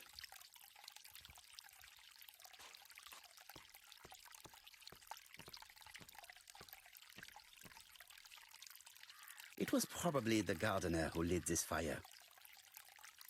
Look here. I wonder if someone wanted to get rid of these papers. This object would probably be useful to me. Let us now try and get our brain cells to work.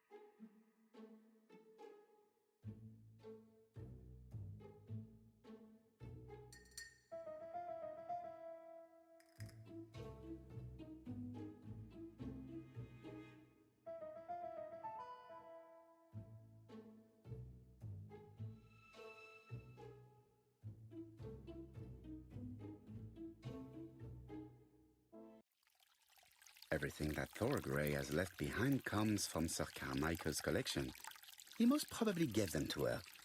But she chose to leave them here rather than run the risk of being accused of theft. It is understandable when you know just how much Lady Clark mistrusted her.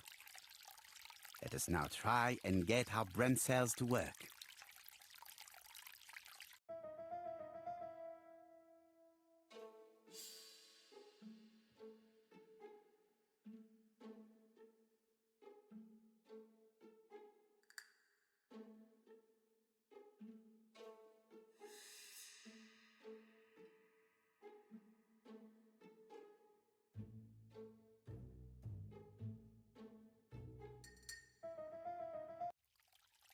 Thorgray had no reason to kill someone who only had a few months left to live. The poison she ordered was for rats. The gardener must have made good use of it, considering the stinking remains on the path, not far from the property. I've finished here. I must put the skeleton key back and inform Hastings that I'm returning to London.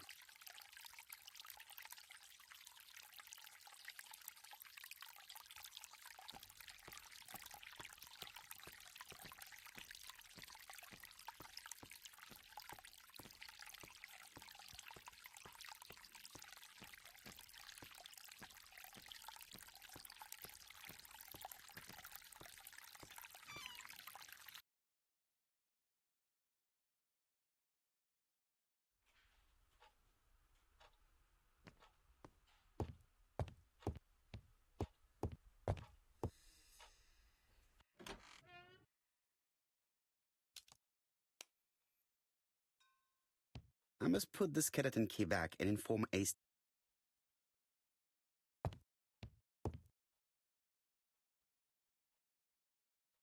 April 9.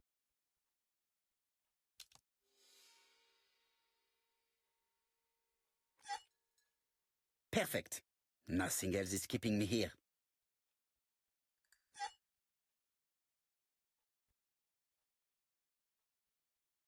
Hello, Hastings? I have finished in Sherstone. I will take the first train. Tell me, do you know how to restore writing on a burnt document? Yes, you just have to soak a cloth with a hydrochloric acid solution and rub the sheet of paper. Then the characters appear. Bien. You have been of great assistance, Hastings. Could you please order the solution as soon as possible? Of course, but what documents do you want to read? You will see, my friend. À ce soir.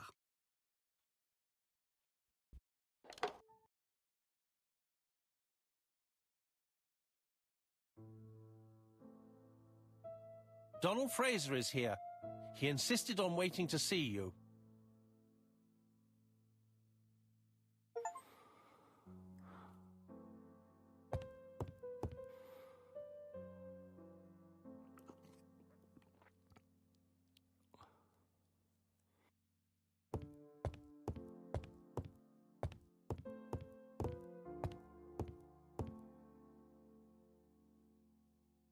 Royal Mathematical and Statistical Society's Bulletin, September the 9th, 1935. The Alphabet Murder, a methodical madman. It's highly probable that the alphabet murderer will kill again. Could we possibly estimate the number of victims in his next crime? Yes, and it is easy. As soon as we know the ratio of towns, cities and villages whose names begin with a D, and the ratio of English people whose names are spelled the same. On the one hand, the ratio of towns, cities and villages in England with a name starting with D, and on the other hand, the ratio of English people with a name also starting with D. After this initial calculation, it is easy to deduce the likelihood of actually being murdered if you belong to the target population. Go to the last page to find our results and details on the calculations. Daily Blag, August 31, 1935. Moustache at half-mast. Poirot's repeated failure in ABC case. Sometimes small things trouble great men. Hastings faithful collaborator of the Belgian detective, knows something about it. 3 mornings in a row, he confided to us, the cook broke the egg yolks when preparing Poirot's breakfast. This apparently casual event has greatly disturbed my friend, to the point it breaks his concentration and slows his judgment. I also noticed his moustache, of which he is so proud, being duller than usual. Poirot, I assure you I haven't said any such thing to the journalists. They twist everything.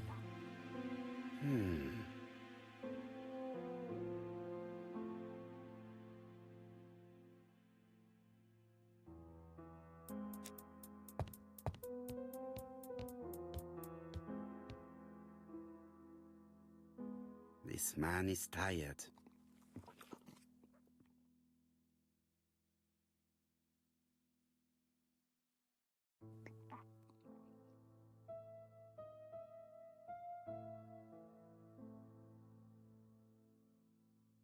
Donald is short of sleep, and it looks as if he didn't even bother to undress before going to bed.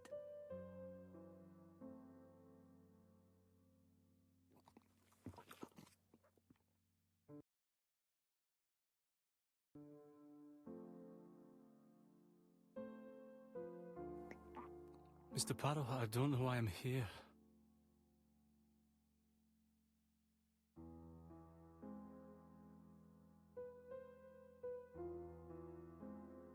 You wanted to talk, and you came to find the only man capable of hearing you. Mr. Poirot, since Betty's death, I've doubts about myself. I don't know what to do. And I keep having a horrible dream 3 nights in a row.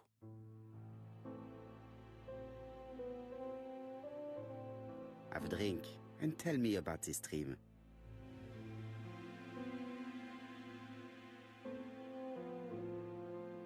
It's always the same. I'm on the beach with Betty. I grab her round the throat, and I squeeze, and squeeze until she's dead. Her head falls back, and I see that it's no longer Betty. It's Megan's face. Have you seen Megan Barnard recently? Yes, our grief has brought us together. I never really knew her before. She's really quite a remarkable girl. But I would never tell her about my dream. Why not? Is it her you are attacking in your dream? No, it's Betty. And once Betty is dead, it's Megan's face that appears in its place. Very interesting. Let us now try and get our brain cells to work.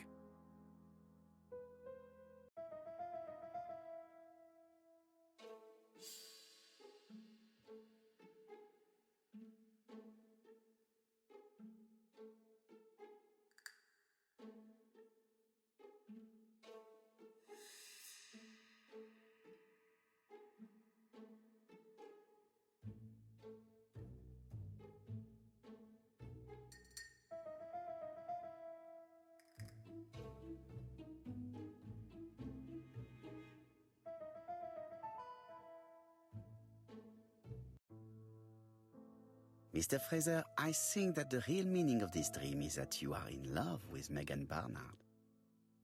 Please go on. Do. This dream certainly betrays your guilt. Oh. But what do you feel guilty about? Having killed your fiancée? Possible. Or forgetting her very quickly for her sister? Certainly. And this forgetting is perceived as a second death. So you don't really think I was the one who killed Betty? I do not exclude this theory. I am simply saying that I do not need to know that fact to explain your dream and your guilt. Thank you for being frank, Mr. Poirot. You've helped me a great deal. I'm going back to Bexhill. I'll not take any more of your time up. It is late, Mr. Fraser, and you are tired. I'll sleep on the train. I like trains. It's easy to sleep rocked by the sound of the wheels. Poor boy, he seems completely lost. Well, women seem to like him. I think Megan will take care of him. Oh, I remember. Did you order the product I needed? Yes, we'll be receiving it tomorrow. Bien, it is late, and I asked Miss Grey to come tomorrow morning. I have a few questions I wish to ask her.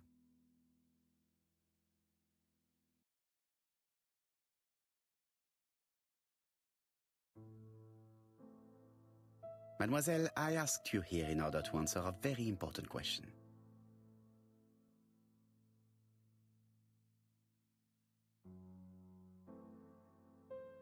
Am I right in thinking you said that you did not speak to anyone on the day Sir Carmichael was murdered? It's the absolute truth. Yet, Lady Clark maintained that she saw you talking to a stranger on the front doorstep. Really? She must have been mistaken. Oh, I remember now. I'd forgotten all about it, but it wasn't important. It was just a salesman. One of those traders who sell stockings from door to door. Can you describe him to me? Medium size, glasses, dark suit, and a felt hat. Not the sort of man you notice. Completely harmless. That's why I forgot all about him. Nothing else? He was very hesitant and shy. Usually door-to-door salesmen are very confident, but he wasn't.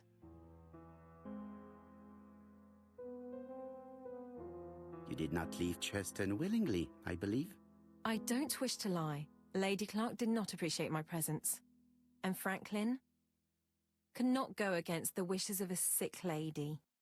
He is a good man, and he worries a great deal about his sister-in-law. I noticed that you left some personal belongings behind at Churston. It was too risky for you to keep these objects, am I correct? Risky? What was the risk? Keeping the brooch might have brought the curse of the dragon on you. What? The curse of the dragon? It's a good subject for a story. Mr. Poirot, what sort of world do you live in? Bien. I must ask you one last question. Please reply frankly with either yes or no. If Lady Clark had died, would you have agreed to marry Sir Carmichael if he'd asked you? How dare you ask such a question? Sir Carmichael treated me just like his daughter. And all that I ever felt him was affection and gratitude, nothing else.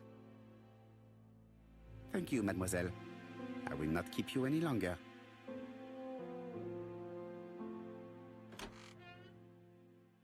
I met Thora Grey on the stairs. Her cheeks were ablaze, and she appeared to be deeply hurt.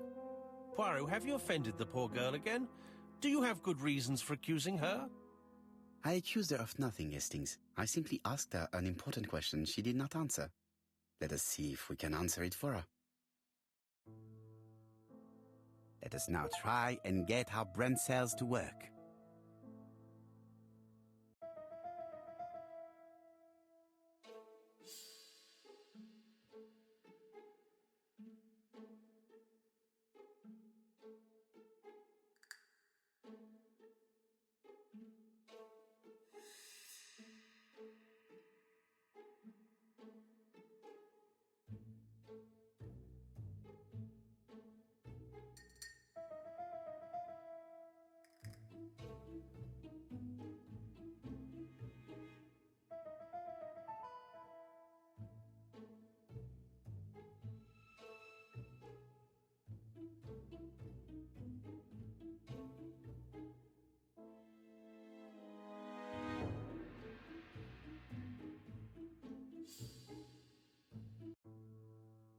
You must know how to read between the lines, Hastings.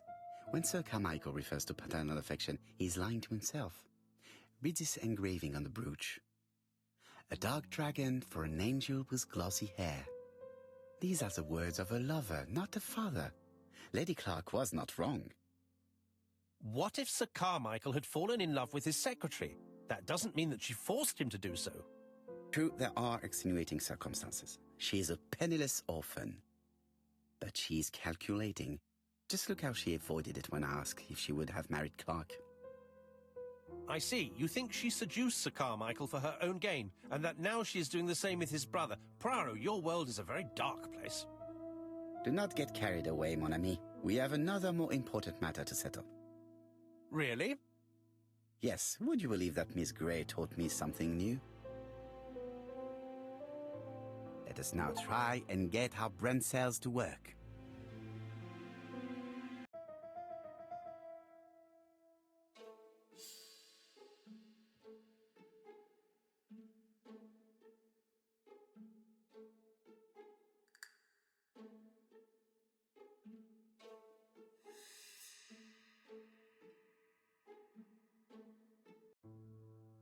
It's perfectly clear, Hastings, perfectly clear. Indeed, a stalking seller visited Andover, Bexhill and Churston on the day of each murder. We have our suspect. This should be of interest to Job.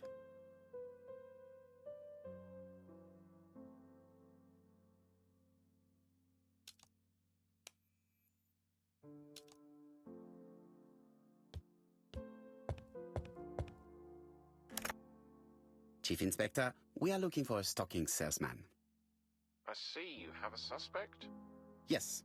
Contact all the stalking wholesalers who may employ him. Your suspect is a salesman? No, he does not take orders. He sells door to door. Right. The hunt is on.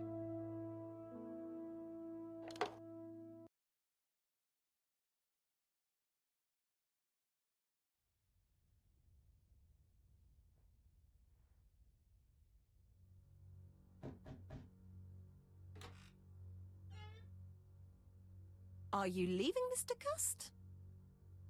Yes, I'm going to Cheltenham. You shouldn't travel today. You don't look very well. I have to. I have engagements. I must respect them.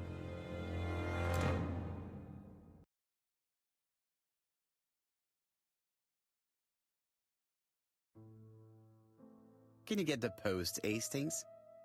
And why don't you go and get it yourself? Très bien. What's going on? I've never known Hastings to be so disagreeable.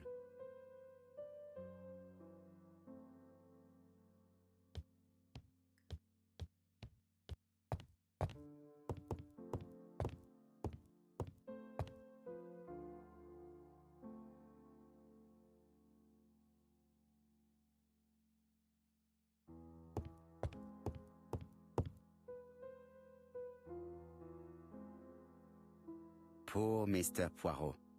I'm quite sorry for you. If at first you don't succeed, try again. We've a long way to go still. Typery? No, that comes later. Letter T. The next little incident will take place in Doncaster on September 11th. So long. ABC. I should compare this letter with the one on my desk which I received earlier to see if it does indeed come from the same person.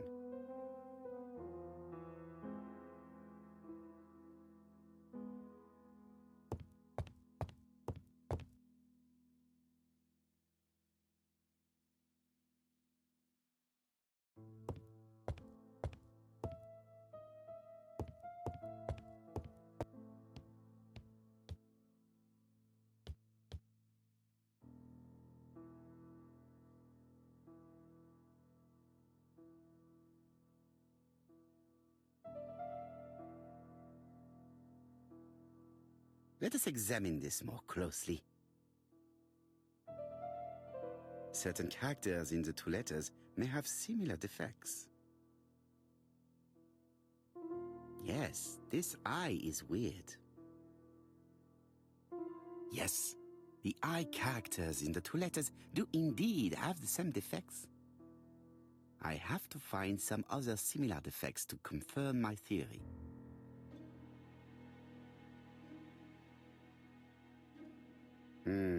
The W is not printed properly. Of course, the W characters in the two letters do indeed have the same defects. I have to find some other similar defects to confirm my theory. Yes, the A appears to be quite unusual. That's right. The A characters in the two letters do indeed have the same defects. My theory was right. These two letters were written with the same typewriter. Hastings, he strikes tomorrow. Chief Inspector Japp? He's on another line. Can I take a message? Yes, please, mademoiselle. It is from Hercule Poirot. Tell him ABC strikes tomorrow in Doncaster. He must call me back. Very well, sir. Bien, now I'm going to see what I can find from these burnt documents. I've received the product I need. Hastings, if you do not mind, I would like you to take a few notes. Yes, yes.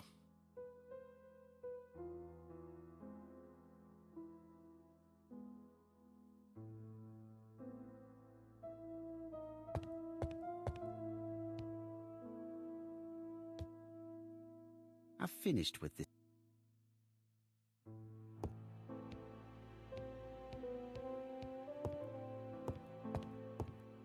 So, how are you getting on? I'm ready to take notes.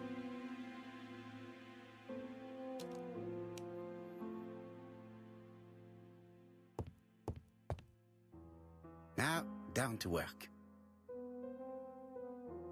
All of this needs putting in order a little.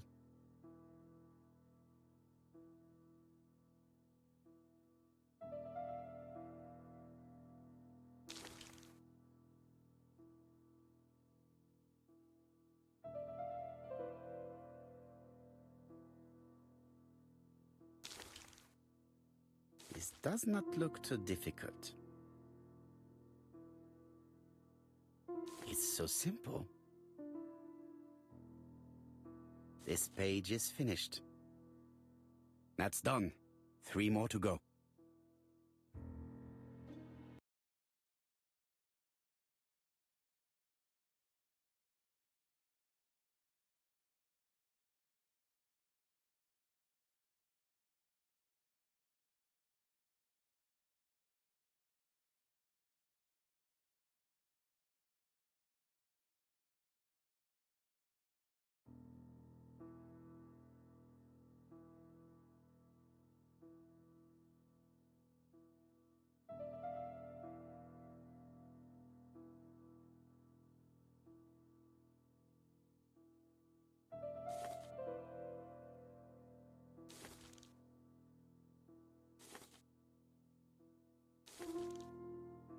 This page is finished. And that's 2 done. It's easier than I thought.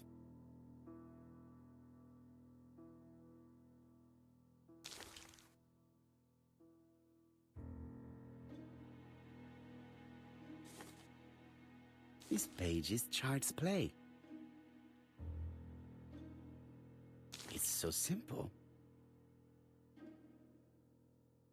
This page is finished. Only 1 more. Keep going.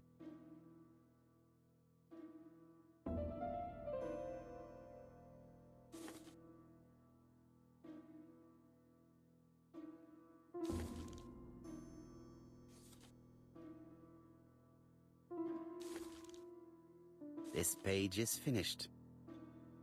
All the pages are reconstructed.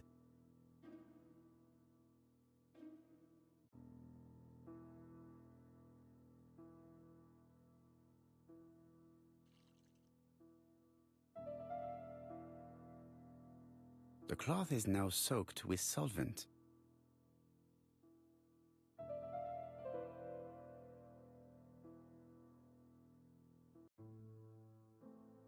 Got it! Make a note, Hastings, make a note. Mrs. Alice Asher, shop owner in Andover. Tracheitis, hemoptysis, prescribed laudanum. I got it. Look. Poirot, where on earth did you find these files? On a fire at the bottom of the garden at Compside. All right, but where did the person who burned them find them?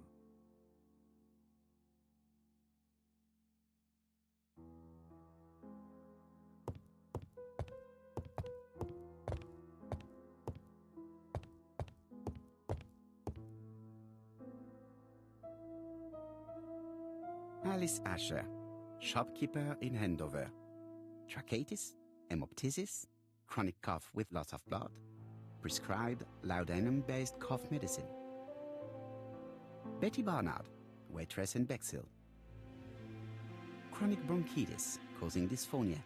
Advised to stop smoking. Alexander Bonaparte Cust. War wounded, mustard gas and head trauma. Pulmonary emphysema. Hemoptysis. Coughing fits with blood. Suffers from absences and amnesia. Dick Dudley Dunbar. Owner of the Black Swan Hotel in Doncaster. Asthmatic. Heart disease, heart condition. Let us now try and get our brain cells to work.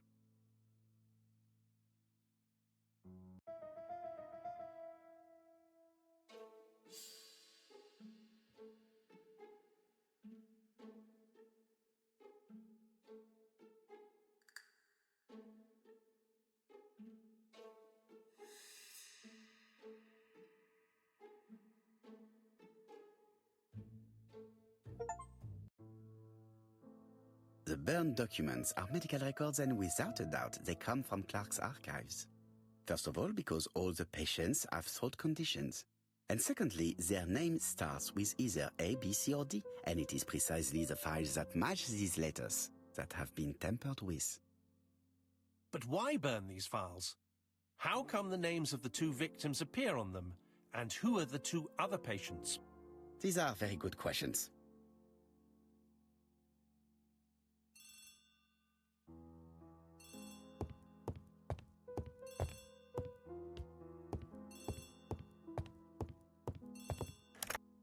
Hello, Poirot? Any news, Chief Inspector? You wanted a stocking seller? We have one. Reported by his landlady who thought he was behaving suspiciously. He has the most unbelievable name.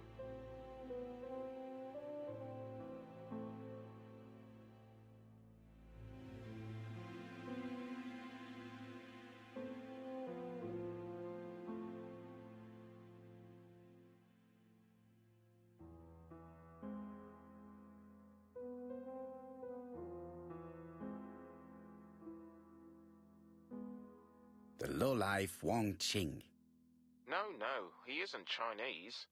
It's a serious lead. I called Doncaster. A person matching Cust's description has been seen at the station. He got off the train from London, but after that, nobody knows where he went.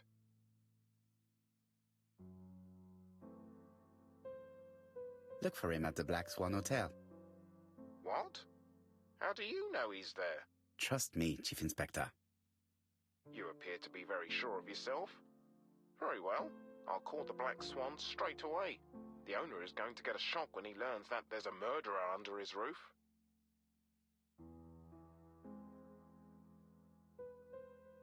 Chief Inspector, I would rather call myself.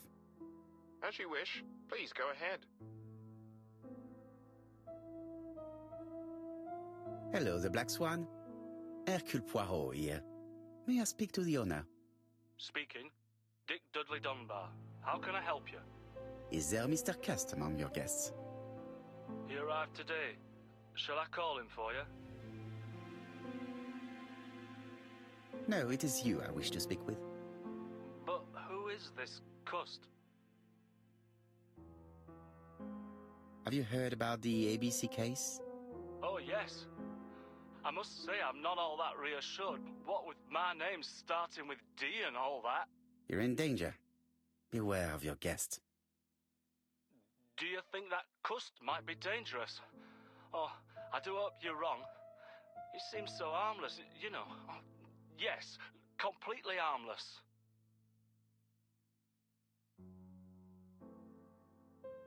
We must not overestimate the danger. After all, we are not absolutely sure he is guilty. What should I do? Watch him. If he leaves the hotel, watch where he is heading. I'll call the police in Doncaster immediately. When they arrive, keep out of the way. Oh, indeed. I shall keep out of the way. I have a bad heart, you see, and a big shot could kill me. Thank you for having warned me. Hello, Poirot. We have some good news. The police in Doncaster have caught our man at the Black Swan Hotel. They're sending him here by train. While we're waiting to question Cust, we could search his room in London. Where does he live? The Marbury Guest House? I'll see you there. Yes, but start without me. First of all, I have to sort out a few details for Cust's transfer. I understand. À bientôt. Hastings, we are making good progress. Please go and search the room of our number 1 suspect. With pleasure. I did have a dentist appointment, but I'll cancel. The dentist. So that is why you are so nervous and bad-tempered. A visit to the dentist is never an enjoyable prospect. But an unavoidable one. Go to your appointment, Hastings. I will manage on my own.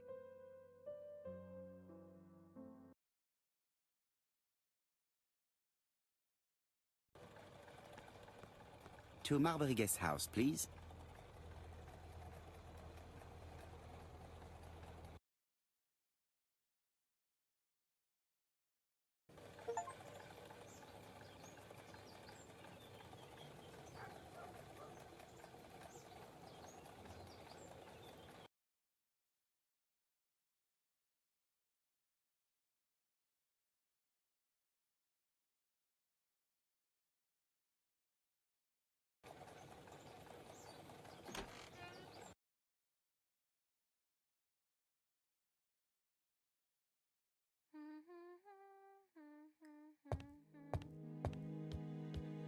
How do you do? You must be Mr. Hercule Poirot. Chief Inspector Japp told me that you might be coming.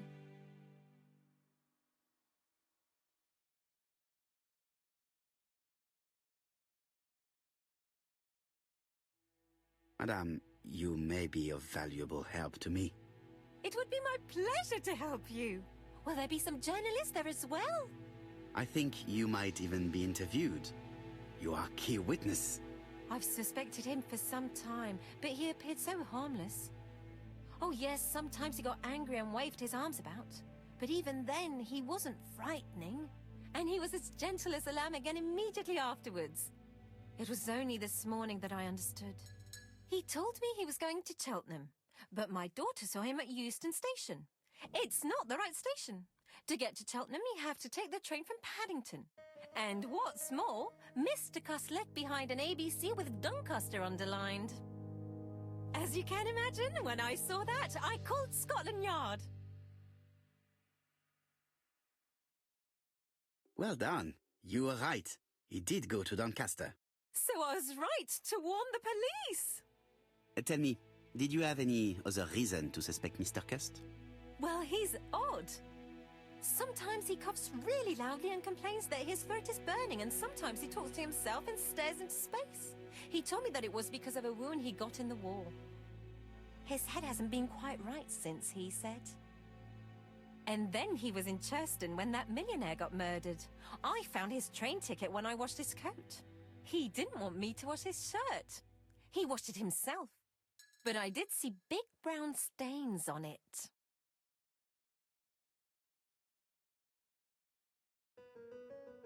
Where were the stains on the shirt? On the collar and on the buttonholes. Got used to travel for his work. Is that correct? Oh, it wasn't for pleasure. He was always on well-on trains.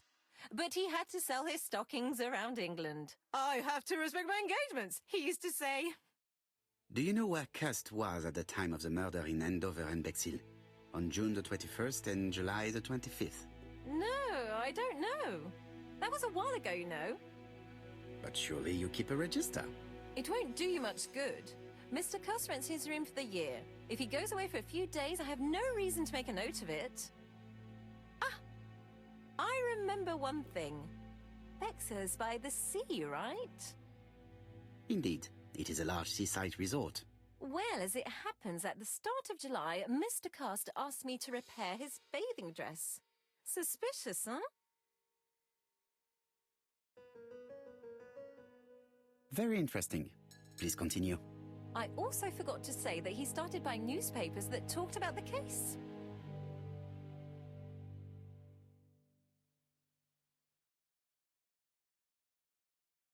When did he start buying the newspapers? Let's see. I think it was just after the millionaire's murder in Churston. He didn't seem all that interested before that. that will be all for now. I'm going to take a look at his room. Take the key on the counter.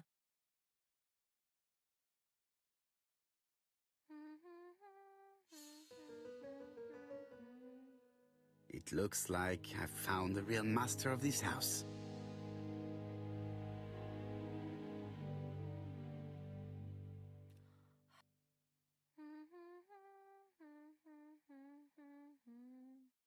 There is no need to worry about the household cat.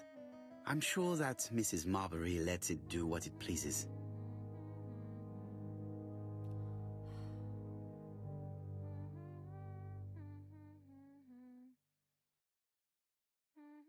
I should check the register.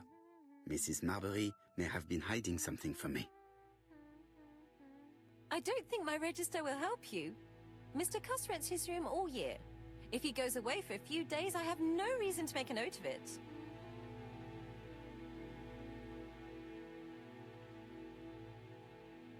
The truth is becoming apparent, and I have something to say to Mrs. Marbury.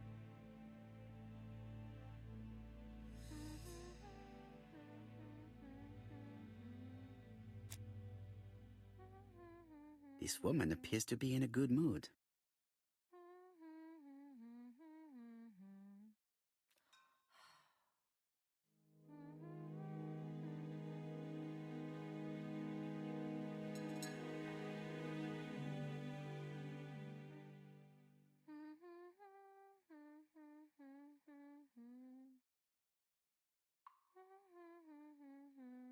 Mrs. Marbury is in a good mood.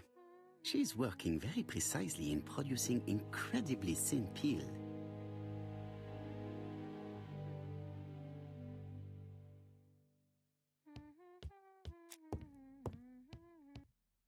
Mrs. Marbury, if I am to believe the register, you rented room 306 to a certain Mr. Fishman on the day of the Bexhill murder.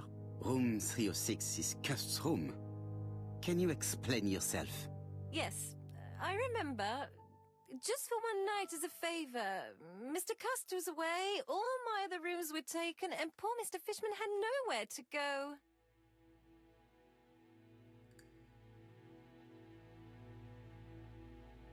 You rented the same room to two people. Very profitable, but quite illegal. But I didn't harm anyone. I was only helping everybody out.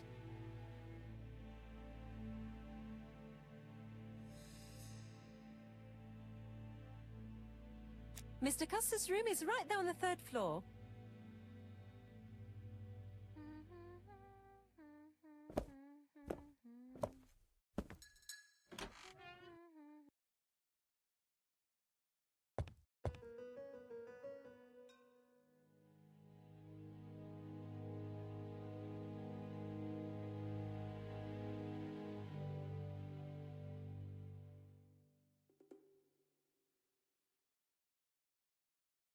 Laudanum Cameron's Chemists. Laudanum, a medicine for coughs. It is what Dr. Clark prescribed for Mrs. Asher. This subject would probably be useful to me.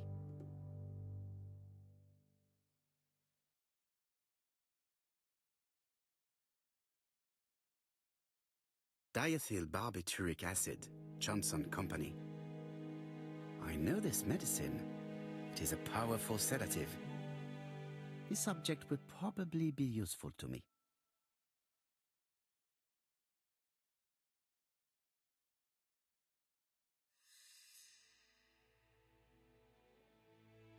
How hopeful. This place is a real mess.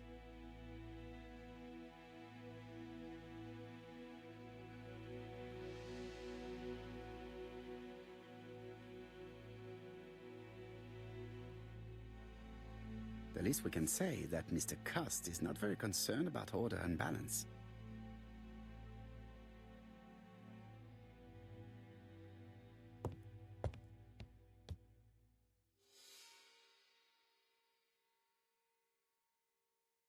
John Milligan, Managing Director, Silky Legs, Frederick Street, Leicester.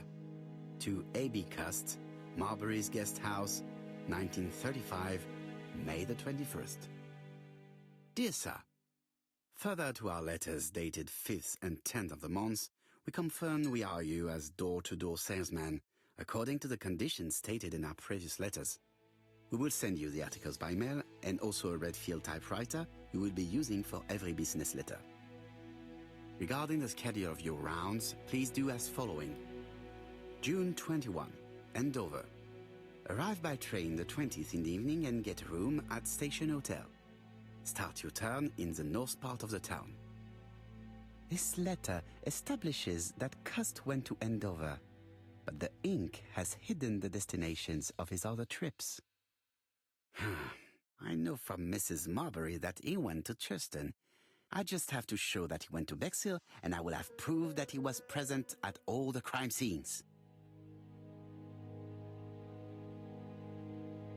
Did Cust drop it when he opened the window, or was it Mrs. Marbury while she was cleaning?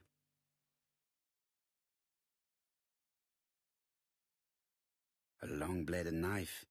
A murderer's weapon. This object will probably be useful to me. It's an ABC.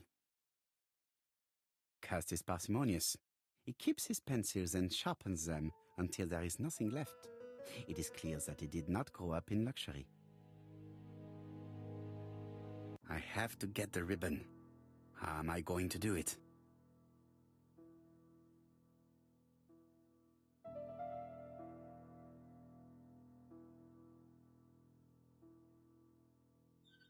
The left-hand heel has been removed.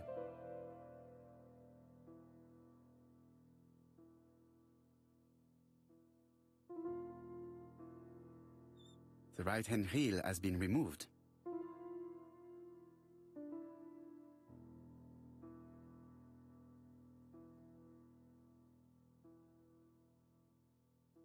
Something is blocking the ribbon. And here is the ribbon. Let us see if it was indeed used to write the letters sent by ABC. Stream elements. I only need the ink Set. ribbon for my inquiry. Stay moist, I will my let friends. Jack clean Hydrate. the keyboard if he wishes.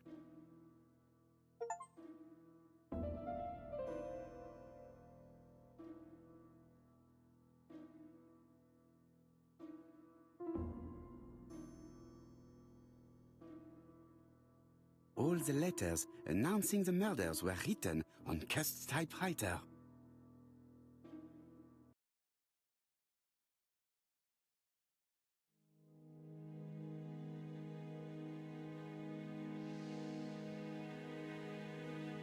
It's closed.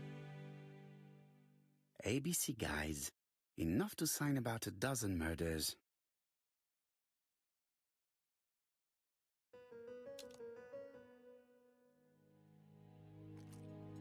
This knife is very useful. Who knows, maybe it never cut anything other than string. Stockings.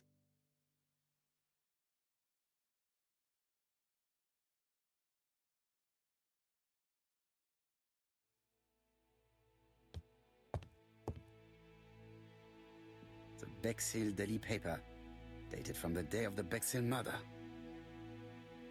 Most probably the basting dress repaired by Mrs. Marbury's expert hands.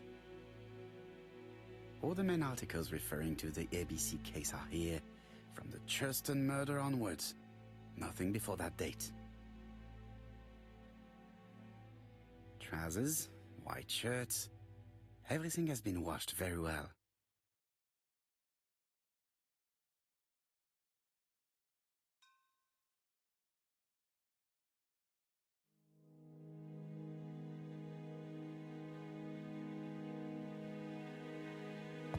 War of 1914-1918. By the King's order, the name of Corporal A.B. Cust, Devonshire Regiment, was published on the London Gazette on May the 10th, 1918, as mentioned in a dispatch for gallant and distinguished service. An army dispatch, wounded on the Somme front, victim of a gas attack. Corporal Cust greatly deserves his distinction.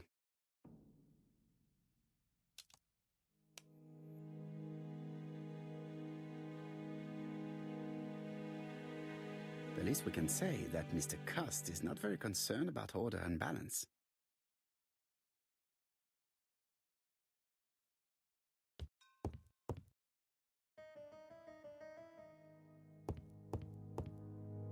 ABC guys. Enough to sign about 12 murders.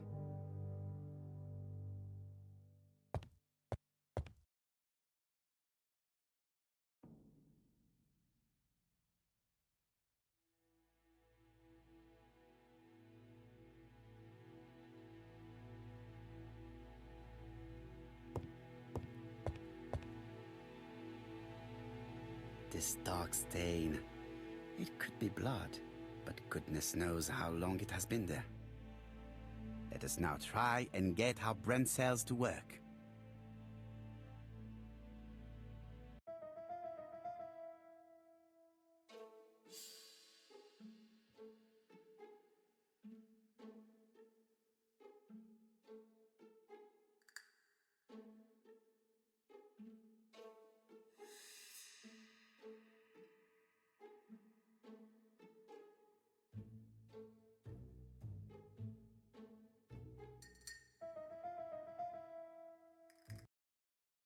The register shows that Cust did not sleep at the guest house on the day of the murder. Where was he? Bexhill. The Bexhill paper reveals it. Cust bought this newspaper in Bexhill on July the 25th. No use continuing the inspection of this room. I've seen all there is to see.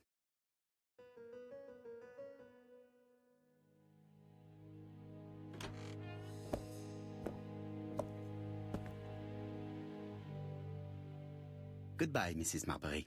Thank you for your help. Bye. Ah, Chief Inspector. I was about to leave. Good evening, Chief Inspector. Welcome. Please excuse me, I must go to the kitchen. I'll leave the key of Mr. Cust on the counter. I'm sorry I'm late. I've spent ages with the Doncaster police. And you? I have established one fact. On 3 occasions, Cust was at the scene on the day of the crimes.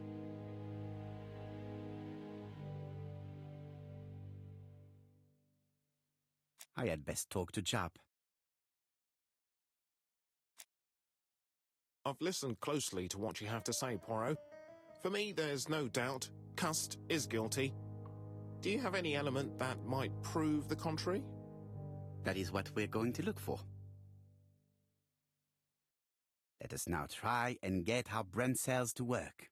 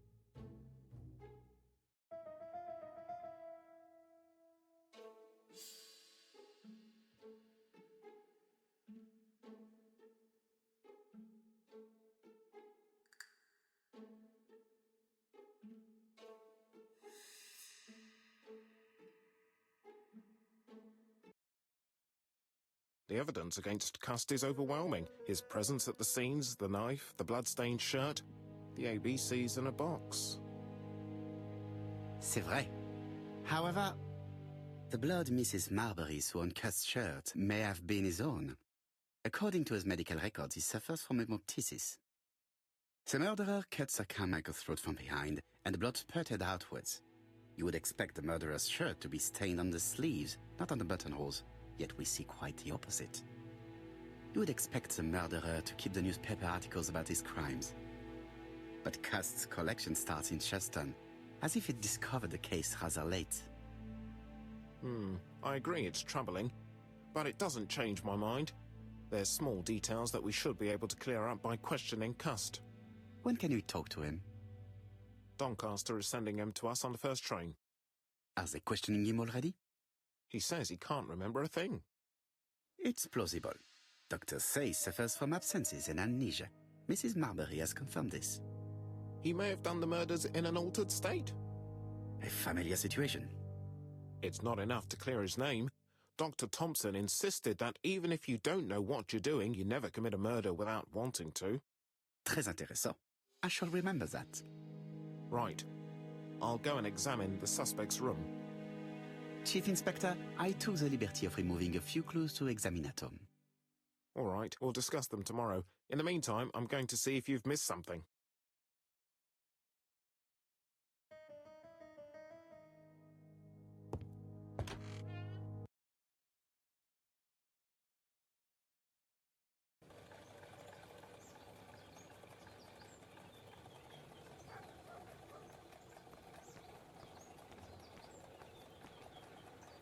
To Scotland Yard, please.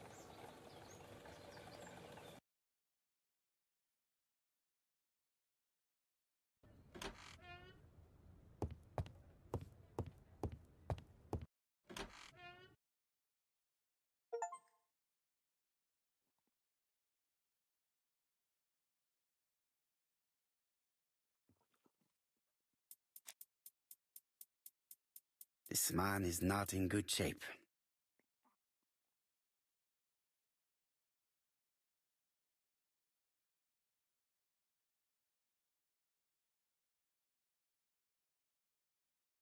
He is worried and very tired, and other police have been hard on him.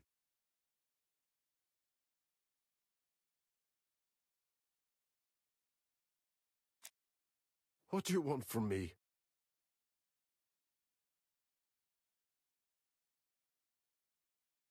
Good day, Mr. Cust. I am Hercule Poirot. Ah, you're the detective.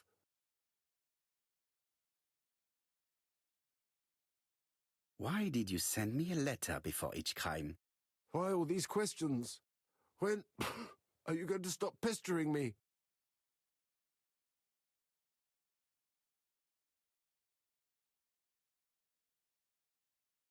Maybe you forgot that you wrote these letters. Yes, it's true. Sometimes I forget. Maybe I did type them.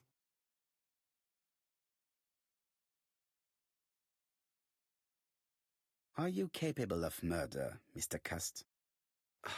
All these questions are giving me a headache.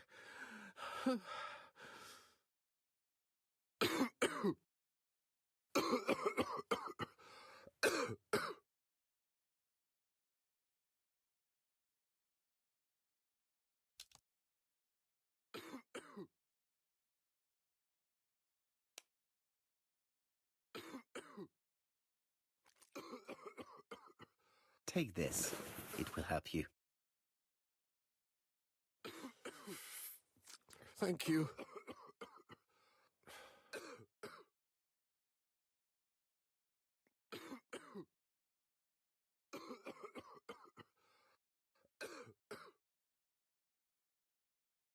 Oh, good God, my shirt is covered in blood again. Bon. I now know where the bloodstains Mrs. Marbury saw came from. Are you well enough to speak? Yes, I feel much better.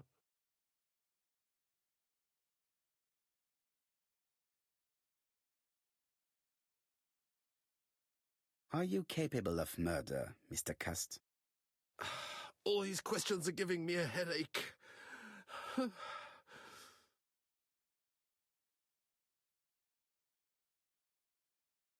You suffered during the war. It's true. I was wounded. I suffered. But the army was the only place I didn't feel inferior. No questions. Just orders to follow. But ever since you were wounded, you have absences, bouts of amnesia. And headaches. Professor Clark treated you. Yes, a few years ago he really helped me with my burned throat. And to thank him, you murdered him? Stop talking about these murders.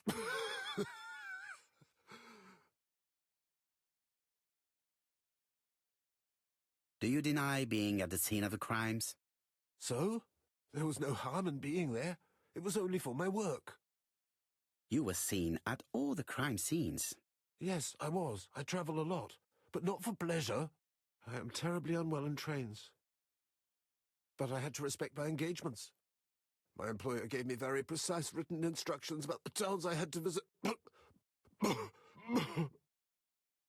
Let's see. The company you claim to work for, Silky Legs, has never heard of you. And as for these letters they sent you, they were written on your own typewriter. The company sent me the typewriter when I started working for them. Yes, but the letters were received afterwards. It proves that you wrote them. I may have. Good God! I don't know what's happening to me. My head hurts terribly.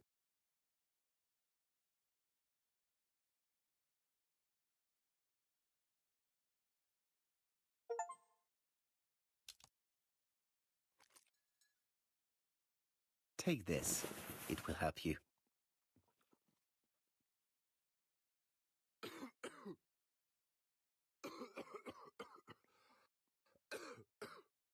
Oh, I think I'll be fine.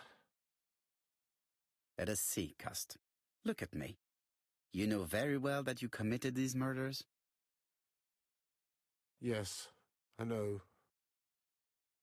But I'm not wrong in saying that you do not know why you committed them. No, I don't.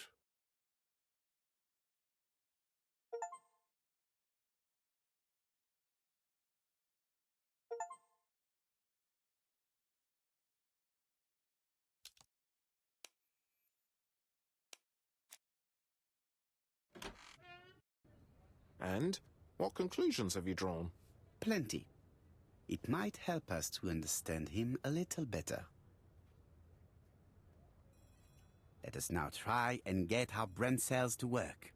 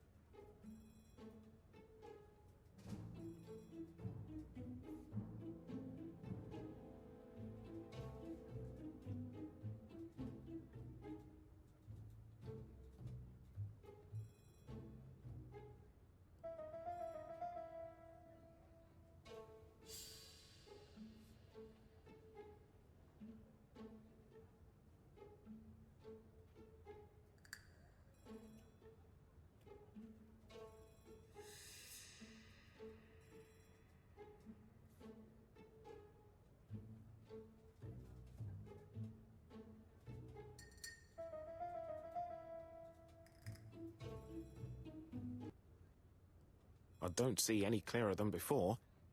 This is worse. There is one point to highlight. C'est curieux. Cust admits that he killed, but he does not know why. What did Dr. Thompson say? Even if Cust killed while in an altered state, it still must have been his deepest desire. He must have had a motive. Let's keep it simple. Never mind his motive. He confessed. But you see, he can confess to anything and everything. He denied the murders and then confessed to them.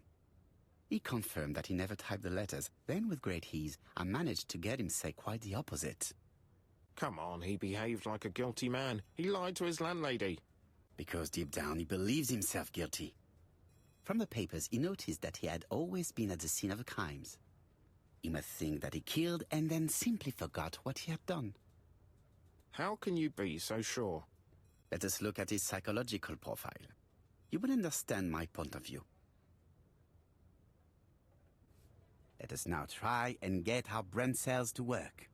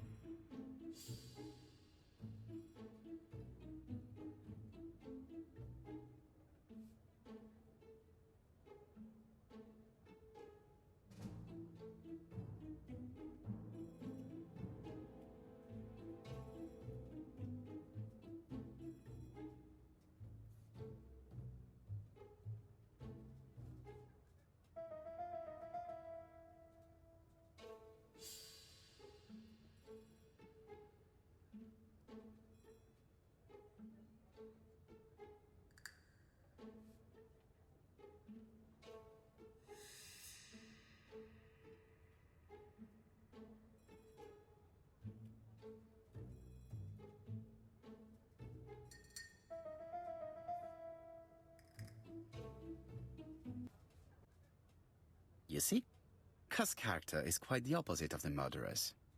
But if he's a madman, can we really talk about his character? You know very well that our murderer does not behave like a psychopath. Apart from the signature, there is no ritual or repetition in the choice of victims. Very well, you're right as always. So we have no confession, no culprit, no suspects, nothing. And all that after 2 months of inquiry? What should I do? Have faith. Just give me 24 hours.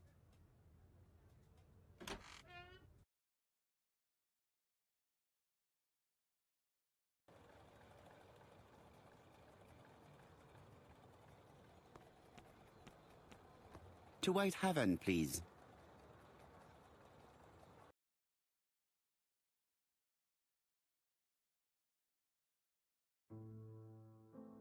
Cust's arrest is a great success for you, Poirot. It's all clear now, except maybe 1 or 2 details. Details. Ah, mon ami. The devil is in the detail, as we say. Excuse me? Patience, Hastings. Everything will be clear once our guests arrive. Best be prepared. Slip a revolver into your pocket before they do. A revolver? But Poirot, what are you afraid of? Trust me. It is important you carry a weapon for this meeting. I will lend you mine. What about telling me what you have in mind? Surtout pas. You wouldn't be able to play your role. Wait 1 moment, I will bring you my weapon.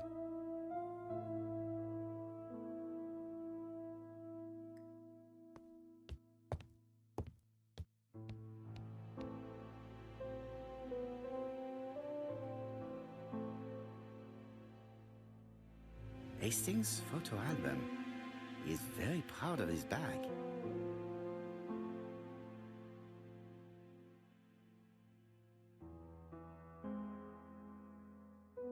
Churston, Devon, population 500 inhabitants. Hourly of trains. London, Churston. Trains of evening. London, 6:45 p.m. Newton Abbot, 11 a.m. Churston, 11:45 a.m. London, 11:45 p.m. Newton Abbot, 6:08 a.m. Churston, 7:15 a.m.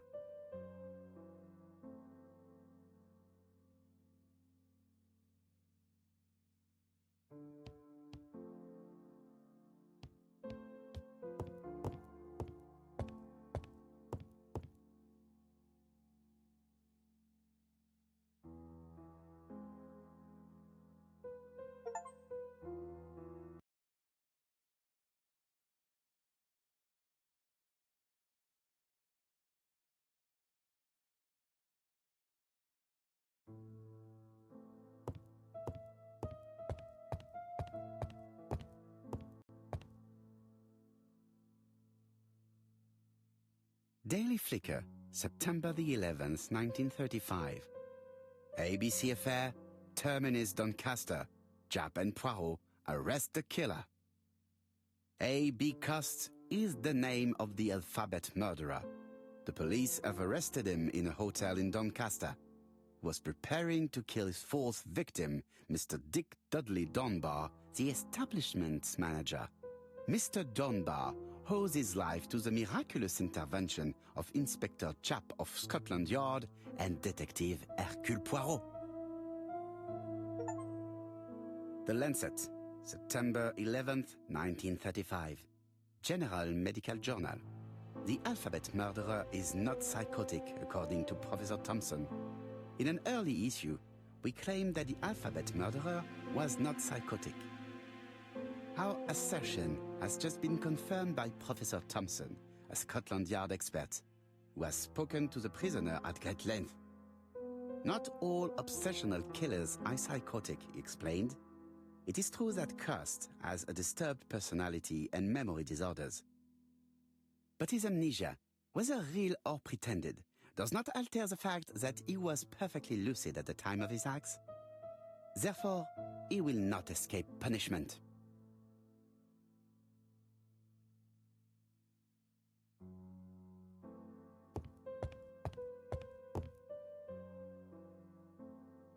Ah, some cool air.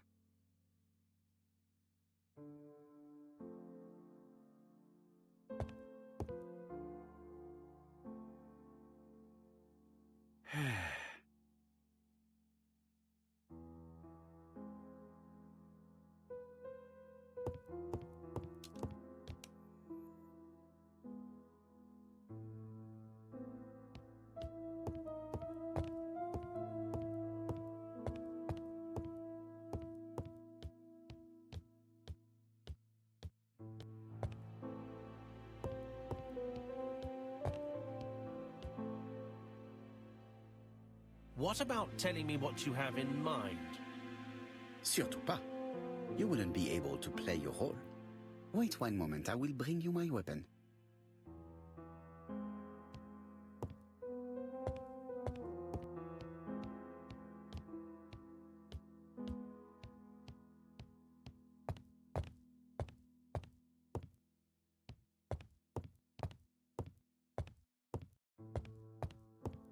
It is not the right...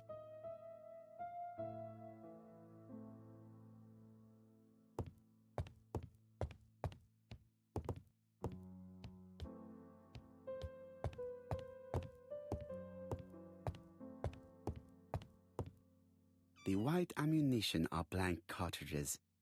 The others are real bullets. The revolver is loaded with blanks. I still have time to choose real bullets.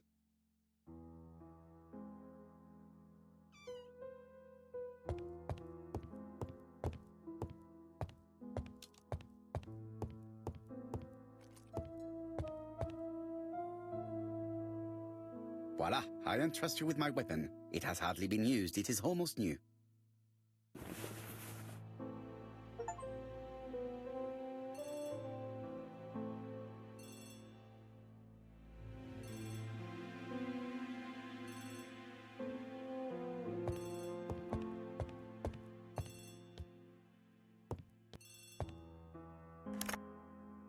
Chief Inspector, is that you? Yes. Sorry, but we haven't found anything. Have you checked the typewriter? And the packaging, the letter, and the ribbon reel. We've only found prints left by Cust and his landlady. Well, never mind, I shall make do. So, are you still going to hold your meeting? Of course, Chief Inspector. I can hear my guest coming up the stairs. Why have you brought us here, Mr. Poirot? Since Cust's arrest, I thought it was all done and dusted. Miss Gray formally identified him, as well as Miss Barnard. Yes, and the stockings he saw drove the same brand as the ones found at my aunt's. This is all true. However, a case is not closed if some questions remain open. And one question is, why did the murderer send me his letters? Why did he challenge me, Hercule Poirot? Perhaps he wanted to play with you, to taunt you. Xenophobia? Maybe he didn't like you because you're foreign. I may be wrong, but maybe by provoking you, he was looking for glory? All these theories should be studied. Let us now try and get our brain cells to work.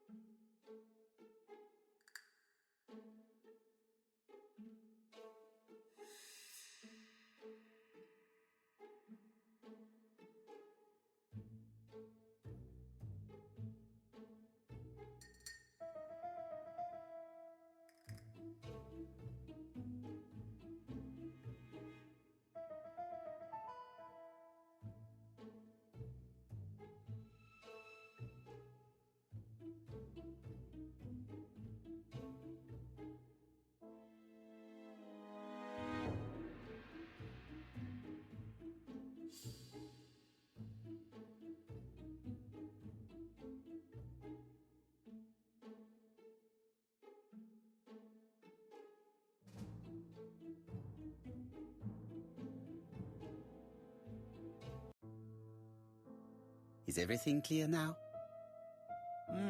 You might like to explain your reasoning again. Of course.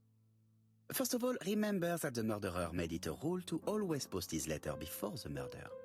He never digressed from that rule. However, in Churston, he encountered a problem. The village has only 500 inhabitants. With advance warning, it would be easy to arrest him. Therefore, the murderer delayed his letters deliberately with the wrong address. The plan wouldn't have worked if he'd sent it to Scotland Yard or the papers because everybody knows their addresses. The mistake would have been corrected and the letter would have been on time. That is why the murderer chose me as the recipient. Because for his plan to succeed, it was necessary for at least one of the letters to have a wrong address and get lost. It was very cunning. Absolument. It is a very subtle plan. It matches the profile we have drawn up of him perfectly. that of an intelligent, daring and calculating murderer. But that's not how you describe Cust. You are quite right, mademoiselle. Like you, I find it hard to believe that this dull character is the clever murderer we are looking for. Do madmen...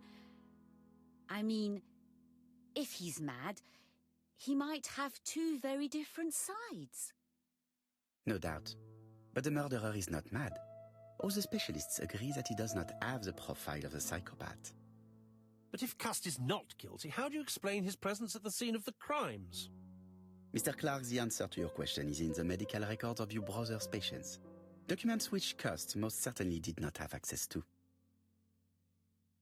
Let us now try and get our brain cells to work.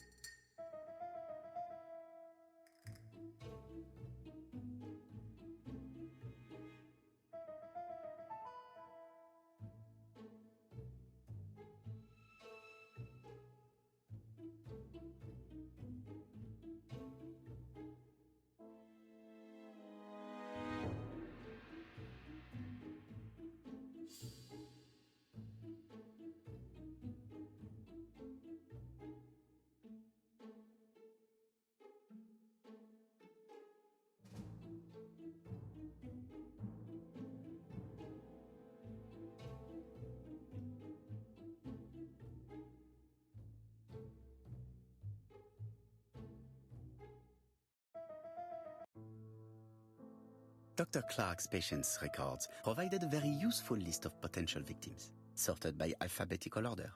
The killer definitely used it, explaining the fact that all the victims were former patients of the doctor.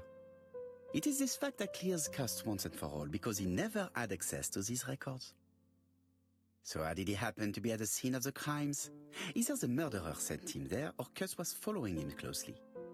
Cust's highly suggestible nature leads us to the second hypothesis. The murderer was manipulating him. He systematically sent Cust to the towns where he was going to strike, so that the suspicion would land on the poor man's shoulder. That's evil. What sort of killer could have such a plan? And what would he gain from three completely different murders? Indeed, it seems unlikely that the same murderer committed all the crimes. What should we take from that?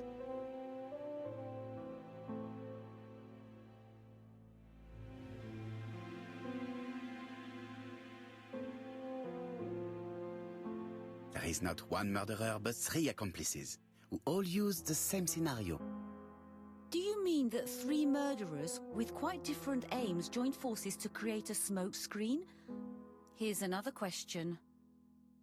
Is it still necessary to find a motive for each crime? And the one in Andover poses problem. Why was poor Mrs. Asher killed? Indeed. It would be best to forget the theory.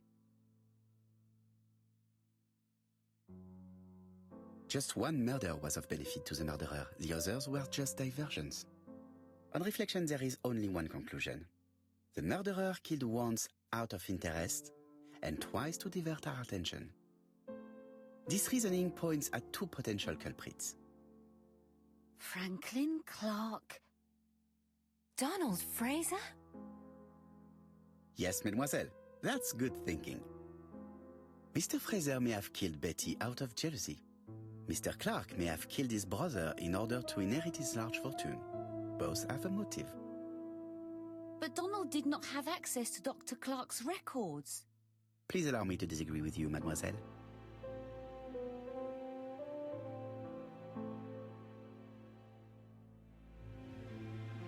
He works for Court and Brunskill, one of whose clients was Sir Carmichael.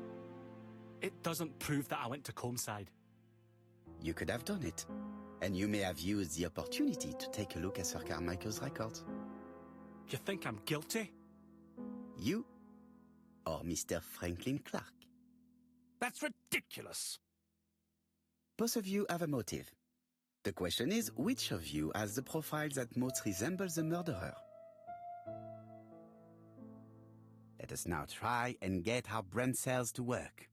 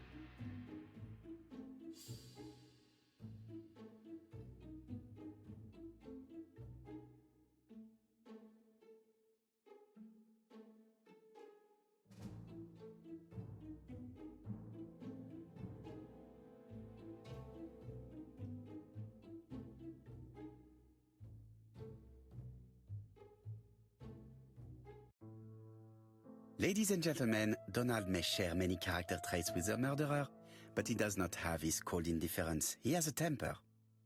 It is hard to imagine him planning anything.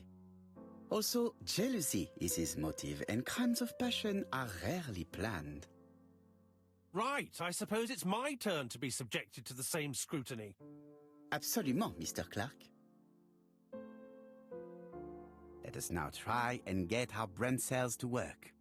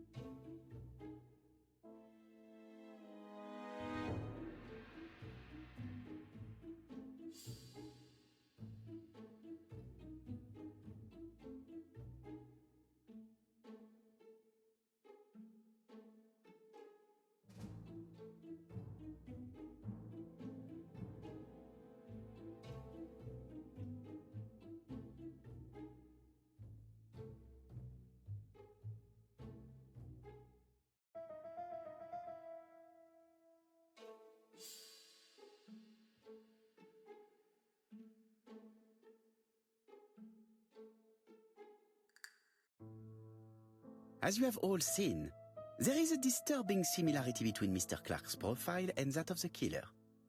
In actual fact, it is exactly the same. Mr. Poirot, your psychological studies are interesting, but your conclusions do not add up. Why would I have wished my brother's death? The inheritance is lawfully mine. I just have to wait. No, you had to act quickly. Because of Miss Grey. Mademoiselle, although you haven't been telling the truth, there is no doubt in my mind that you would have found a way to marry Sir Carmichael after Lady Clark's death. For you, Mr. Clark, it was a disaster. If Miss Grey had children by your brother, you would not have inherited a thing. You realized the danger after reading several letters from Comside, especially one in which your brother opened his heart to you. So you hurried home from China, and you took action. In truth, Cust was no more than a puppet manipulated by the real culprit. You, Mr. Clark. Such an imagination, Mr. Poirot. In fact, nobody manipulated Cust. The famous instructions he received by post. He wrote them on the typewriter. We know that for sure. Oh no. You know perfectly well that is not true. Said. Interesting art style. Welcome on in, Spin. Thank you very much for the sub. I hope you're having a fantastic existence. And yes, the art style does feel very unique, doesn't it? I quite enjoy it. It lends a certain je ne sais quoi to the game, you know?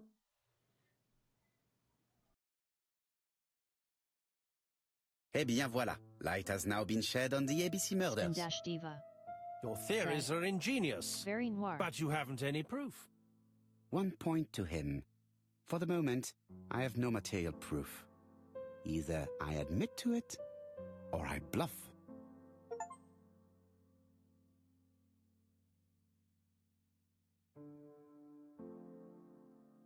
One thing proves it. The prints you left on Cust's typewriter. Enough. Oh, of course you wiped the typewriter before sending it. But not carefully enough. Scotland Yard has found your print along with those of Cust. I understand why you never wanted to lend me your new typewriter, and why you were searching through your brother's things. And the hole you dug on the moors. What did you hide there? The knife you used to kill your brother? Game, set, match. You win, Mr. Poirot. But it was worth trying.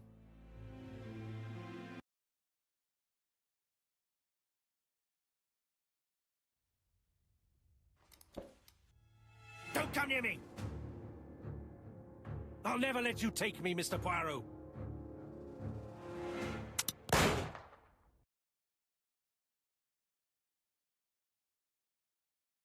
Oh shit. What would have happened if we had loaded that with real bullets? Diva. No, Said, we loaded it with blanks. Damn. He's okay. We loaded it with blanks, and it's just fine. But we could have loaded it with real bullets. Okay.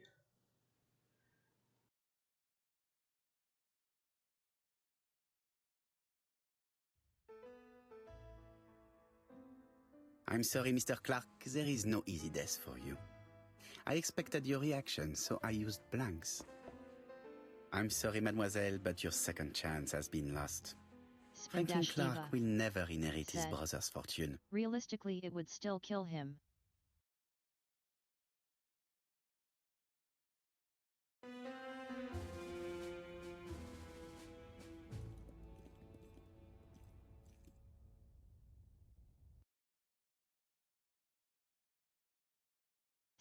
Diva.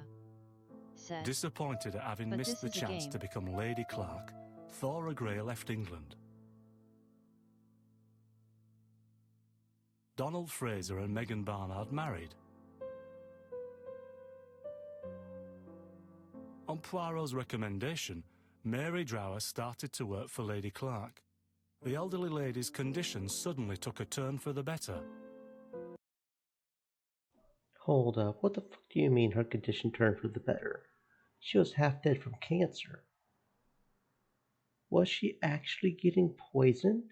She suspected she was getting, but was she actually getting poisoned? What? And a few months later, to Dr. Logan's great surprise, she was back on her feet again. According to this eminent physician, it appears to be an extremely rare case of spontaneous remission. Lady Clark has enjoyed very good health ever since.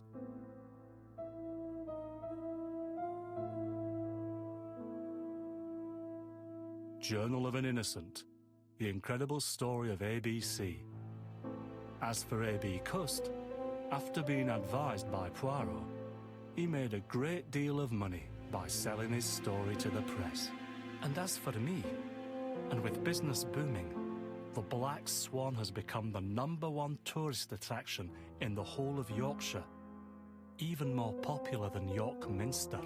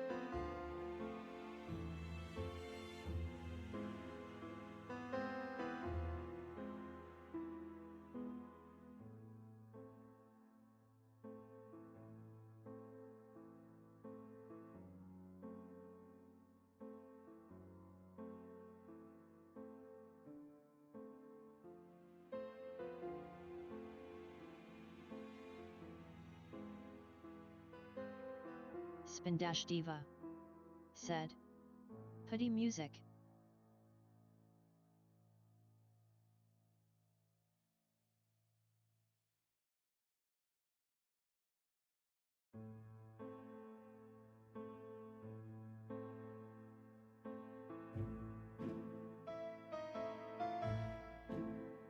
Spindash Diva said. I had a drunk guy ask me to fart live on stream 4.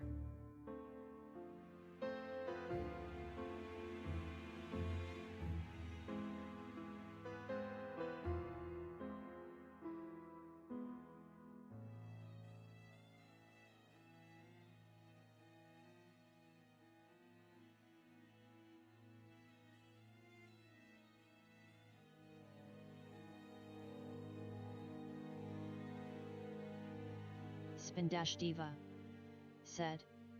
That was tonight. Oh. Some people truly have too much time on their hands. The real question is, did you do it?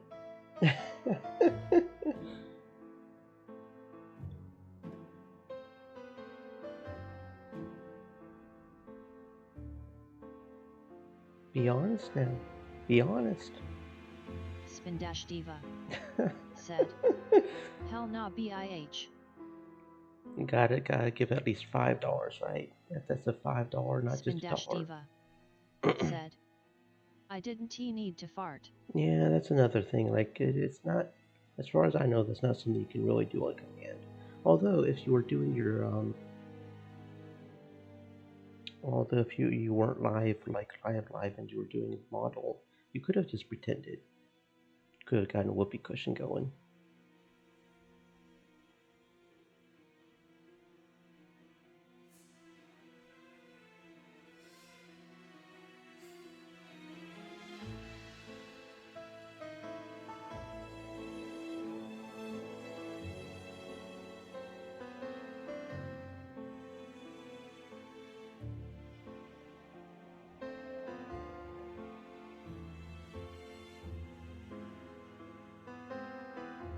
Well, I enjoyed that game. It was a little on the short side, but I greatly enjoyed it. The art style was nice, and the puzzles were interesting.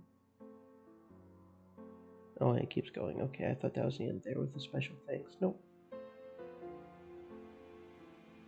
Spindash Diva said. And I was like, I'm not going to shit myself. I used the fart machine I have. He said no and then asked me to add him on Discord and DM him a fart. Boy wants what he wants, I guess. Shit. Wonder if he'll remember once he sobers up. Not everybody can remember everything when they're drunk, depending on how drunk he was. Of course, if he was that drunk, he might not have been able to type at all, so couldn't have been too drunk, I guess.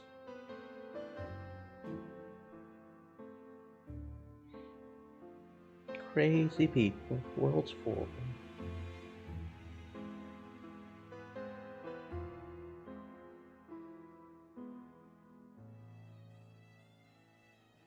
Spindash Diva said. He claimed he and his friends had a bet for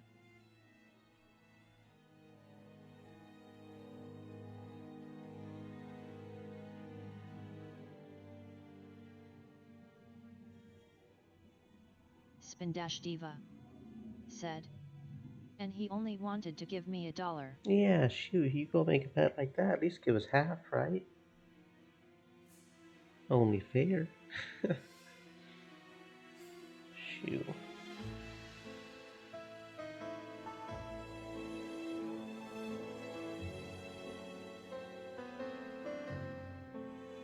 The biggest problem I have with this game, though, Diva said. Yeah, I know, right? The biggest problem, I don't know if you guys noticed it, but when he was saying let's use our little gray cells in the subtext and the closed captioning, he never said that. The actual voice actor never said that, and that's like a classic Poirot line. He always said my brain cells, not my gray cells. Very different. That would be my biggest problem. Whoever did the voice acting messed up. They did not say the right line, which is just not right. That's like a classic Poirot thing with his mustache and his gray cells and stuff. To say brain cells instead of gray cells, like, yeah, that's not right.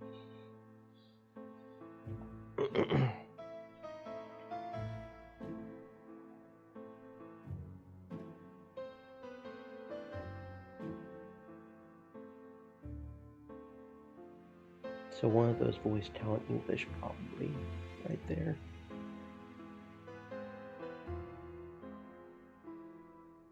Spindash Diva said.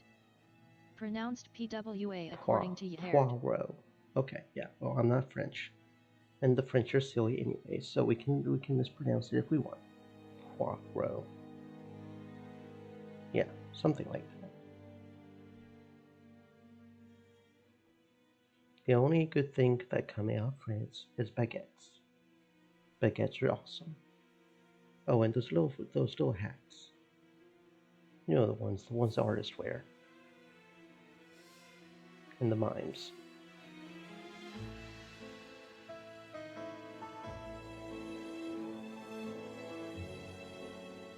Spindash Diva said. He is Belgian, Yaherd says. I'm trying to think where Belgium even is. Spindash That's the Diva one. That's said. the one with the chocolate, isn't it? Belgian chocolate. It's over near the Switzerland or somewhere, isn't it?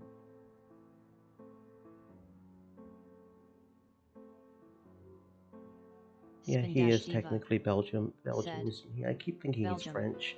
For some reason, I mentally keep thinking he's French, but he is Belgian, isn't he? It's because he keeps using the words like mademoiselle, and he keeps speaking French. Said. Near Germany. He keeps using French words, is probably the reason why I keep thinking he's French. Mademoiselle and n'est-ce pas, and I'm probably butchering how to say those, of course, but yeah, like on the east side of Germany, right? Near the mountains over there, near the Swiss mountains, near Switzerland. Spindash Diva said. Because they speak French in well, Belgium. that would explain that. I genuinely had no idea they didn't. Yeah, okay, I thought they would have their own language, but I guess Belgium is part of France. Okay. More you know. More you know. Because Belgium's not one of those countries I hear about, like, at all. Belgian chocolate is about the only thing I could tell you about Belgium.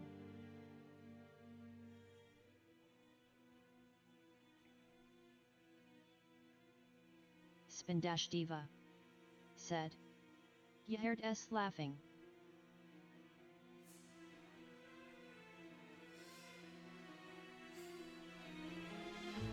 Spindash Diva said.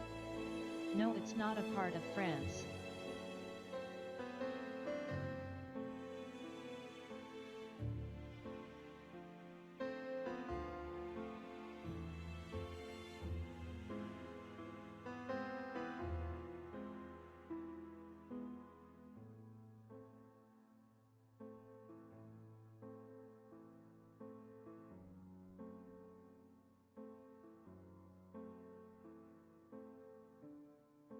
Spindash Diva said. He says it's an independent nation.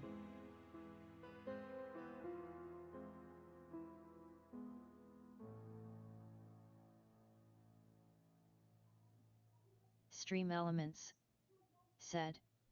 Stay moist, my friends, hydrate.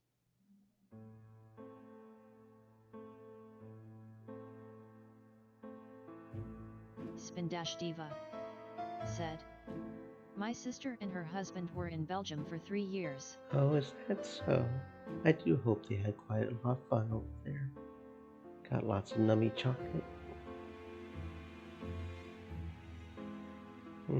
Now I want some chocolate.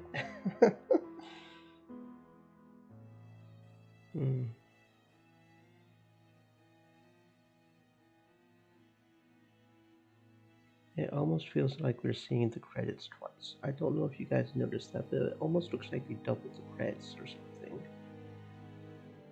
Am I losing my? I think I might be losing my mind a little bit here.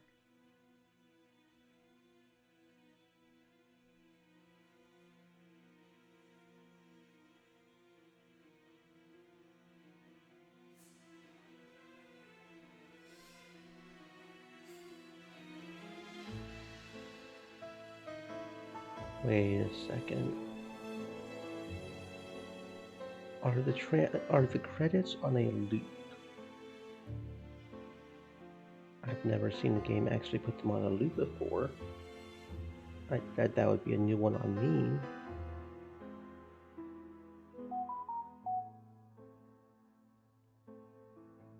Spindash Diva said. LOL. Have you ever seen a game with credits on a loop? The credits go through and then that's that, right?